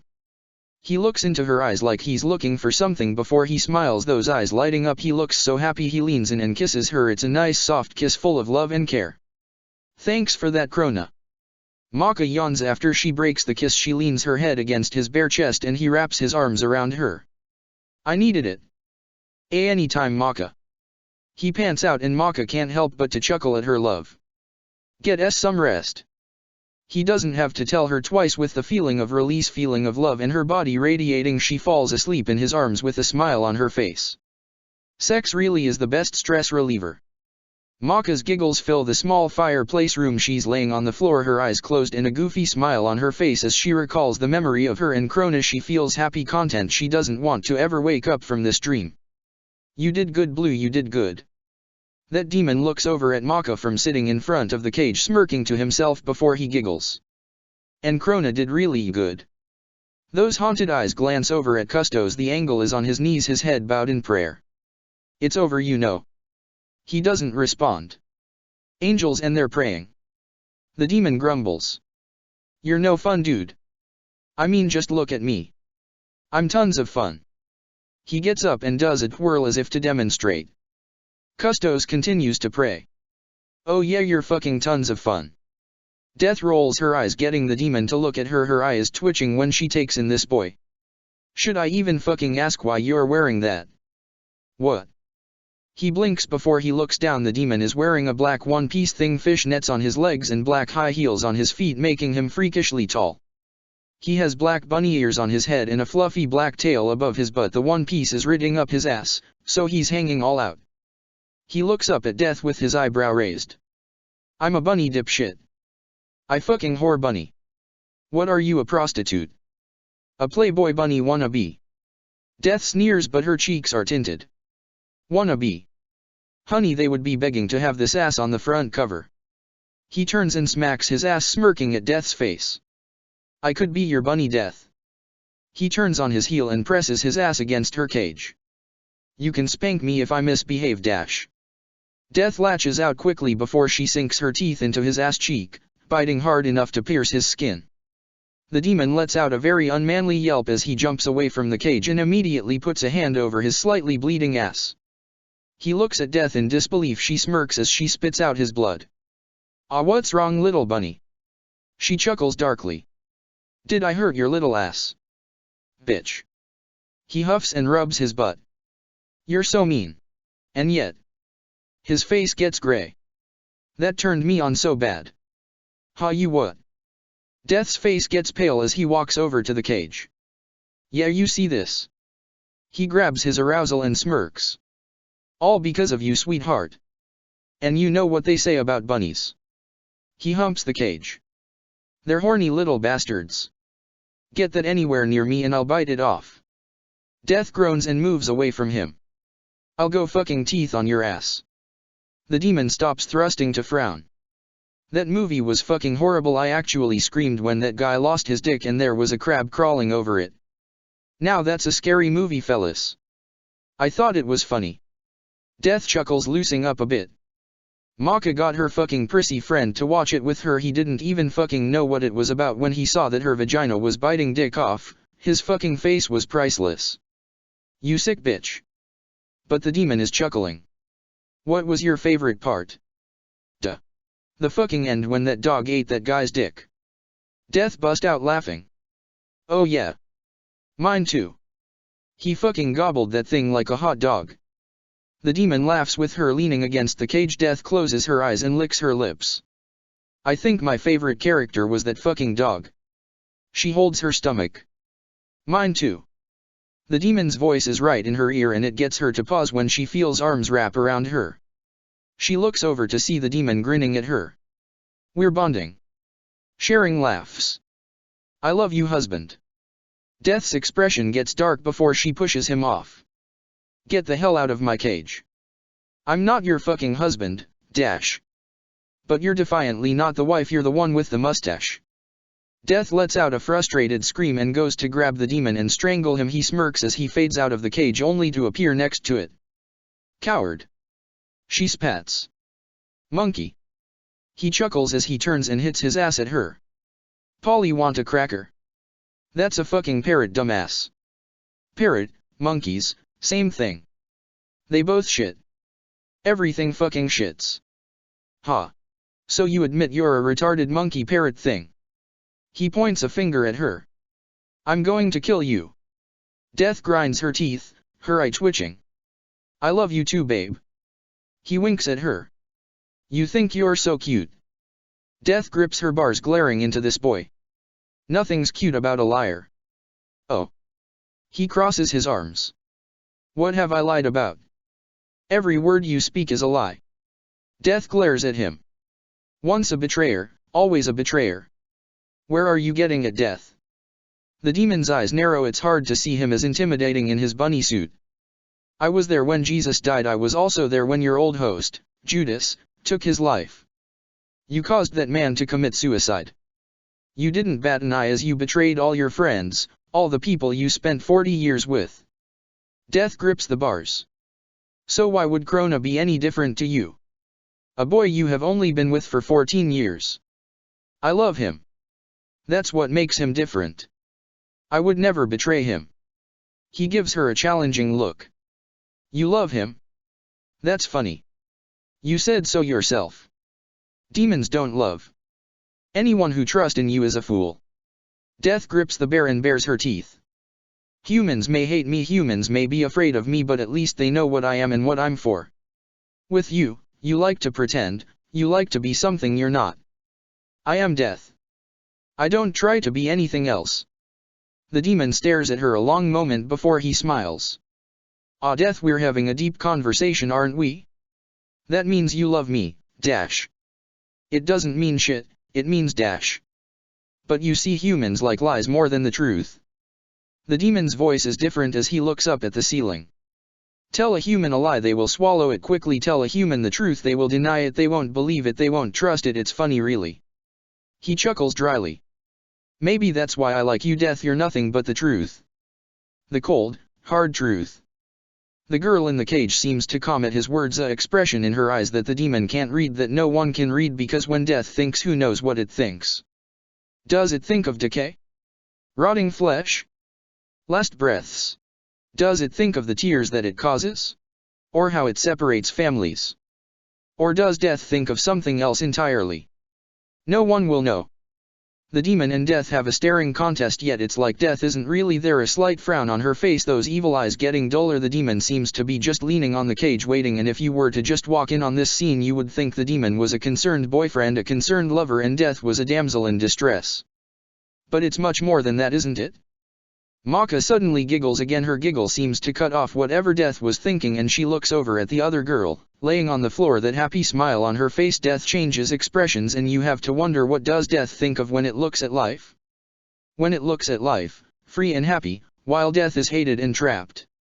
No will know, but as Death watches her, those evil green eyes seem to change, and in the light of the room you may even think they soften a bit.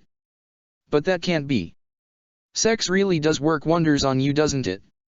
Death snorts. It seems Maka being spoken to directly gets her out of her thoughts. She jerks before she jumps up. When she looks around and sees where she is, she sighs in disappointment. Death smirks. That's the only thing those boys are good for. Good sex. Keeps your mind intact. Fuck you, Death. Maka yawns as she gets herself up and stretches. Yeah, fuck you, Death. The demon groans and licks her bars. Death's face gets flushed, but she takes a deep breath. You let that boy fill you up twice. Death crosses her arms. If you couldn't get pregnant I would call you fucking retarded. You're just, what? Maka starts off about to insult Death only to stop at what she just said. Maka frowns as she looks at the other girl in the cage, who is looking at her with her eyebrow raised. What do you mean I can't get pregnant? Of course it's not like Maka wants to get pregnant right now, but sometime in the future she would like to settle down and have kids. If she's alive long enough, that is. You can't get pregnant. Death gives her an odd look. Duh, you can't have kids life. Me and you are the one and only. When a witch has a kid, some of their power is passed to their offspring, but you can't do that. There can only be one witch that has the power of life and death. That's you, Maka. I thought you knew that you never had a period in your life. It's true. She hasn't, she just thought maybe she was just late and she would get it when she was 20 or something. Maka feels a dull sting. She can't have kids, can't be a mother, but at the same time, would she have been a good mother anyway? And it's a good thing if she were to get pregnant now. Damn, that would be just horrible. But still. Why don't I have a period? Why is it that I can't have kids like a normal witch? If I can't pass my power, couldn't I just have a human kid? What if I have a boy? See. Why can't I have kids? Your blood is precious. It would be a waste of it for you to bleed every month, and you can't have kids because you're different from other witches. They have children to pass on their power, so in a way they can live on through them. Maka, you are the last. Once you are gone, you're gone. There will be no more of you, no more of any of your family. You were not meant to have a family. You weren't even meant to love. You see, life, your curse is that you give life to everyone else but you can't make your own life. Maka's frown deepens as she subconsciously rubs her stomach. She'll never have kids. She can give life to others but will never make her own life. She'll never have her own life. Maka gets it now. She's life, but life isn't hers. It's only hers to protect. Either her life will be for others or it will be for killing others. Life will never just belong to her. It's ironic, really, the cold, hard truth. She can never be normal. She can never get away. She will never have peace. Ah, don't be upset, little one. The demon frowns slightly at how Maka looks down, her eyes holding a faraway look. Who wants kids anyway? Do you know how much work they are? And they stink. They poop every 5 seconds and they drive you mad. Trust me. Not being able to have kids is a blessing.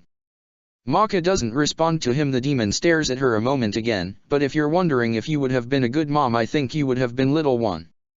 Maka tenses at his soft voice, and when she looks up at this demon, he's smiling at her, those haunted eyes not bouncing so much. And Krona would have made a great dad. Hell, so would that ghost, but having kids isn't what makes a love. Krona might have been a great dad, but he's a even better lover.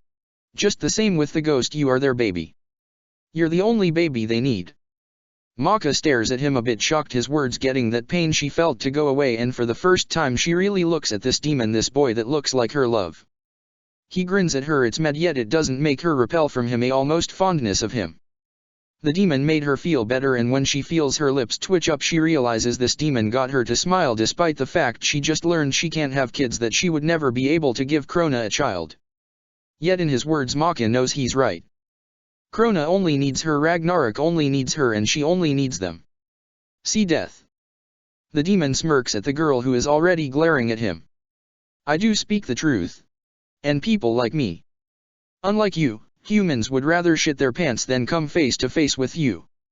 Everyone loves me though. Anyone who fucking even likes you is insane. Death grunts. We're all insane in our own ways. This demon spins on his heel. Who's to say what's insane? And what isn't? You're what's fucking insane. Death starts. Amen.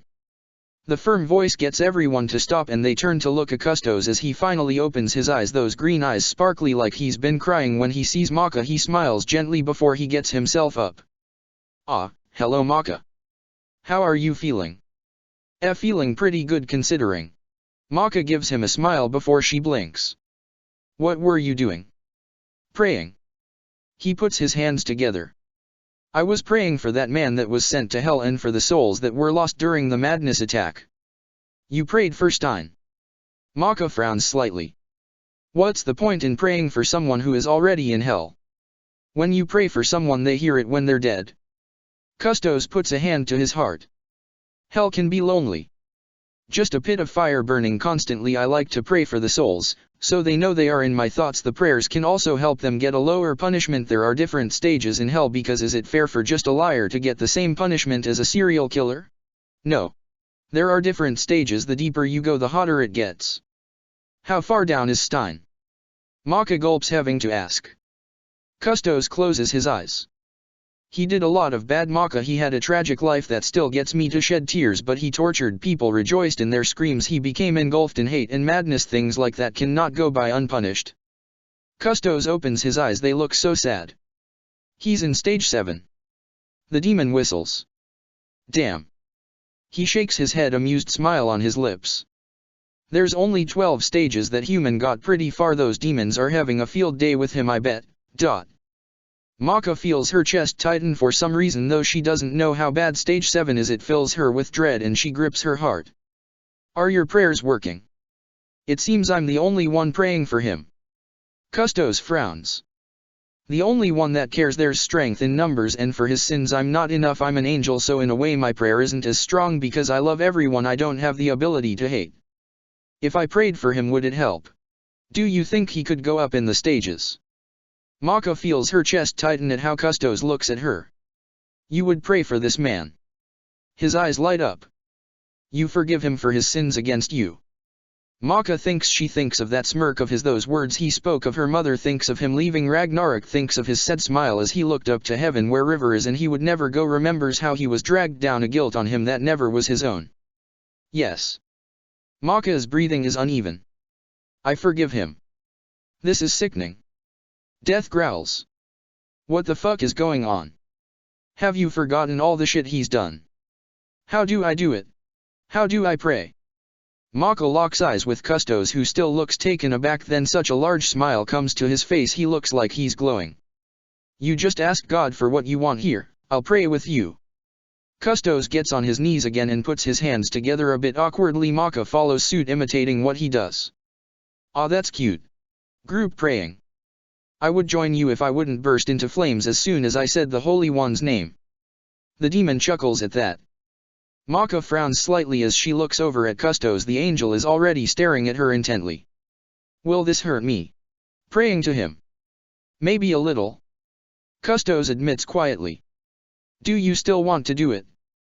Maka closes her eyes. Does she still want to do it?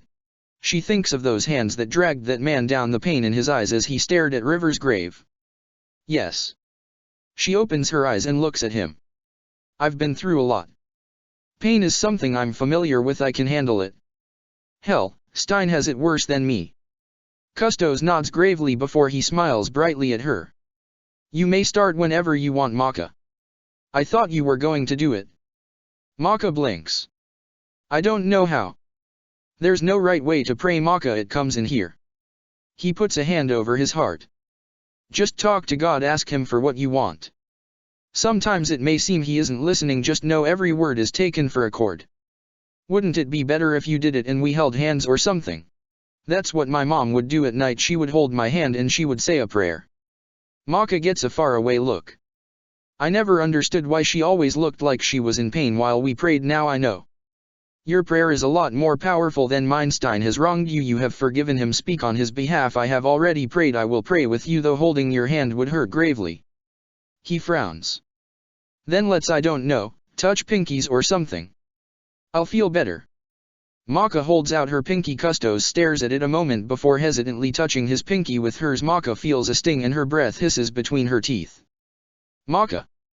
Custos frowns deeply, about to pull away when she shakes her head. It's good, I can deal. She takes a deep breath. So I just talk? Yes. Just talk. God will hear you. He is always listening. Maka closes her eyes, thinking of that crazy man that's suffering in hell, that crazy man that has caused her so much trouble. God. Maka feels a jolt of pain, but she bears it. I know Stein was a horrible man. He killed countless people and abandoned his son, but you know the guilt of River was not on his hands, it destroyed him. It doesn't justify what he did, but that man has been through hell. He was dragged down to hell knowing he would never see his love again. I want you to know I forgive him of his sins against me, and I pray. Maka feels another jolt of pain, she grinds her teeth.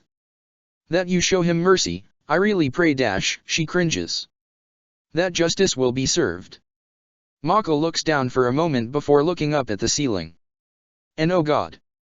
She almost cries, the burning is becoming unbearable. Please, I know River is in heaven, but please can he see her just one more time? Just once? I can't ask for him to be released from hell, his sins must be paid for, but I ask that you have mercy on his soul. Finish it with a amen. Cousteau's voice seems cracky, but Maka closes her eyes. Amen. This sends a shock of pain and she cries out, moving her hand from Cousteau's. She hugs herself, trying to regain her breath. You're a fool, life. Death growls, her eye is twitching, she looks in pain. The demon is hiding in a corner, rocking to himself. That was beautiful, Maka. She looks over to see Cousteau's wiping his eyes of the water that's falling from them, a smile on his face. Maka looks away. Do you think he'll really listen to a witch? A evil person like me? Maka, God would listen to a demon if he prayed to him about the good of someone else. Cousteau's smile is gentle. No one is secluded and he will take in account the pain you went through to pray to him. Maka nods before she looks up at this angel, this protector, his green eyes so full of love that hold such a sadness, that smile both happy and sentimental. Do you think there's hope for me, Cousteau's? As long as there is light, there is hope. Cousteau's looks up at the ceiling. I think I'm damned, Cousteau's. Maka's voice is soft. I think no. I know I'm going to hell, you know it too, don't you? Cousteau's tenses and he looks over at her with those set eyes. I dash. Whoa, dudes. That demon suddenly appears in front of them, ruining the serious moment, flailing his arms around, still wearing that bunny costume. Cousteau's, you asshole, you're ruining the party. Stop talking about all this depressing shit. You're not dead yet, are you, little one? You should be more worried about tomorrow than hell. If you recall, hell is still beneath you, you're still breathing, and Krona and that ghost need you. His words spark something in her. She looks up at him with a fire in her eyes and she nods, he's right. She's probably going to hell, but why stress about it? She has work to do, she isn't dead yet. Once again this demon has made her feel better. Cousteau's is giving the demon a odd look, a frown on his face, death is glaring at him. That's more, I like it. Got that fire in your eyes. The demon cheers. Now Maka bestie, I think we need to make a pact. A pact? Maka raises an eyebrow as the demon steps closer. Yes. We should team up and work together. He holds out his hand to her, a smirk on his face. What you say? Team up for what? Maka blinks. He smirks madly at that. Well, you see, me and you are very alike, because you see. He turns his back to her, walking all serious. Maka can't help but to look at his ass. I want the ghost and Krona to kiss as well. He turns and grins, Maka's gaze shooting up. Really? Maka blinks again at how he starts to prance around like a girl. Yes. It's perfect. They need to loosen up around each other and have some fun. Ragnarok is going to be a hard cookie to crack, but I think together with your creepy fangirlness and my even creeper fanboyness, we can make those two cuties kiss. He holds his hand out to her. So what do you say? Shall we team up? Maka stares at his hand before looking up at that mad smile, those eyes holding excitement, and past her better judgment she feels herself getting excited with him. She can't fight her inner fangirl. Fuck yeah. Maka grabs his hand and they shake, a smile on her lips. Good. So when you wake up, go to the bathroom. We'll go over some plans, we'll probably have to try a lot of stuff out, but OMG, this is so exciting. He squeals. What if we actually get them to kiss? That would be amazing. Maka finds herself squealing with him, and soon the two are prancing around like preppy girls. We need a camera. We defiantly need a camera. He grins, still hopping up and down with her. You're both jackasses. Death stares at them irritably. Fuck you, Death. Both the demon and Maka give her the middle finger. Death growls in response. Oh my. Cousteau's sighs. Must you do this? Shove it, Angel. The demon giggles. You have not lived till you kiss a boy. I believe I will keep my lips clean, thank you very much. Cousteau's huffs as he puts his hands together. These lips will only be used for praising God dash. Boringig. The demon drags out before he smirks at Maka. Leave the angel alone. Maka sighs. He's the good guy dash. Good guys finish last. He chuckles. It's the assholes that live the longest and get everything dash. Just to lose everything in hell. Cousteau's mumbles. It's worth it. The demon points a finger at the angel. Maka can't stand it anymore. Why the hell are you wearing that? Maka blinks away from his bare thighs before looking up at this demon. Oh this. It's a national dress like a hooker day, didn't you know? He gives her a lopsided smile. It must always be National Hooker Day for you. Death grunts. And it must always be National Bitch Day for you. The demon counters with a chuckle. Our Father who art in heaven.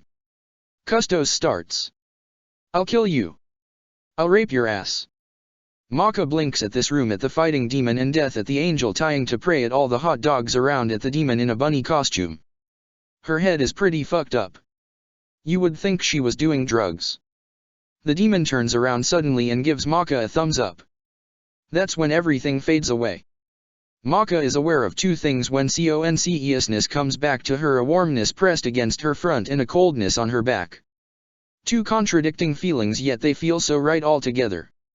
Maka's eyes slowly open, and as she guesses, she sees Krona's pale chest in her face. She's nuzzled into him, and immediately thoughts of how they got this way make her face and body to heat up. Wow. Hey guys.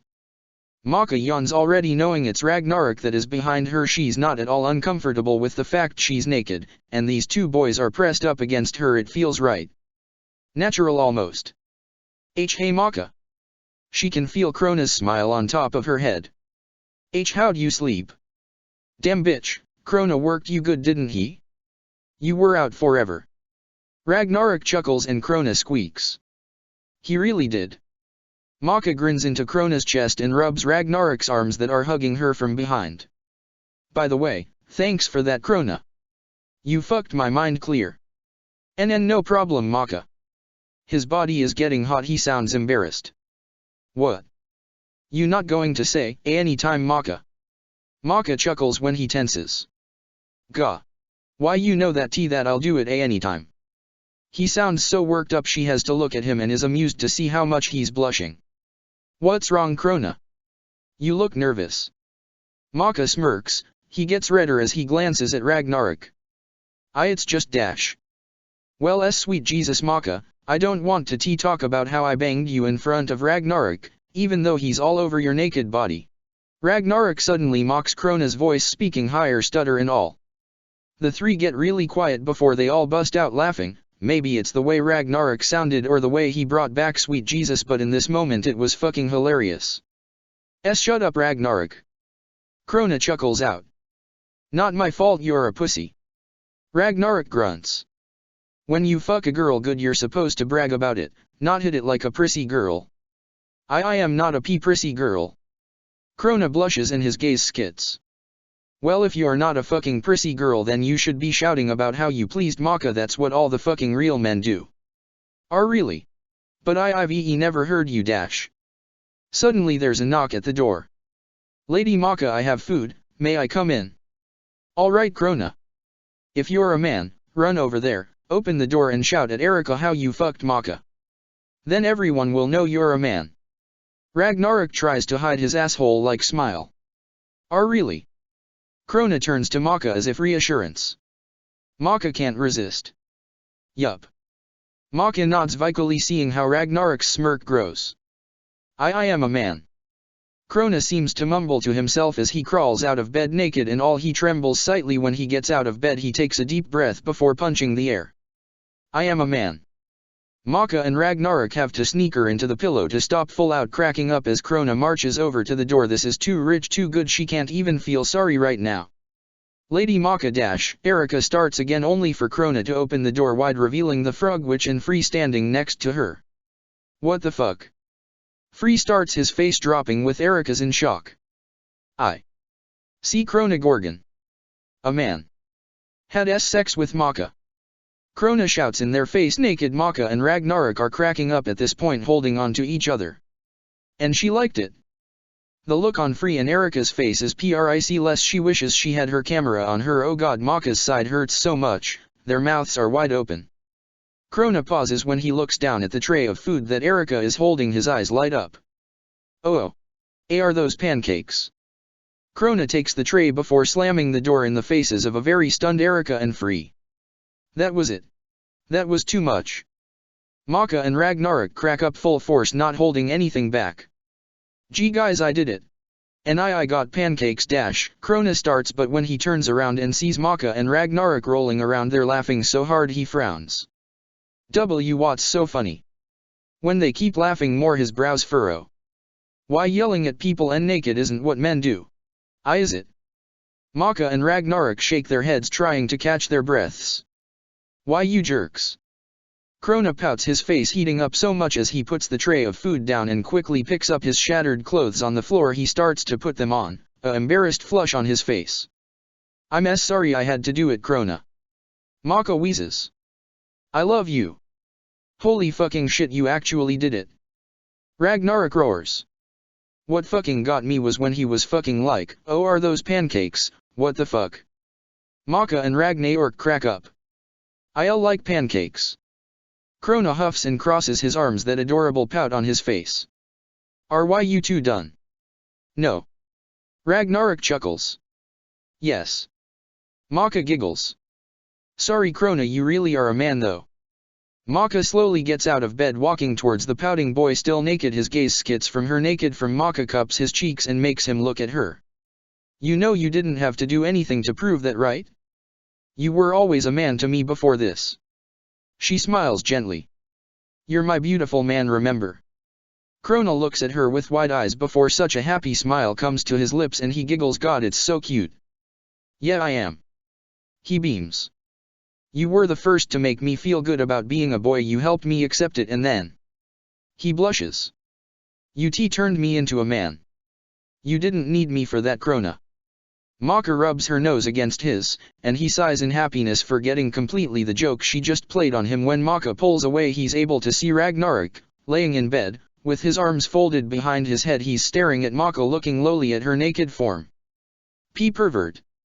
Krona hears himself grumbling. You're one to fucking talk. Ragnarok gives him his middle finger before grinning. Hey Krona, let me borrow your body for a second. Oh, and no. Krona shakes his head. I am not let you have my body. He crosses his arms. You should have thought about that before you played that trick on me. I would have given you my body if you weren't such a butt face dash. Bullshit, Krona. Ragnarok's eye twitches as he gets out of the bed. You wouldn't have given it to me anyway. You're stingy. Why, you're just mad because you know if you were nice I would be nice to you. Krona flips his hair. What goes around comes around, honey. Don't ever fucking fall me honey again. Maka chuckles at the two as she sneaks away from them to get dressed, putting on her dark vest and pants before looking back at them. Krona has his hand on his hip and his finger going. Ragnarok is getting more pissed off by the minute and she loves it. Alright sassy and honey, it's time to eat. She grins at the glare Ragnarok gives her. Don't call me fucking honey. Okay Raggy. Bitch. Why yay pancakes. Krona cheers as they all walk towards the bed with the tray. Ragnarok still fuming, getting Maka to laugh. This is it. Her family. The only thing keeping her sane. If anything were to happen, she would lose everything. Let's see. Maka sits on the bed, next to Krona. The small boy is practically drooling over the strawberry pancakes. There's about 6 of them with eggs and toast bacon sausage. They call this a fucking meal. Fat ass. Ragnarok grunts as he sits next to her. Pancakes. Krona smiles as he takes all 6 pancakes and puts them on a plate. He seems to snap out of his food trance when he sees Maka looking at him with wide eyes. Gee god, I'm sorry, why you want some? He forces his smile. Maka can't help to laugh. They're all yours, Krona. She grabs all the bacon and sausage. The sausage is pretty big. She chuckles as she picks it up. How would you like to be hit in the face with this meaty sausage, Ragnarok? How would you like this meaty sausage in your mouth? How would you like that meaty sausage shoved up your ass? Ragnarok growls. Kinky aren't we? Maka's goofy grin gets Ragnarok's eye twitching. Do you like pancakes? Why yes, I like pancakes. Krona giggles to himself in pleasure as he eats his fluffy breakfast. Maka starts shoving her face with her food, engulfing as much as she can. Krona sings to himself. Ragnarok grumbles about her being a fat ass put as she looks at Krona's small mouth take in pancakes and Ragnarok's mouth growl out words. It hits her. Her mission. Maka feels an excitement build up and she can't help but to shout out. Bathroom. Maka squeals, getting Krona to twitch in alarm and Ragnarok to tense. Okay, you don't have to fucking announce it to the world. Ragnarok grunts. Do you want us to come with you? Krona frowns, his eyes coming off his beloved pancakes to look at something he loves more. Nah. I have killer gas. Wouldn't want you guys hearing that. She grins as she gets off the bed. Ragnarok blinks. How the fuck are you a woman? Go suck on a meaty sausage, Ragnarok. Maka gives him her middle finger as she walks out of the room. Ragnarok's comeback cut off by the shutting of the door behind her. Maka chuckles to herself as she starts walking towards the bathroom. And the closer she gets, the more evil and creeper her laughter gets. Oh demon, Maka chimes as she walks into the bathroom and shuts the door behind her, completely alone. Here. The demon appears in front of her, his eyes alight in excitement, wearing his normal clothes. Are you ready for this? Are you ready to do the impossible, little one? Today we make history. The demon holds out his hand. Together we make history. Maybe it's the fact Maka's too excited to think about this that she's alone in the bathroom with a part of Azura with a demon that has tried to kill her, but she grins like an idiot and puts her hand in his. Suddenly the demon grins darkly, his eyes narrowing, getting Maka to freeze, a shiver of fear being sent down her body. Sue. That dark look leaves. How should we go about doing this? I have a couple of ideas. Maka grins again, a evil laugh coming from her throat as she rubs her hands. So do I. The demon starts rubbing his hands as well. We'll take turns trying. How does that sound? Perfect. Maka purrs. Ha ha ha. Ha ha ha ha. The demon laughs with her. Ha ha ha ha ha. Eh ha ha ha ha ha ha. Maka keeps laughing only for the demon to grab her suddenly. Ha ha ha ha ha ha ha ha. He laughs loudly in her face and she stops, her eyes wide. He stops laughing and gives her a lopsided smile. I win. Maka blinks, thinking she might have just lost her hearing as this demon pulls away from her and does a spin on his heel. Ready to do this? Yeah. Maka regains herself. The demon and Maka share a smile. And you couldn't tell whose was the maddest. Operation Get Krona and Ragnarok to kiss, Maka Albarn style. Watch and learn. Maka grins over at the demon, who is giving her a smirk. They're standing out by her bedroom door. I'm going to use Krona's pancake weakness against him. Good luck. The demon chuckles. I'm cheering you on, pal. Make me proud. Fuck yeah. I'm not giving up till those two are kissing. She gives him a thumbs up before she straightens herself and walks into the room. Try one, pancake slam. What the fuck took you so long? You fallen or something?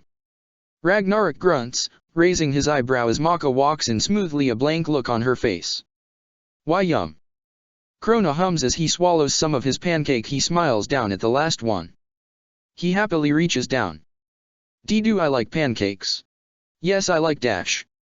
Maka is suddenly right in front of the bed. She snatches the pancake right from Krona before he can touch it. The pink-haired boy gasps and whips his head up to look at her with wide eyes, a desperation there. You want the pancake, Krona? Maka moves it around. The boy looks like he's about to pounce on her. He's frowning. Why yes, I want the pancake. Can I please dash? Get the pancake. Maka roars before she turns around and throws the pancake right in Ragnarok's face. Maybe it's the fact the ghost has gotten stronger since he's regained his past, because the pancake actually hits him. It doesn't go through. What the fuck, dash, he starts. Pancake. Krona roars before he tackles Ragnarok, the two falling off the bed. The pancake falls off Ragnarok's face from impact, so what's left is Krona looking into the eyes of a very confused Ragnarok mere inches from his own. With the pancake gone, it seems to snap Krona out of his state. Hi Ragnarok. He blinks. Maka bites her knuckle. Come on, just kiss. She feels a hope raise at the fact Ragnarok hasn't pushed him off. The raven blinks. Before his face falls to a glare. Get the fuck off me, Krona. The raven punches the pink-haired boy in the face, successfully knocking him off. It's not my fault you had pancake on your face. Krona glares and rubs his lip. You didn't have to fucking tackle me like a dash. Damn it. Maka growls in defeat, Ragnarok and Krona stopping to look at her oddly. What's wrong, Maka? Krona frowns. Why the fuck do you look like that? Ragnarok grunts. I have to take a shit. Maka shouts before she marches out the room, leaving two confused boys. Ragnarok blinks. Seriously, how the fuck is she a woman? And how the fuck do I find her attractive? Because she's amazing. Krona sighs happily, watching her go like she didn't just say she's going to take a shit. Stop being gay. Ragnarok grunts as he punches his arm. You dash. Pancake. Krona roars when he finds it on the floor. He jumps over towards it and picks it up. You're really not going to fucking eat that off the floor, are you? Oh, of course not, I am not a dumbass. Krona wrinkles his nose before he waves the pancake in the air like a flag. There. All germs gone. He takes a bite out of it happily. You are so retarded. Ragnarok looks at him in disbelief. I know why you are, but what am I? A fucking dumbass. Ragnarok crosses his arms, but he has a smirk on his face. Krona gives him a shaky middle finger as he eats his beloved pancake. That went well. The demon hums when Maka comes out of the room. She glares at him when he smirks. You got Ragnarok's fist on Krona's lips, that's a start. Fuck you. I was close. Maka crosses her arms, a pout on her face. You saw it, how close they were. Yeah. The demon waves her off and Maka's eye twitches. Now it's time for me dash. No. I want another chance. Maka grips her fist in determination. I'll get it this time. If I fail, it's your turn, but this one won't. This time I'll use Krona's love for me against him and his gullibility. Oh. Well, now I'm curious. The demon smirks. Fine. One more try for you, then I give this bitch a try. This bitch is mine. Maka grins. She turns on her heel before walking right back into the room. Try to, dying wish. Hey guys. Maka walks into the room. Oh hey Maka dash, Krona starts with a smile, both boys looking at her. Ah. Holy shit. Heart attack. Maka screams and puts a hand to her heart, her eyes wide before she falls to the floor. Maka. Krona cries and runs to her. Ragnarok just blinks. What the fuck is going on? Maka. Krona falls to his knees in front of her. He holds her in his arms, his eyes getting watery. Maka, are you okay? How did you have a heart attack? You seemed fine. It must have been that shit I strained too hard. Maka hears the demon sneaker, but she keeps a straight face. Giga. You can have a heart attack from that. Krona gets pale. I am dying. Maka groans out and his eyes get wide. And no. Maka, you can't go this way. Why you can't leave me? Don't let shit kill you. He's about to cry, shaking her desperately. Maka almost cracks up right there, but by willpower she fakes her pained expression. Ragnarok fades away. Perfect. Krona, you can save me, come closer so I can tell you. She groans. I'll do anything to save you, Maka. Krona speaks firmly. He's trembling. He leans closer. This is a low move, but this will get Krona to kiss Ragnarok. It's bulletproof. Krona. She whispers in his ear. I need you to dash.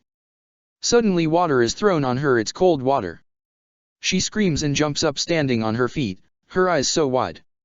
Well, will you look at that? I fucking cured her. Ragnarok grins like a asshole, holding a bucket. Maka, your ass saved. Krona cheers before he hugs her. Damn it. Maka growls, only to realize she shouted this out loud. Krona and Ragnarok blink at her. You got me all wet, now I need a towel. Maka gets out of Krona's hold and hurries out. Krona blinks before he looks over at Ragnarok, who looks confused watching as Maka leaves. The pink-haired boy runs to him and wraps his arms around him in a hug. Ragnarok tenses as he looks down at the other boy. Why you saved her, dash? She was fucking playing with you, dash. Why you're a hero. Krona grins as he pulls away, letting him go. Why you save people with buckets, they could call you Buckethead. Ragnarok blinks. What kind of fucking gay name is that? Who the fuck would call themselves Buckethead? Someone who uses B-buckets to save people. Krona challenges. Krona, I didn't fucking save her with the bucket dash. Oh no, don't be modest Ragnarok. Krona shakes his head. Why, you deserve the tittle bucket head. Healer of heart attacks. You're just trying to piss me off, aren't you, Krona? His piercing blue eyes narrow. And no, I'm serious. Krona shifts a little. Why, you always know what to do in a situation, why you're a hero. He grips his arm. I admire you. Ragnarok's glare falls, he stares at Krona before he scratches his cheek. There's nothing to fucking admire. I don't know what the fuck I'm doing in a situation, I just do what I feel like. I go on fucking instinct, the bucket thing wasn't dash. At least you act. Krona mumbles. Stop being gay. Ragnarok sighs as he pats Krona on the top of the head and ruffles his hair. You fucking act. You made Maka feel better not too long ago, remember? That's a fucking act. He grins at how Krona blushes. Why, yeah. Krona's gaze shifts before he smiles at Ragnarok. Thank you. Whatever. Why, you really are a superhero, aren't you? B-Buckethead to the rescue. Now I know you're trying to fucking piss me off. I am going to call you Buckethead from now on because of what you did to me. Like fuck if you are. Ragnarok grabs him by the shirt and pulls his fist back. Krona's eyes narrow.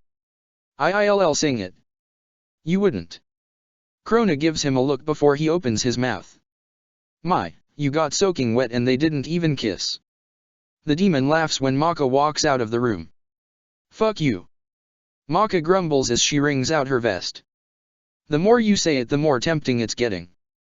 The demon chuckles, licking his lips. But I'm afraid it's time for my turn.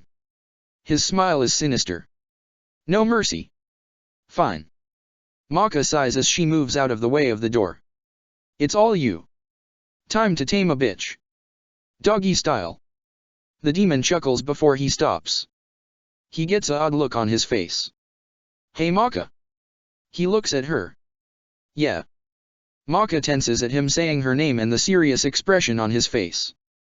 If I get them to kiss, can I? He gulps. Have pudding. Sure. Maka raises an eyebrow at how he grins. Pudding. The demon fades away. Maka is left standing there alone, her eyes wide from his loud shouting. Operation Get Krona and Ragnarok to kiss, crazy demon style. Try one, blunt. I'm a Barbie girl in the Barbie world dash. Krona sings only for Ragnarok to grab a hold of him and shake him viscously, Krona's voice sounding all odd going up and down, but he continues to sing. Krona, shut the fuck up dash, Ragnarok growls. Hey. Suddenly a arm wraps around both Krona and Ragnarok, stopping Krona's singing, and Ragnarok's shaking as they look behind them. The demon grins as he leans in his face between them. You two should kiss. The two boys blink, the surprise seeming to wear off. Giga no. Fuck no. Fine, don't kiss.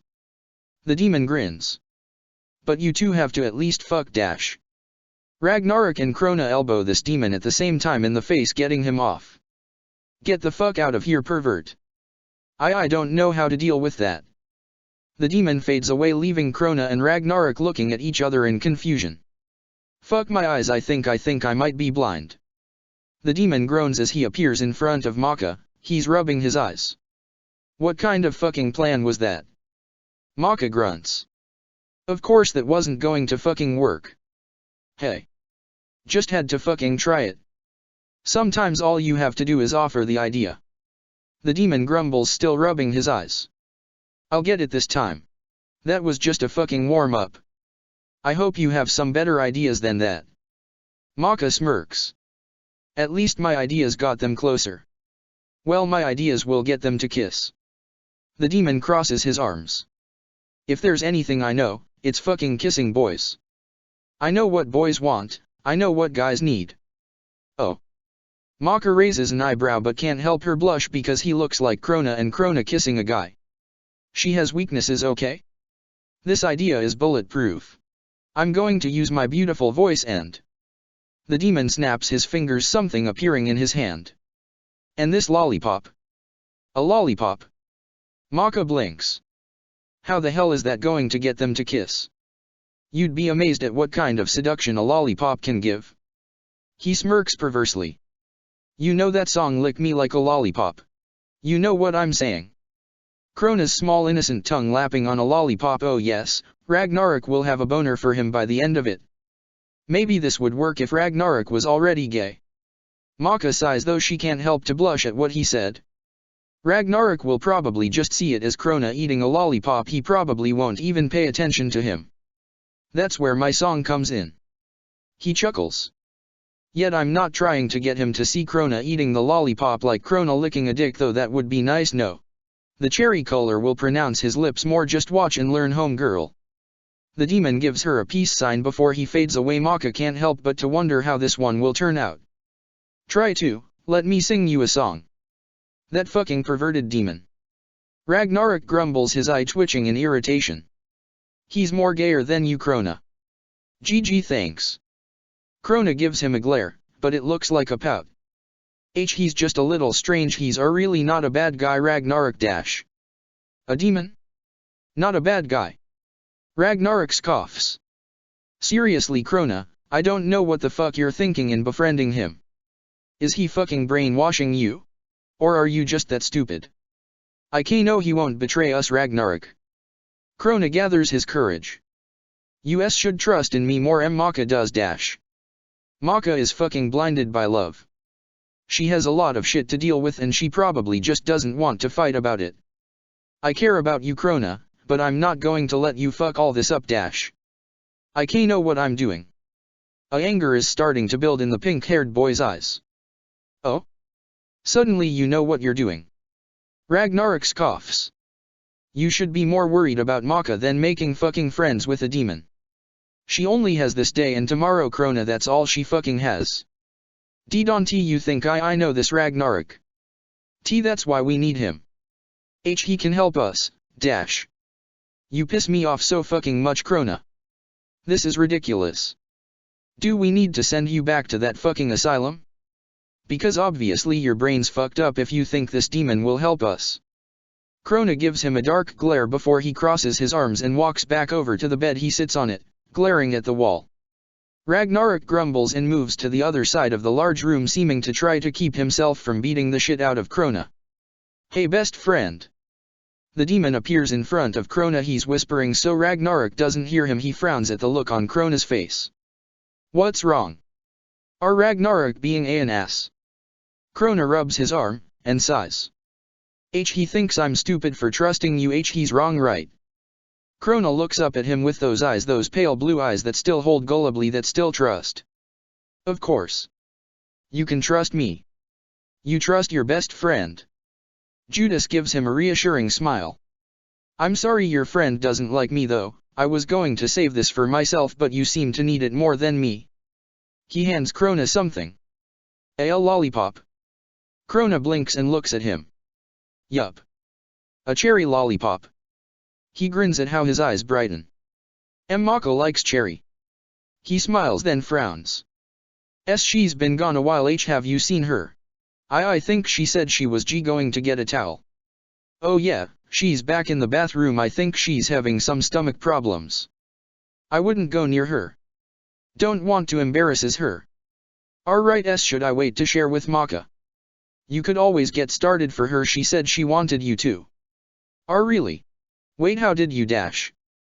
Before he can ask, the demon is gone. Krona blinks before he looks down at the lollipop. It does sound appealing. He needs something to distract himself from the headache coming on. With that in mind, he unwraps the lollipop. Fucking dumbass.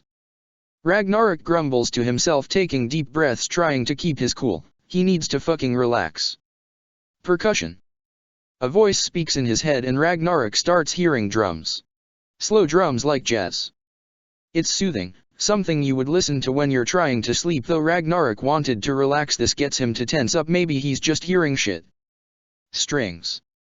The voice speaks again before a bass sound is added to the drums, adding to the effect.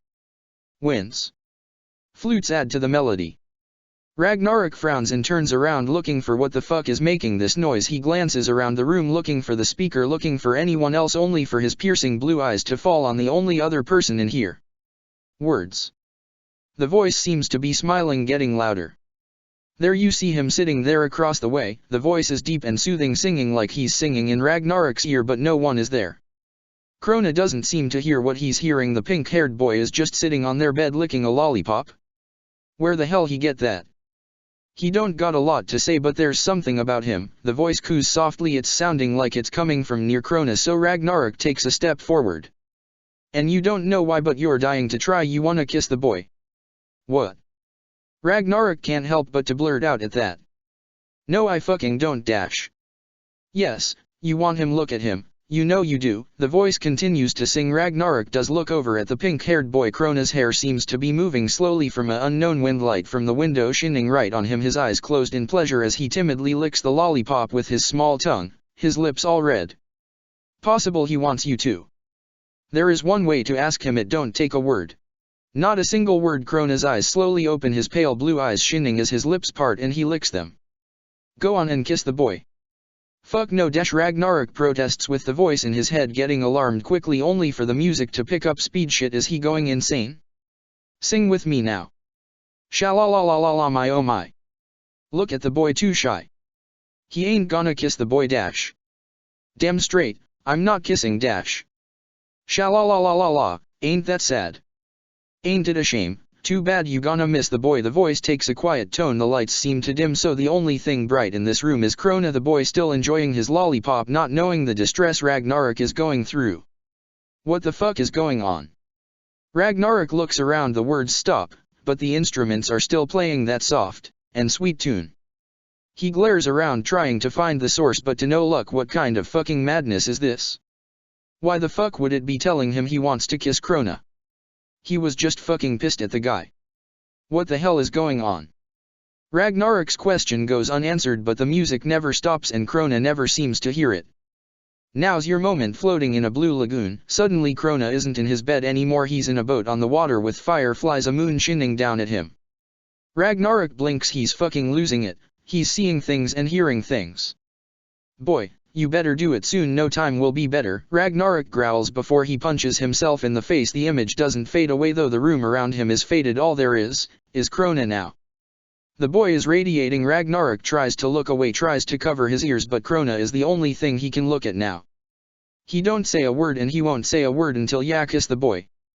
Ragnarok at this point is freaking out, he's really fucking losing it. He thought Maka brought him out of the madness. Fuck, this can't be happening. Krona's small lips take in the lollipop. Ragnarok watching as he does so, he looks at the slight flushing of Krona's cheeks, how bright his eyes are. He takes in the boy sitting on the boat, the moon's light on him, the way he smiles. Ragnarok tenses.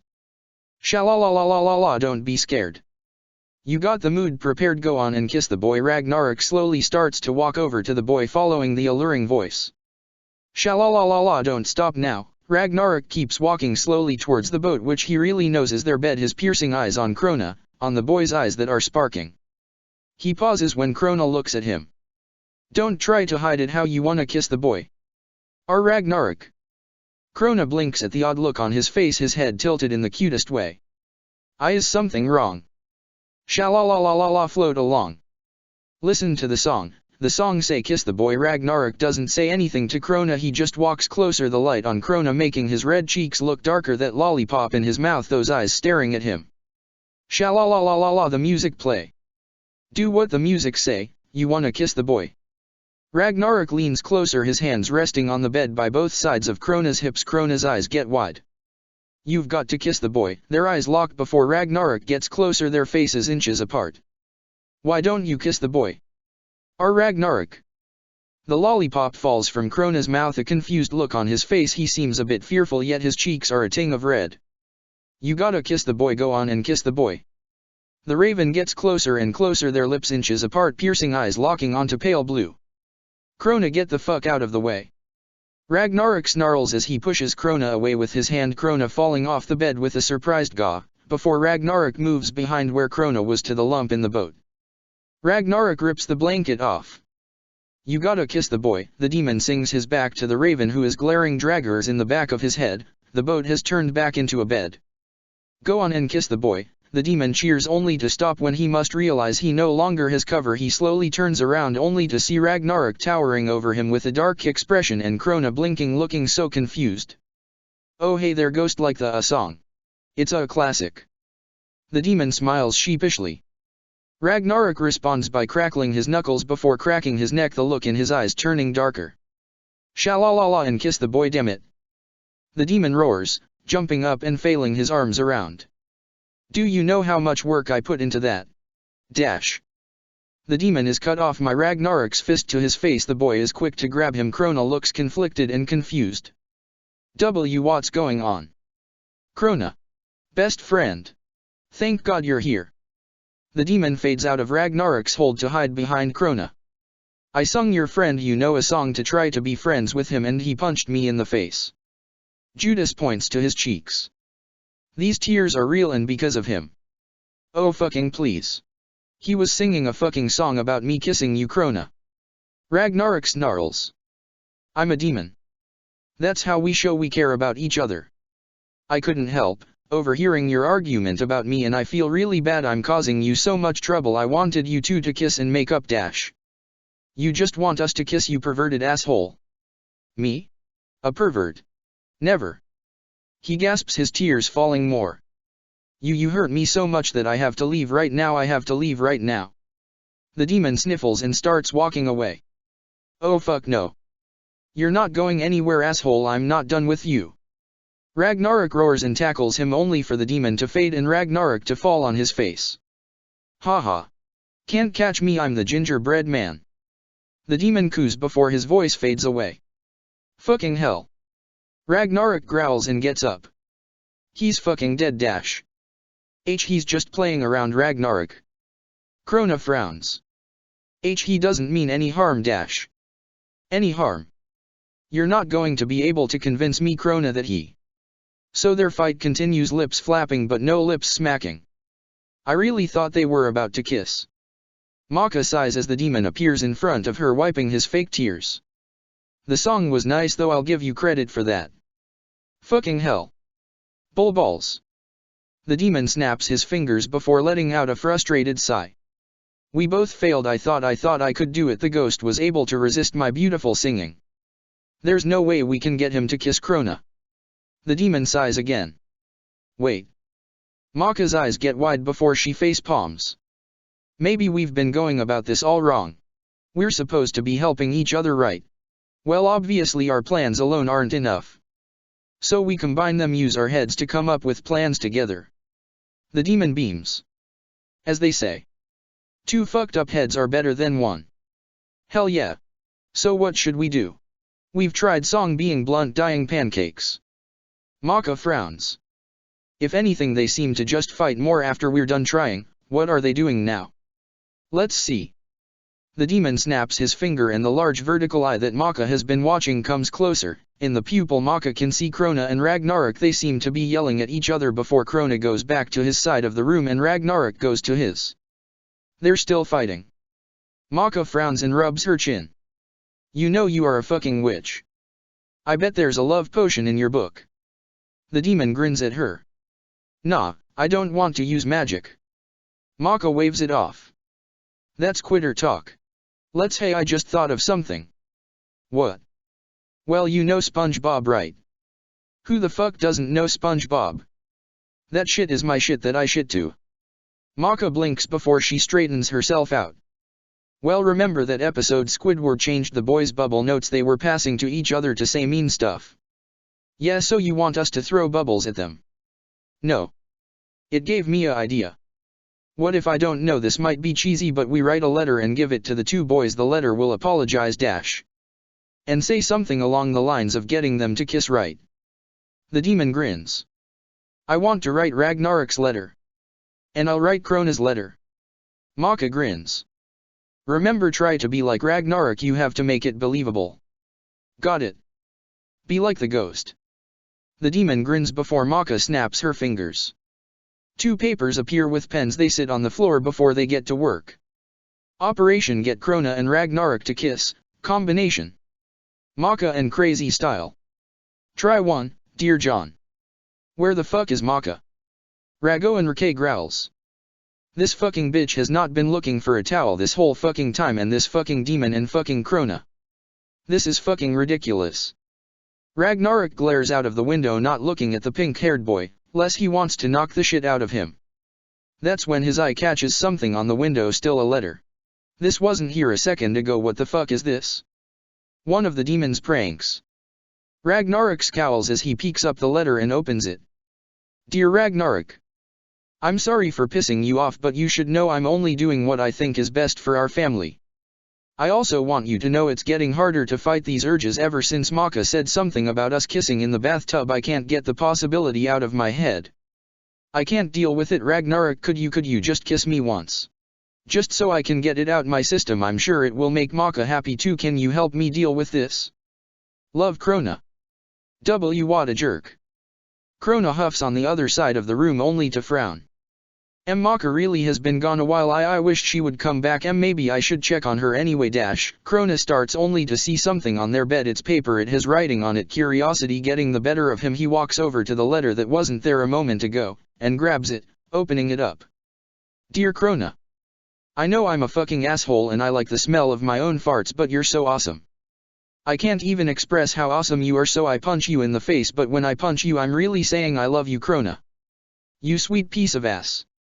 I know I fucking say I'm not gay and I tease you for it, but it's because I'm the one that is actually gay and gay for you.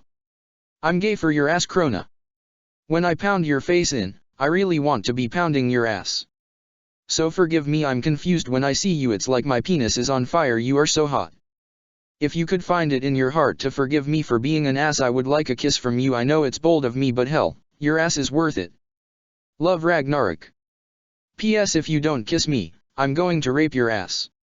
Both boys read these notes at the same time before slowly turning around to look at each other. Krona dash. Gah. Don't rape me. Krona throws his arms in the air, backing up into the corner with wide eyes, his teeth chattering.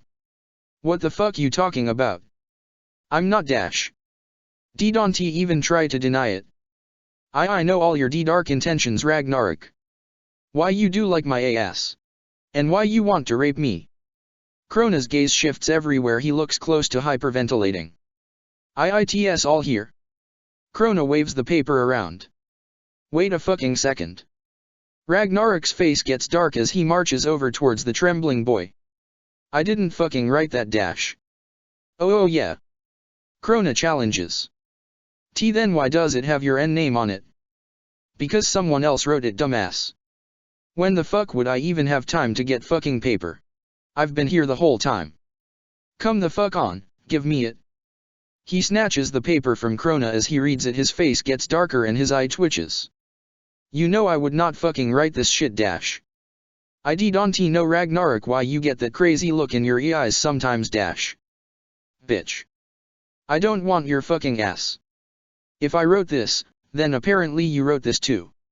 Ragnarok hands him his letter. Krona grabs it confused, and as he reads it his eyes get wide. I didn't write this. He tugs at his hair.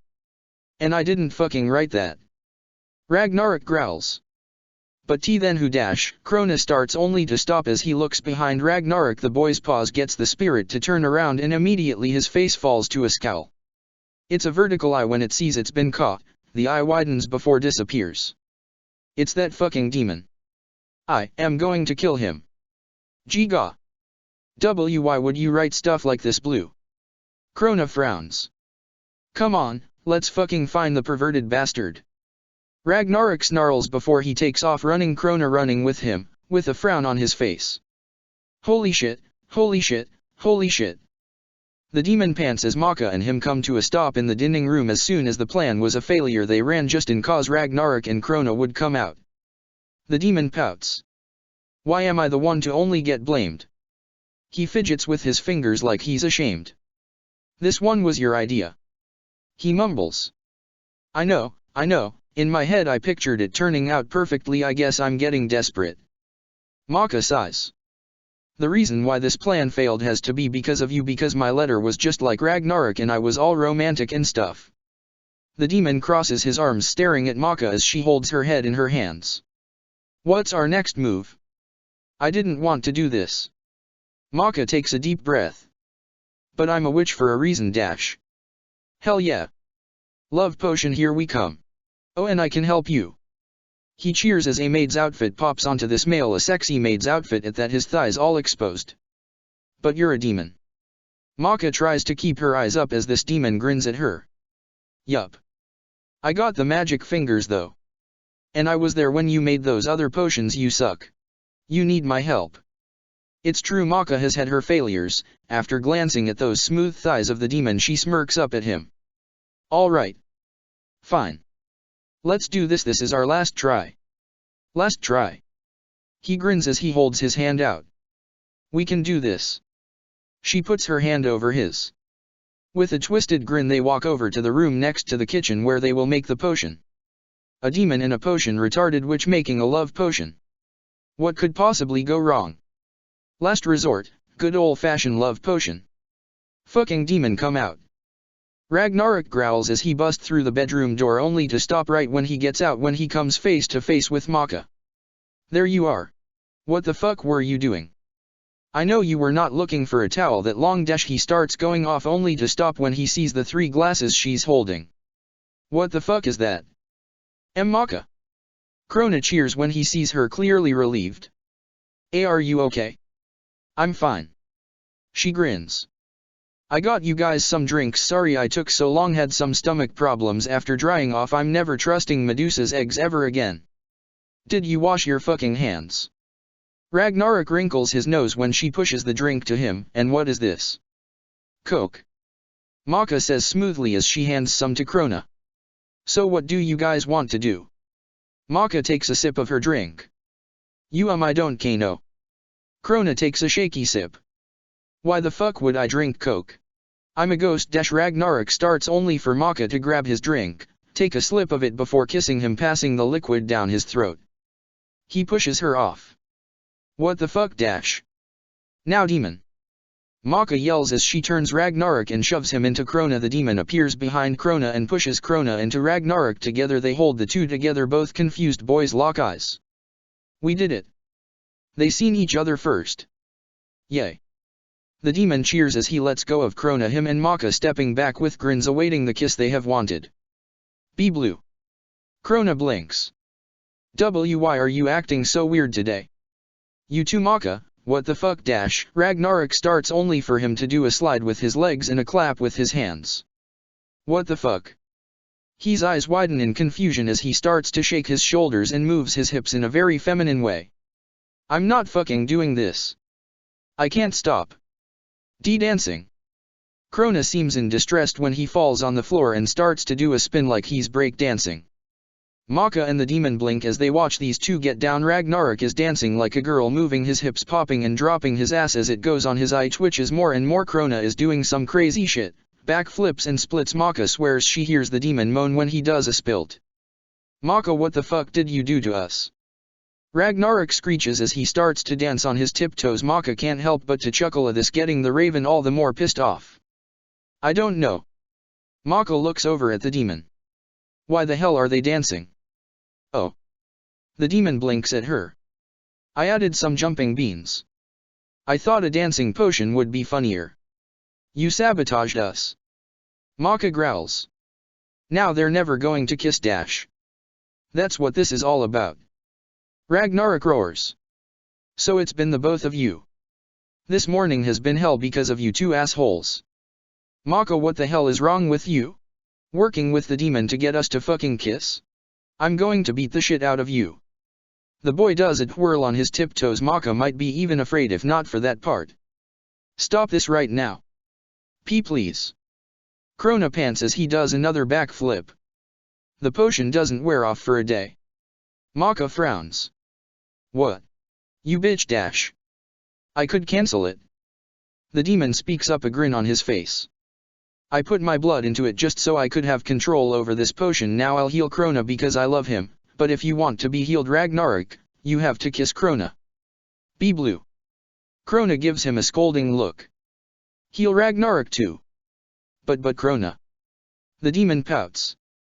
And now. Fine. The demon sighs and snaps his fingers. Both boys stop dancing. And Maka has never been more afraid of Ragnarok in her life. If looks could kill, she would have died and went to hell by now. Maka, you're fucking dead. Ragnarok starts marching towards her. Be blue, we need to talk. Krona glares or marches over towards the demon. Maka and Blue hug each other in their fright, these two boys looking so scary right now. We failed, little one. The demon sighs. It was nice knowing you. I can't say the same. Maka grunts. Hey. We're about to die. You could at least be nice to me. The demon frowns. We're not going to die. Maka looks over at him seriously. Let's fucking run for it. Maka lets go of him and starts running, only for Ragnarok to grab her and sling her back to him. You're not going fucking nowhere. Ragnarok snarls in her face. You were the one to write that fucking note to me, weren't you? What the fuck? Teaming up to fucking get us to kiss, dash. Be best friend, let me explain. The demon laughs nervously as he takes steps back from Krona, walking towards Maka till their backs are touching. He puts his worms in front of him at the glare from Krona. You see, I did this for your family. You and Ragnarok need to be more chill with each other, you feel me? Why you doing this hasn't helped Ragnarok's opinion on you. And now he'll have more to complain about. Krona huffs and gets closer. And you scared the crap out of me, dash.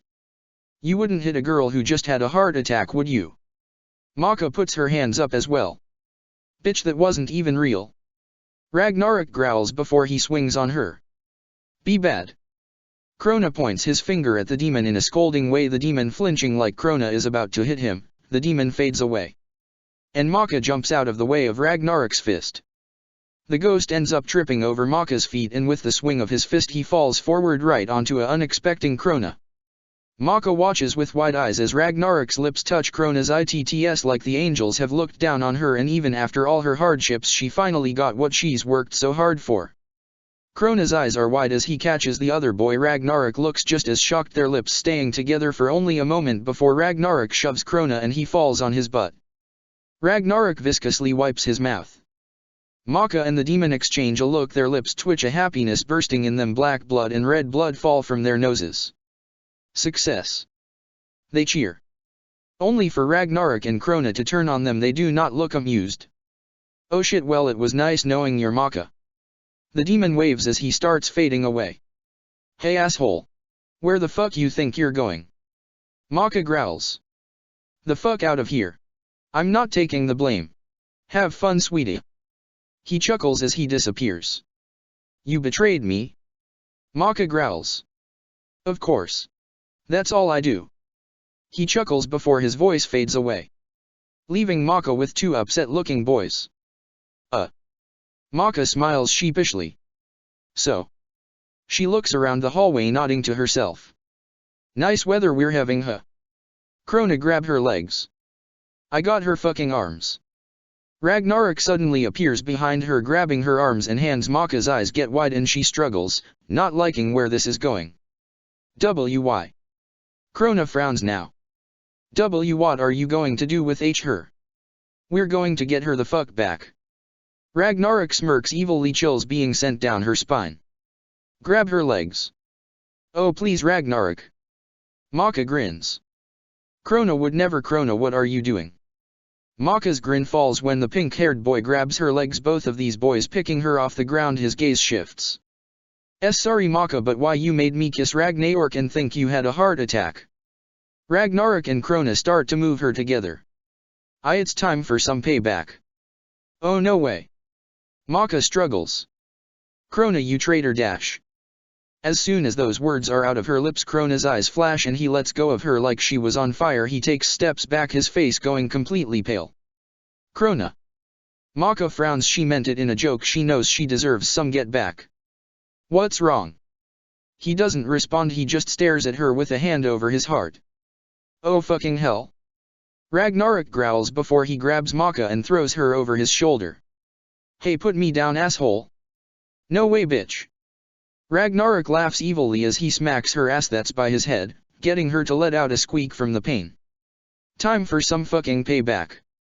Ragnarok starts walking down the stairs. Maka, getting scared he'll drop her, stops struggling. Krona isn't following. Come the fuck on, Krona. Ragnarok yells after him, but he keeps walking. Maka watches as that demon reappears in front of Krona. The demon is frowning, saying something to Krona, and Krona is responding. There seems to be a understanding between those two. That dark look leaves Krona's eyes. He's fine, Ragnarok. Just put me the hell down. Maka growls as she kicks out. Ragnarok only squeezes her ass roughly in response. Ow. It's not my fault you can't have my ass. You don't have to hurt it. Oh bitch, I'm going to enjoy this.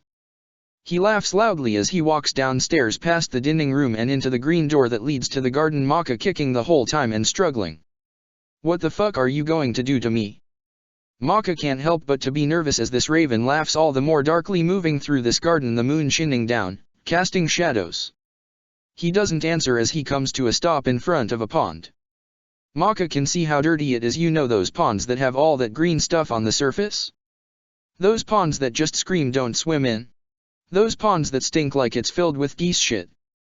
Well, that's this pond. You're going to take a little dip, Maka. Ragnarok starts to move her off his shoulder. Maka's eyes get wide with realization. And no. Maka wraps her arms around his neck in desperation and her legs around his waist. I'm sorry, Ragnarok. I'm so sorry. You know how I am. I just wanted you two to kiss. It was harmless. I'll never do it again. Come on, forgive me. Maka leans in and kisses him deeply. She's half expecting him to push her off, but he kisses back. He lets her tongue go into his cold mouth. He lets her move her hands through his hair. He even moves his hands so they're holding her up by her ass, giving her squeezes as she kisses him. She pulls away and looks him into those piercing blue eyes. I love you, Ragnarok. I love you too. He smiles. It's okay, Maka. I'm not going to throw you into the pond. You're not. Maka's eyes light up. No. Ragnarok chuckles darkly and Maka's face falls. Ragnarok fades away. There's nothing for her to hold on to, so with a scream she falls into the disgusting pond. He reappears laughing his ass off as Maka comes up. Green gunk on her head. Of course fucking not. This is what you get, bitch. Ragnarok, you ass. Maka growls as she transports out of the pond next to him. Now I smell like geese shit. You look like fucking geese shit. He roars with laughter. It's what you get. Ugh, I'm all gross now. Maka growls before she punches him in the arm. What if I go deaf in my ears because of the geese shit? Then it will be all your fault. Stop being a drama queen. He grunts. I'm so fucking glad I can't smell right now. Fuck you, Ragnarok. Maka shivers because it's cold the night time getting to her soaked self. Ah. A swamp monster. A voice screams. Maka blinks as she looks over at Krona, who just came out, his eyes wide as he takes in her covered in green gunk. Ragnarok cracks up and Maka glares at him. I'm not a swamp monster, Krona, it's me. Ragnarok threw me in the fucking pond. Maka sneezes and Krona's frightened expression changes to a concerned one. Ragnarok, that pond is gross. That was too harsh. Maka, are you okay? Didn't he think he was going to throw you into the pond? Do you feel sick? Krona rushes over only to slow down when he gets a whiff of how badly she smells. Yeah, stay back, Krona. A stench like this could fucking kill you. She glares at Ragnarok, who is still laughing. Giga. Don't die, Maka. I am sorry. Krona starts to go off only to stop. Ragnarok stops laughing and Maka stops complaining. Medusa just appeared in front of her. Out of nowhere. My child. She coos happily as she wraps her arms around Maka like she doesn't see how messy she is. It's time to obtain the jewel. This is it. We can make it, Maka, we can do this. She pulls away with a soft smile on her lips. Maka blinks when she looks down at herself. She's completely dry, completely clean. Thank God. Medusa cleaned her up. You must go out right away. If I was able to find it, there's a chance the demons are able to find it too. You must not let them get their hands on it. Medusa looks at her seriously. You must get this, Maka, if not you only have tomorrow before your time is up. I know. Maka grips her fist. She looks over at Ragnarok, who looks completely serious now. Krona is gripping his arm, a frown on his face. Are you ready to go out now? Medusa looks her in the eyes as she cups Maka's cheeks. Ragnarok tenses him, obviously not liking how close Medusa is. Maka isn't liking it either. She doesn't want to look in those eyes. Because she knows how those hard eyes were born. I guess. Maka takes a deep breath. It feels odd having so much fun playing around then changing straight to work to seriousness. It's not a good change, not at all. I know I have to get this, let's just get this over with. Maka gives Medusa a look. When I come back I want dinner waiting for me. Of course. Anything you want my dear, we will have to celebrate. Medusa chuckles. This mission will be easy. I will transport you right to the gem, all you have to do is get it, then come back with your necklace. It's simple. When you come back, we'll have dinner. Before I activate the gem on you, it's going to be great, Maka, you're going to live. Tomorrow we will prepare for war, we will kill Arachne, we will avenge your mother. Medusa keeps getting closer, her face too close to hers. Together. Right. Maka already knows in her heart that she will kill Medusa after Arachne, then it's Medusa if she lives that long, but with this gem everything is going to be fine. Let's do this. Krona. Ragnarok. Got it. Ragnarok appears next to Maka, grabbing her hand tightly. Krona walks to her side and grabs her other hand. He's being quiet, a look in her eyes she can't read. Be fast my child, come straight back to me. Medusa kisses her on the top of the head, Maka wincing. Come back to me safe. Her voice is too soft, it's odd, it's creepy. Krona doesn't even react to this, he's too busy staring at the demon behind Medusa, the demon Maka and Ragnarok can't see. Judas gives him a look, a silent message being sent between them. Krona grips his fist and nods in determination. Before Medusa says the words. And they all fade away. What's wrong, best friend? Judas frowns as he appears in front of Krona. The pink-haired boy has his head bowed. You're not mad at me, are you? I swear it was all Maka's idea, dash. She called me a traitor. Krona hugs himself. If only she knew how true those words are. He trembles. Krona. Judas frowns and takes a step closer. Come on, it's not like you're not going to tell her. You'll have your chance, trust me. You're not a traitor, Krona, you love her. You want the best for her now. If Medusa gave you an order that would hurt Maka, would you do it? And no. Krona speaks without hesitation, he doesn't look up though. See? You have changed since then, Krona. You didn't even know it was horrible what your bitch of a mother did to you. You wanted a way out and she was willing to offer you one. You didn't know, Krona, you know that once you realized what you had done it was too late. I should have known. He keeps trembling. I ruin her life, don't you see? I should have told her. I should have told her back at the asylum. What would that have done? You know her mother would have still died. You being there has kept her together, Krona. She needs you now. When this is over you can confess, but now she needs you to be strong for her. She needs to be able to trust you. The demon puts his hands on Krona's shoulders. You love her, Krona, that's why you're going against Medusa. You have to remember you're for her. Like you said, you are her soldier. You may have made a mistake in the past, but you can fix it now. You do all you can for her, Krona. You stay firm for her. She needs you now more than ever. I won't let anything hurt her. Krona slowly looks up, locking eyes with Judas. His eyes look watery, but there's a fire in them. This is the time to prove your trustworthiness, so when all this is over you can show her that you are for her and she would be more likely to believe your story on what happened. Judas rubs Krona's cheek. Today is an opportunity for you. That gem, that if Maka takes, will only harm her. If you were to take it, save her from it, go against Medusa, it would show your loyalty. Krona grips onto Judas, he's still trembling.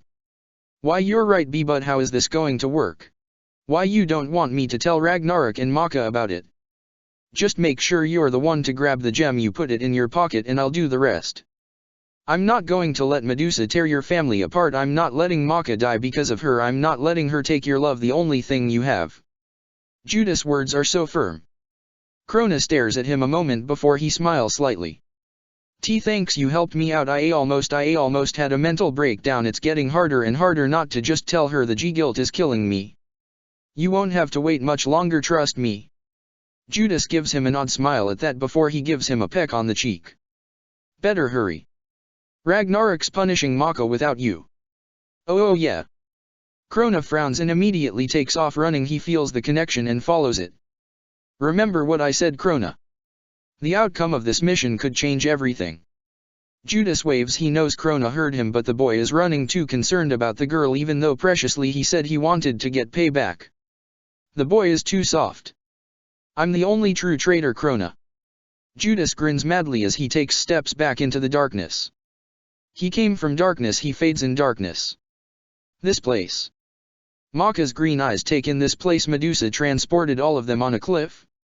Maka glances down the end of it, seeing the crashing waves 50 feet below. This gets a unpleasant shiver to be sent down her spine. A fear, but a fear of what? Falling. Somehow that doesn't sound right. Maka looks around at nothing but rock, a flat path except for one rock in the middle. It's large. If someone wanted to, they could use it as a table. Maka wrinkles her nose. Smells like shit. Why yeah, it does smell pretty bad, almost like burning. But I don't see any fire. Krona frowns as he covers his nose next to Maka. Let's just get this thing and get the fuck out of here, we don't want any trouble. Ragnarok looks over at the other two seriously, his piercing eyes hard. The way he stances, how he gets closer to them, closer to Maka. He is their protector. Alright. Krona nods, a odd look in his eyes. But where the fuck is the gem? Maka looks around, she doesn't look down the cliff again. Ragnarok looks as she looks around this flat cliff. There's nothing but that rock over there. Then that must be fucking it. Ragnarok marches over, getting in front of Krona and Maka, making sure he's first. His piercing blue eyes glance around, searching for anything that looks out of the ordinary. He's tense. This gem is important. It's time. It's life. Maka feels her breathing pick up speed as she gets closer to the rock, a fear gripping her. Each step she takes gets heavier and heavier. Why does she feel like she's been here before? Her stomach, oh god, her stomach, it's burning. She doesn't feel right. She's going to puke. She's going to. Maka. A soft voice speaks in her ear, getting her eyes to shoot open that she didn't even know she closed. She slowly looks over to Krona. The pink-haired boy is holding her wrist, trying to get her hands away from her hair. He's frowning deeply, that concern shining through. Are you okay? Fine. Maka takes a shaky breath as she lets Krona slowly lead her hands away from her hair. She glances at Ragnarok, who is staring at her intently. Now he's frowning too. She's getting them to worry. Krona holds her hand in his, rubbing soothing circles on it with his thumb, those eyes of his staring into her own. Don't be afraid. His voice is so firm, those eyes never leaving hers. I won't let anything bad happen to you. Ragnarok gives Krona an unreadable look as Maka nods, giving him a small smile. I know, I got this. I mean, hell, this will give me a whole other week. Why am I stalling? She chuckles and turns to look at Ragnarok, not seeing how Krona's face drops. So is this rocket? I don't know. Ragnarok starts as he reaches out to touch it. Only for a bright light to shoot out, a pillar of light, much like the angel's tear did when Maka touched it. The light from this rock makes a symbol. It's not a water drop like the tear, no. It's fire. The air around them gets so hot it feels like Maka's skin is cooking. The cool stone turns blazing hot. Fuck. Maka growls in pain, hopping from foot to foot, Krona doing the same. What the fuck are you doing? Ragnarok blinks, not at all feeling the change in temperature. Cool. The rock around them chills to a bearable temperature. They both let out a sigh of relief. The rock turned extremely hot. Let's get the fucking gem and go. Just as she says this, out of this large rock pops out 3 vertical eyes. They look like they are made of gold. The middle eye, the pupil, holds something other than rocks like the other ones. The middle eye has a red gem as a pupil. That's it. Maka goes to grab it, only for Krona to beat her to it hastily. The boy grabs the gem quickly, trying to pull it out. It's not coming out. Krona grinds his teeth, trying to get the gem out, to no avail. Here, let me try. Maka gets closer. And no. Krona shouts, his eyes wide with something close to panic. No, why you can't. You cannot take the eye of madness. A low voice seems to boom from everywhere. Ragnarok getting closer to Maka, the raven glaring everywhere. Krona tenses, yet he doesn't take his hand off the gem. I must test you now. I want you to think of what you fear most. If you are a demon, you won't think of anything. Demons don't fear. If you're not a demon, though, you will choose your destroyer for trying to steal this sacred gem. The voice gets darker. Think of your fear. Immediately Maka's brain wants to picture what she fears. Don't think of fucking anything. Ragnarok warns as he closes his eyes. Maka follows his lead, closing her eyes. Don't think at all. Think of a blank room. She's sitting in a blank room. For a while all is silent, Maka not thinking anything but nothingness. There's a click. Your destroyer has been chosen. What? Maka's eyes snap open along with Ragnarok. She watches as Krona grabs the gem and pulls it into his pocket. The eye let go of it. But I didn't think of anything. Maka looks over at Ragnarok. Did you? Fuck no. I didn't think of shit. Ragnarok snarls. What the fuck is this? We didn't think of shit dash. I think I did. Krona's shaky voice stops Ragnarok. The pink-haired boy looks pale. He's fidgeting, his eyes wide with panic. I'm so sorry, it just slipped in my mind. I couldn't stop it. Oh god, we're all going to die. Krona is hyperventilating. Krona Maka starts only for the whole cliff to shake like an earthquake. Maka falls to her knees, the shake knocking her down along with Krona. Something is coming. The cliff is splitting in two. Something is coming out of the rocks. Krona, what the fuck did you think of? Ragnarok grabs Krona by the shirt and starts shaking him, his eyes aglare. Krona starts. Quack. Ragnarok stops, Maka stops, and Krona screams as all their eyes fall on what just came out of the rocks. A huge, and she means huge ass duck stands before them now, its feathers black, its eyes red full of bloodlust, its beak looks sharp pointed. Now Maka's never been afraid of ducks, but fuck if she isn't scared of this one. It's a duck out of fucking hell, like those super bad scary movies on Skfi, you know, with the giant spiders or the giant snakes. This is a giant fucking duck and it's terrifying. A duck. Ragnarok screeches. You thought of a fucking duck. D-duck be big, D-duck want me, D-duck. Krona's words become hard to understand. Before they know it, all the color drains from his face, his eyes roll back, the poor boy pass out, only Ragnarok holding him up now. Motherfucker. Ragnarok snarls before he goes inside Krona. The boy jerks before his eyes shoot open, no longer Krona's eyes but Ragnarok's. He looks over at Maka that is still staring at the duck in shock. Maka. Get us the fuck out of here. Right.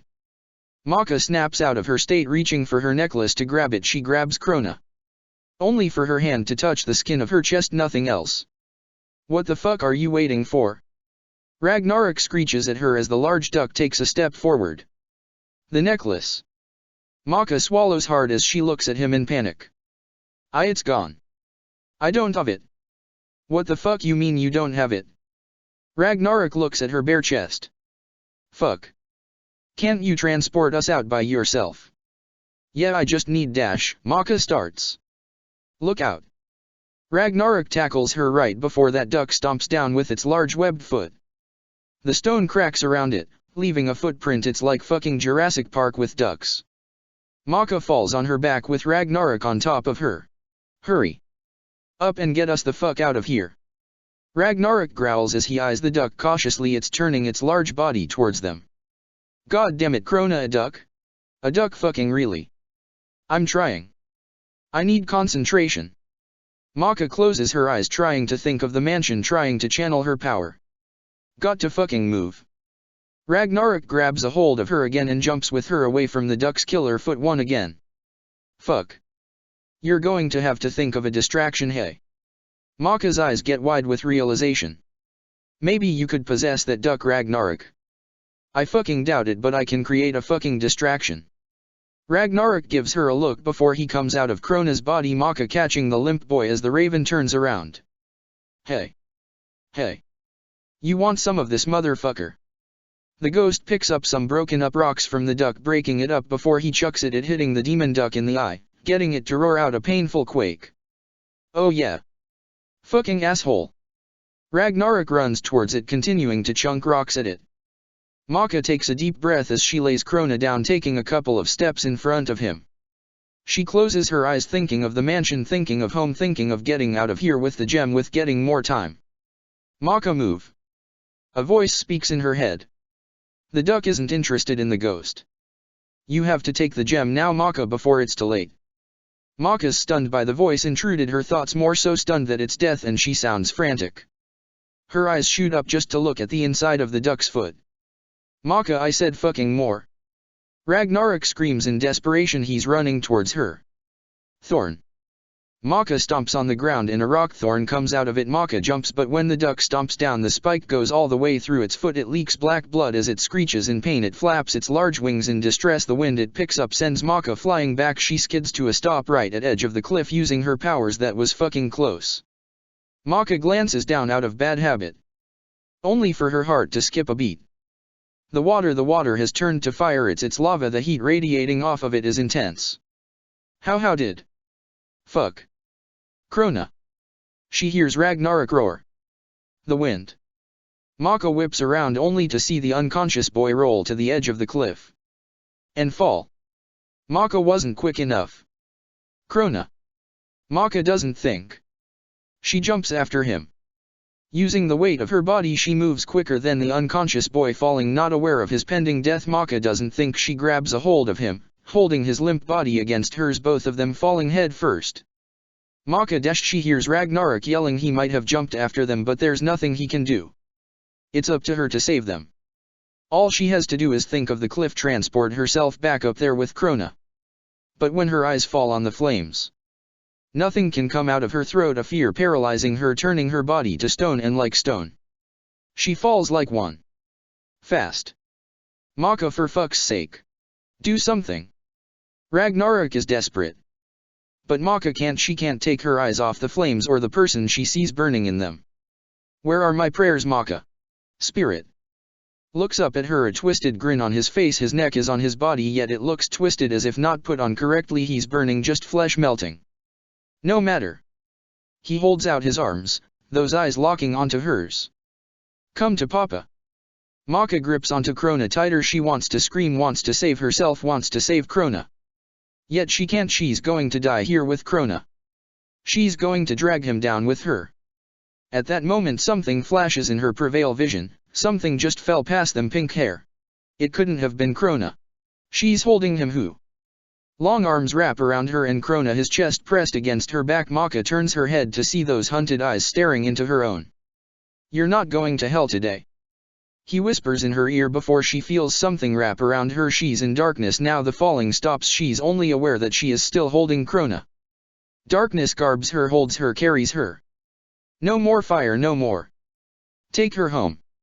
Let me set you free. She hears that voice again. Set her free. Maka. Maka. Someone is shouting at her, shaking her. Go away, let her stay in darkness, let her just fade away in it, let her just cease to exist. If she doesn't exist she can't die. If she doesn't exist she can't go to hell. Maka. He sounds worried, his shaking is getting violent. Get up, you fucking bitch. Don't you dare do this to me fucking now. He's desperate. Maka doesn't want to, but she lets the darkness fade. Her eyes open up, piercing blue eyes is all she sees, those eyes that are shaking, and when they lock on hers there's such a relief in them. Thank God. Ragnarok lets out a shaky breath, but soon he tenses right back up. Where the hell is Krona? Krona? Maka's eyes get wide. She remembers the fire, Krona falling, her jumping after him, then something else happened, right? She shoots up and looks around only for her brain to stop a moment. They aren't on a cliff, they're in the mansion, in the lobby. Maka laying on the red carpet and Ragnarok kneeling by her. How did we get here? Maka frowns, holding her head. Like fuck if I know. I thought. He stops and shakes his head. You just disappeared before you hit the water dash. Water. Maka frowns deeply. No. No, it was fire. Did you fucking hit your head, Maka? Ragnarok puts a hand on her forehead, he's concerned. It was water, you almost went down with Krona head first, but then you just disappeared. I faded away with you, something pulled us back to here. I figured you were able to bring us back, but you weren't fucking moving. When I could see again, you were fucking on the floor, and Krona was gone. Maka holds her head in her hands, her head is getting fucked up, she can't tell what's real and what isn't anymore. Did she bring them back? It doesn't seem right. Maka, are you okay? Maka whips her head up at that voice. Krona comes out of the door that leads to the guest room. He has a deep frown on his face as he walks over to the two who are looking at him in awe. What happened? I think I blacked out dash. Yeah, because you fucking thought of a duck, jackass. Ragnarok growls, snapping out of his state. You almost fucking killed the both of you. If Maka didn't fucking catch you and bring you back, you would literally be swimming with the fucking fishes. I didn't mean to think of the duck. Krona bites his lip, looking at Maka with this guilty look. I'm so sorry, it didn't hurt you, did it, Maka? Are you okay? Krona kneels in front of her. Ragnarok is by her side. They both look at her the same. With love and concern. They would never hurt her. Yeah, I guess I'm a little shaken up is all. Maka forces her smile, trying to ignore this headache she has. The dining room door swings open. Welcome back, Maka. Medusa smiles at her, but when those yellow eyes fall on Maka she frowns slightly. Is something wrong? The mission was easy, yes. Yeah. In and out. Just like you said. Maka lies. She's not going to tell Medusa how Krona thought of a duck or how her brain is more fucked up. Oh good. Medusa smiles again. Dinner is ready for you, Maka. This is a celebration. You did obtain the gem, yes? Yup. Krona's got it. Ragnarok nods his head to the pink-haired boy, not seeing how badly he tenses at that. Good. Come on in, all of you, eat to your heart's contents. You earned it and you're going to need it. For the next couple of days we will be training hard, Maka, but we have time. Let's say 5 days from now we declare war. Medusa hums. 5 days from now Arachne will be dead. She grins before she walks back into the dining room. So fucking food sounds so good right now. Maka sighs. I hope she made French fries. I would be so happy if there was French fires. Well, get your ass up and let's see.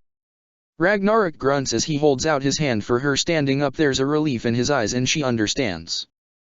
Because they did it, she's going to take the gem, she's going to get more time. They're going to kill Arachne. Maka is going to live. Krona doesn't say anything, but he holds his hand out for her as well. She takes the look on his face as guilt for thinking of the duck. It's okay, Krona. Maka reassures, smiling at him. Krona looks at her before something flashes in his eyes. He nods, a faint smile on his lips now. Maka lets out a relieved giggle escape her throat. She's going to live, she's going to make it, she's going to avenge her mother, she's going to break this curse. It's almost over. All her suffering, it's almost over. It's almost over, all right. That girl grumbles. Maka ignores her as she grabs both Ragnarok and Krona's hand. They help her up together. These boys are her support.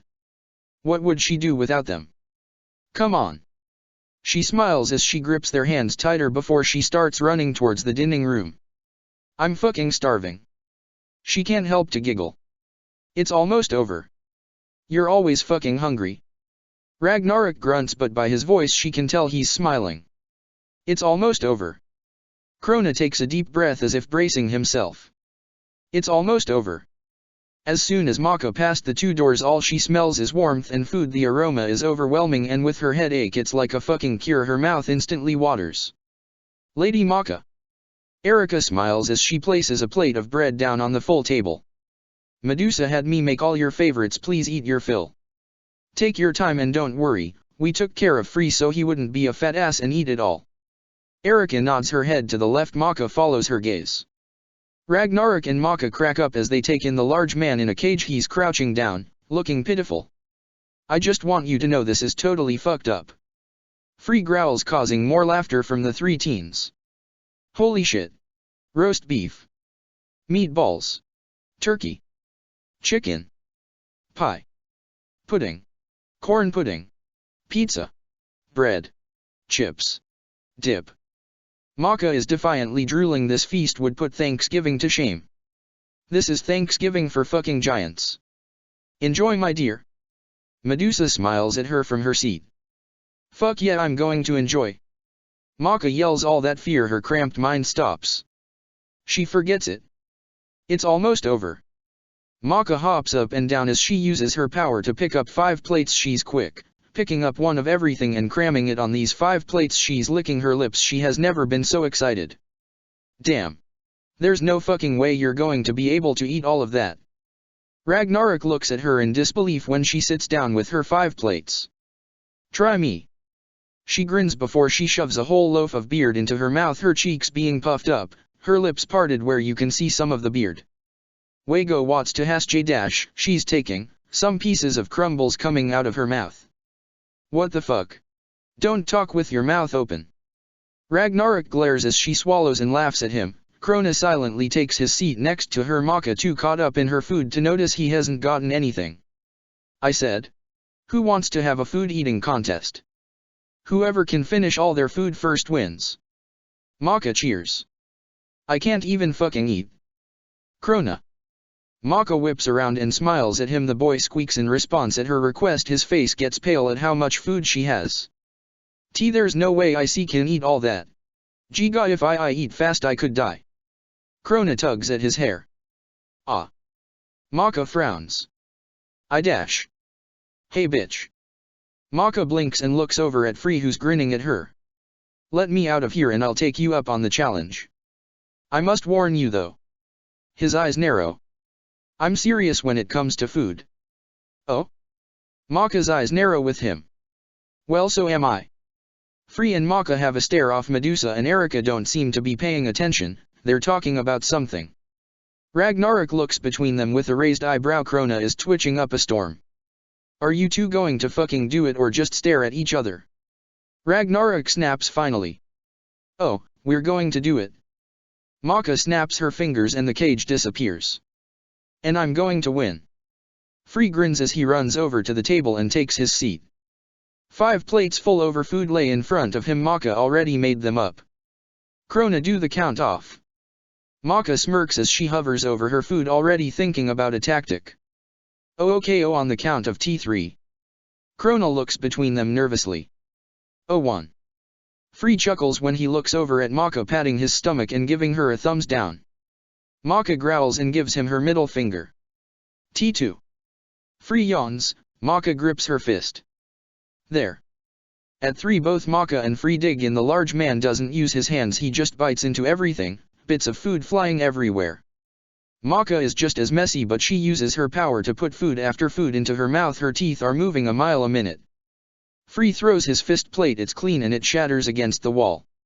Free, what the hell, dash. Erika starts only to be ignored by the wolf man. Shit.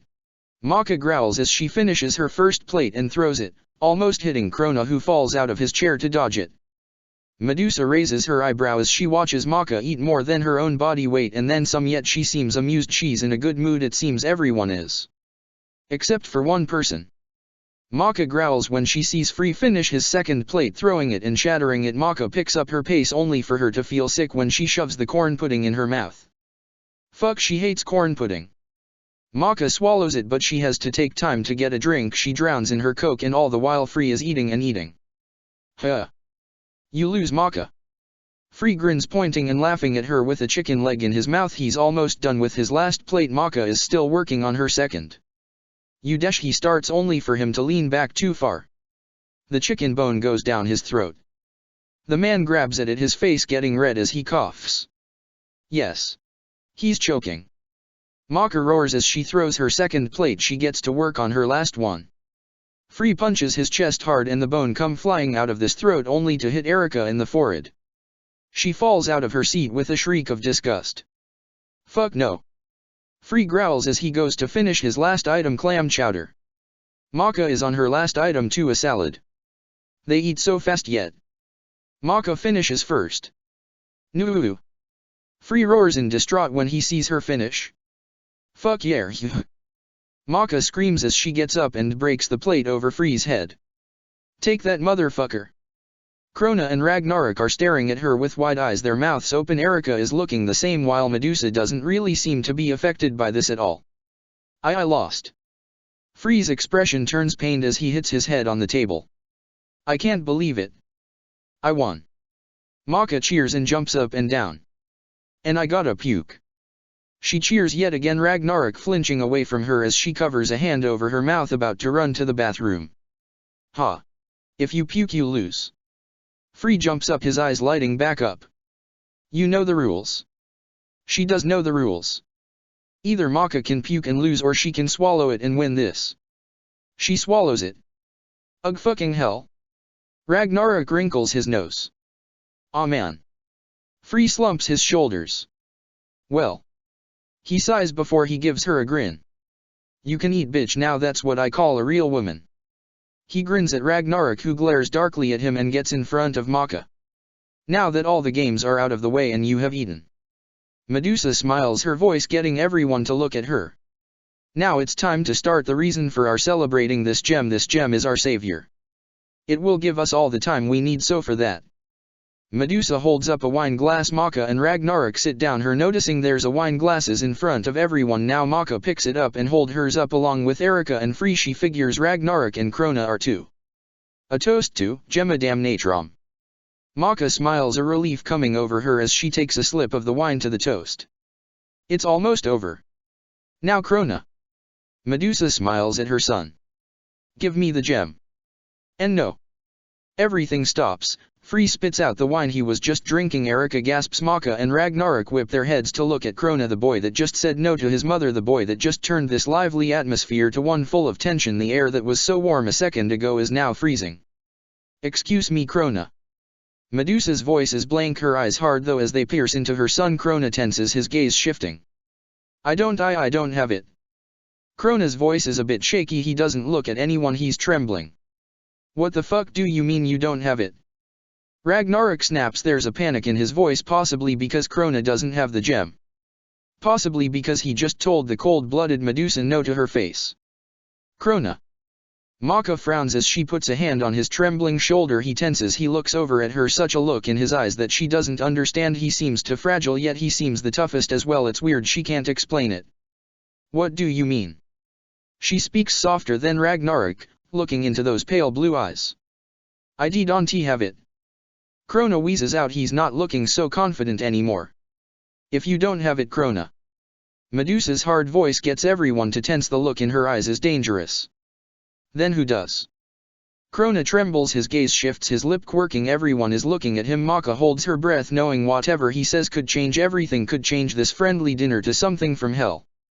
The pink-haired boy looks at Maka and Ragnarok, who are looking at him expectantly, a panic in Ragnarok's eyes while Maka just looks confused. Krona looks over at Erika and Free, who are staring at him intently, then he looks at his mother, the woman's blank face scarier than if she had a expression. Looking for this. A voice suddenly chimes, everyone whips around to see no other than the demon standing beside the table with the red gem in his hands. He grins madly at how Medusa's face falls, at how everyone's face falls. Behold. He holds the gem high. My father's tear, the tear of a demon, the only tear he shed. It is called the Jewel of Damnation, for this tear was shed by the damned. It's full of nothing but hate and broken dreams. Blue. Maka cautions, her heartbeat picking up speed. Just give it back, we need that. The demon looks over at her blankly. Yeah. His lips go in a tight line. Well, I need it too. He lifts the gem up over his mouth. Ragnarok, stop him. Medusa roars. Ragnarok gets up and runs to him, but he's not fast enough. Down the hatchet. He giggles before he drops the gem into his mouth and swallows. Maka watches as the lump goes down his throat, as her hope goes down this demon's throat. Nuu. Ragnarok screams and goes to tackle the demon, only for him to disappear with Maka's hope. Her time. Her life. Maka's ears pop. White noise filling it up, everything seems to be going in slow motion, her mind not really there, it's over, he took it. Soon everyone is yelling and screaming except for Medusa and Maka. Free is roaring, throwing stuff around. Erika is freaking out, grabbing her hair, but all Maka can hear is Ragnarok and Krona. No. No. Fuck, how did he get it? Ragnarok screams only to stop. The raven turns around slowly, his eyes falling on the twitching pink head. The raven's face has completely fallen. Krona. What the fuck have you done? All eyes slowly turn on this pink-haired boy except for Maka. She's still staring where her hope was. Still staring at where the demon was. Before he swallowed the only chance she had left. Check the description for the links to the author.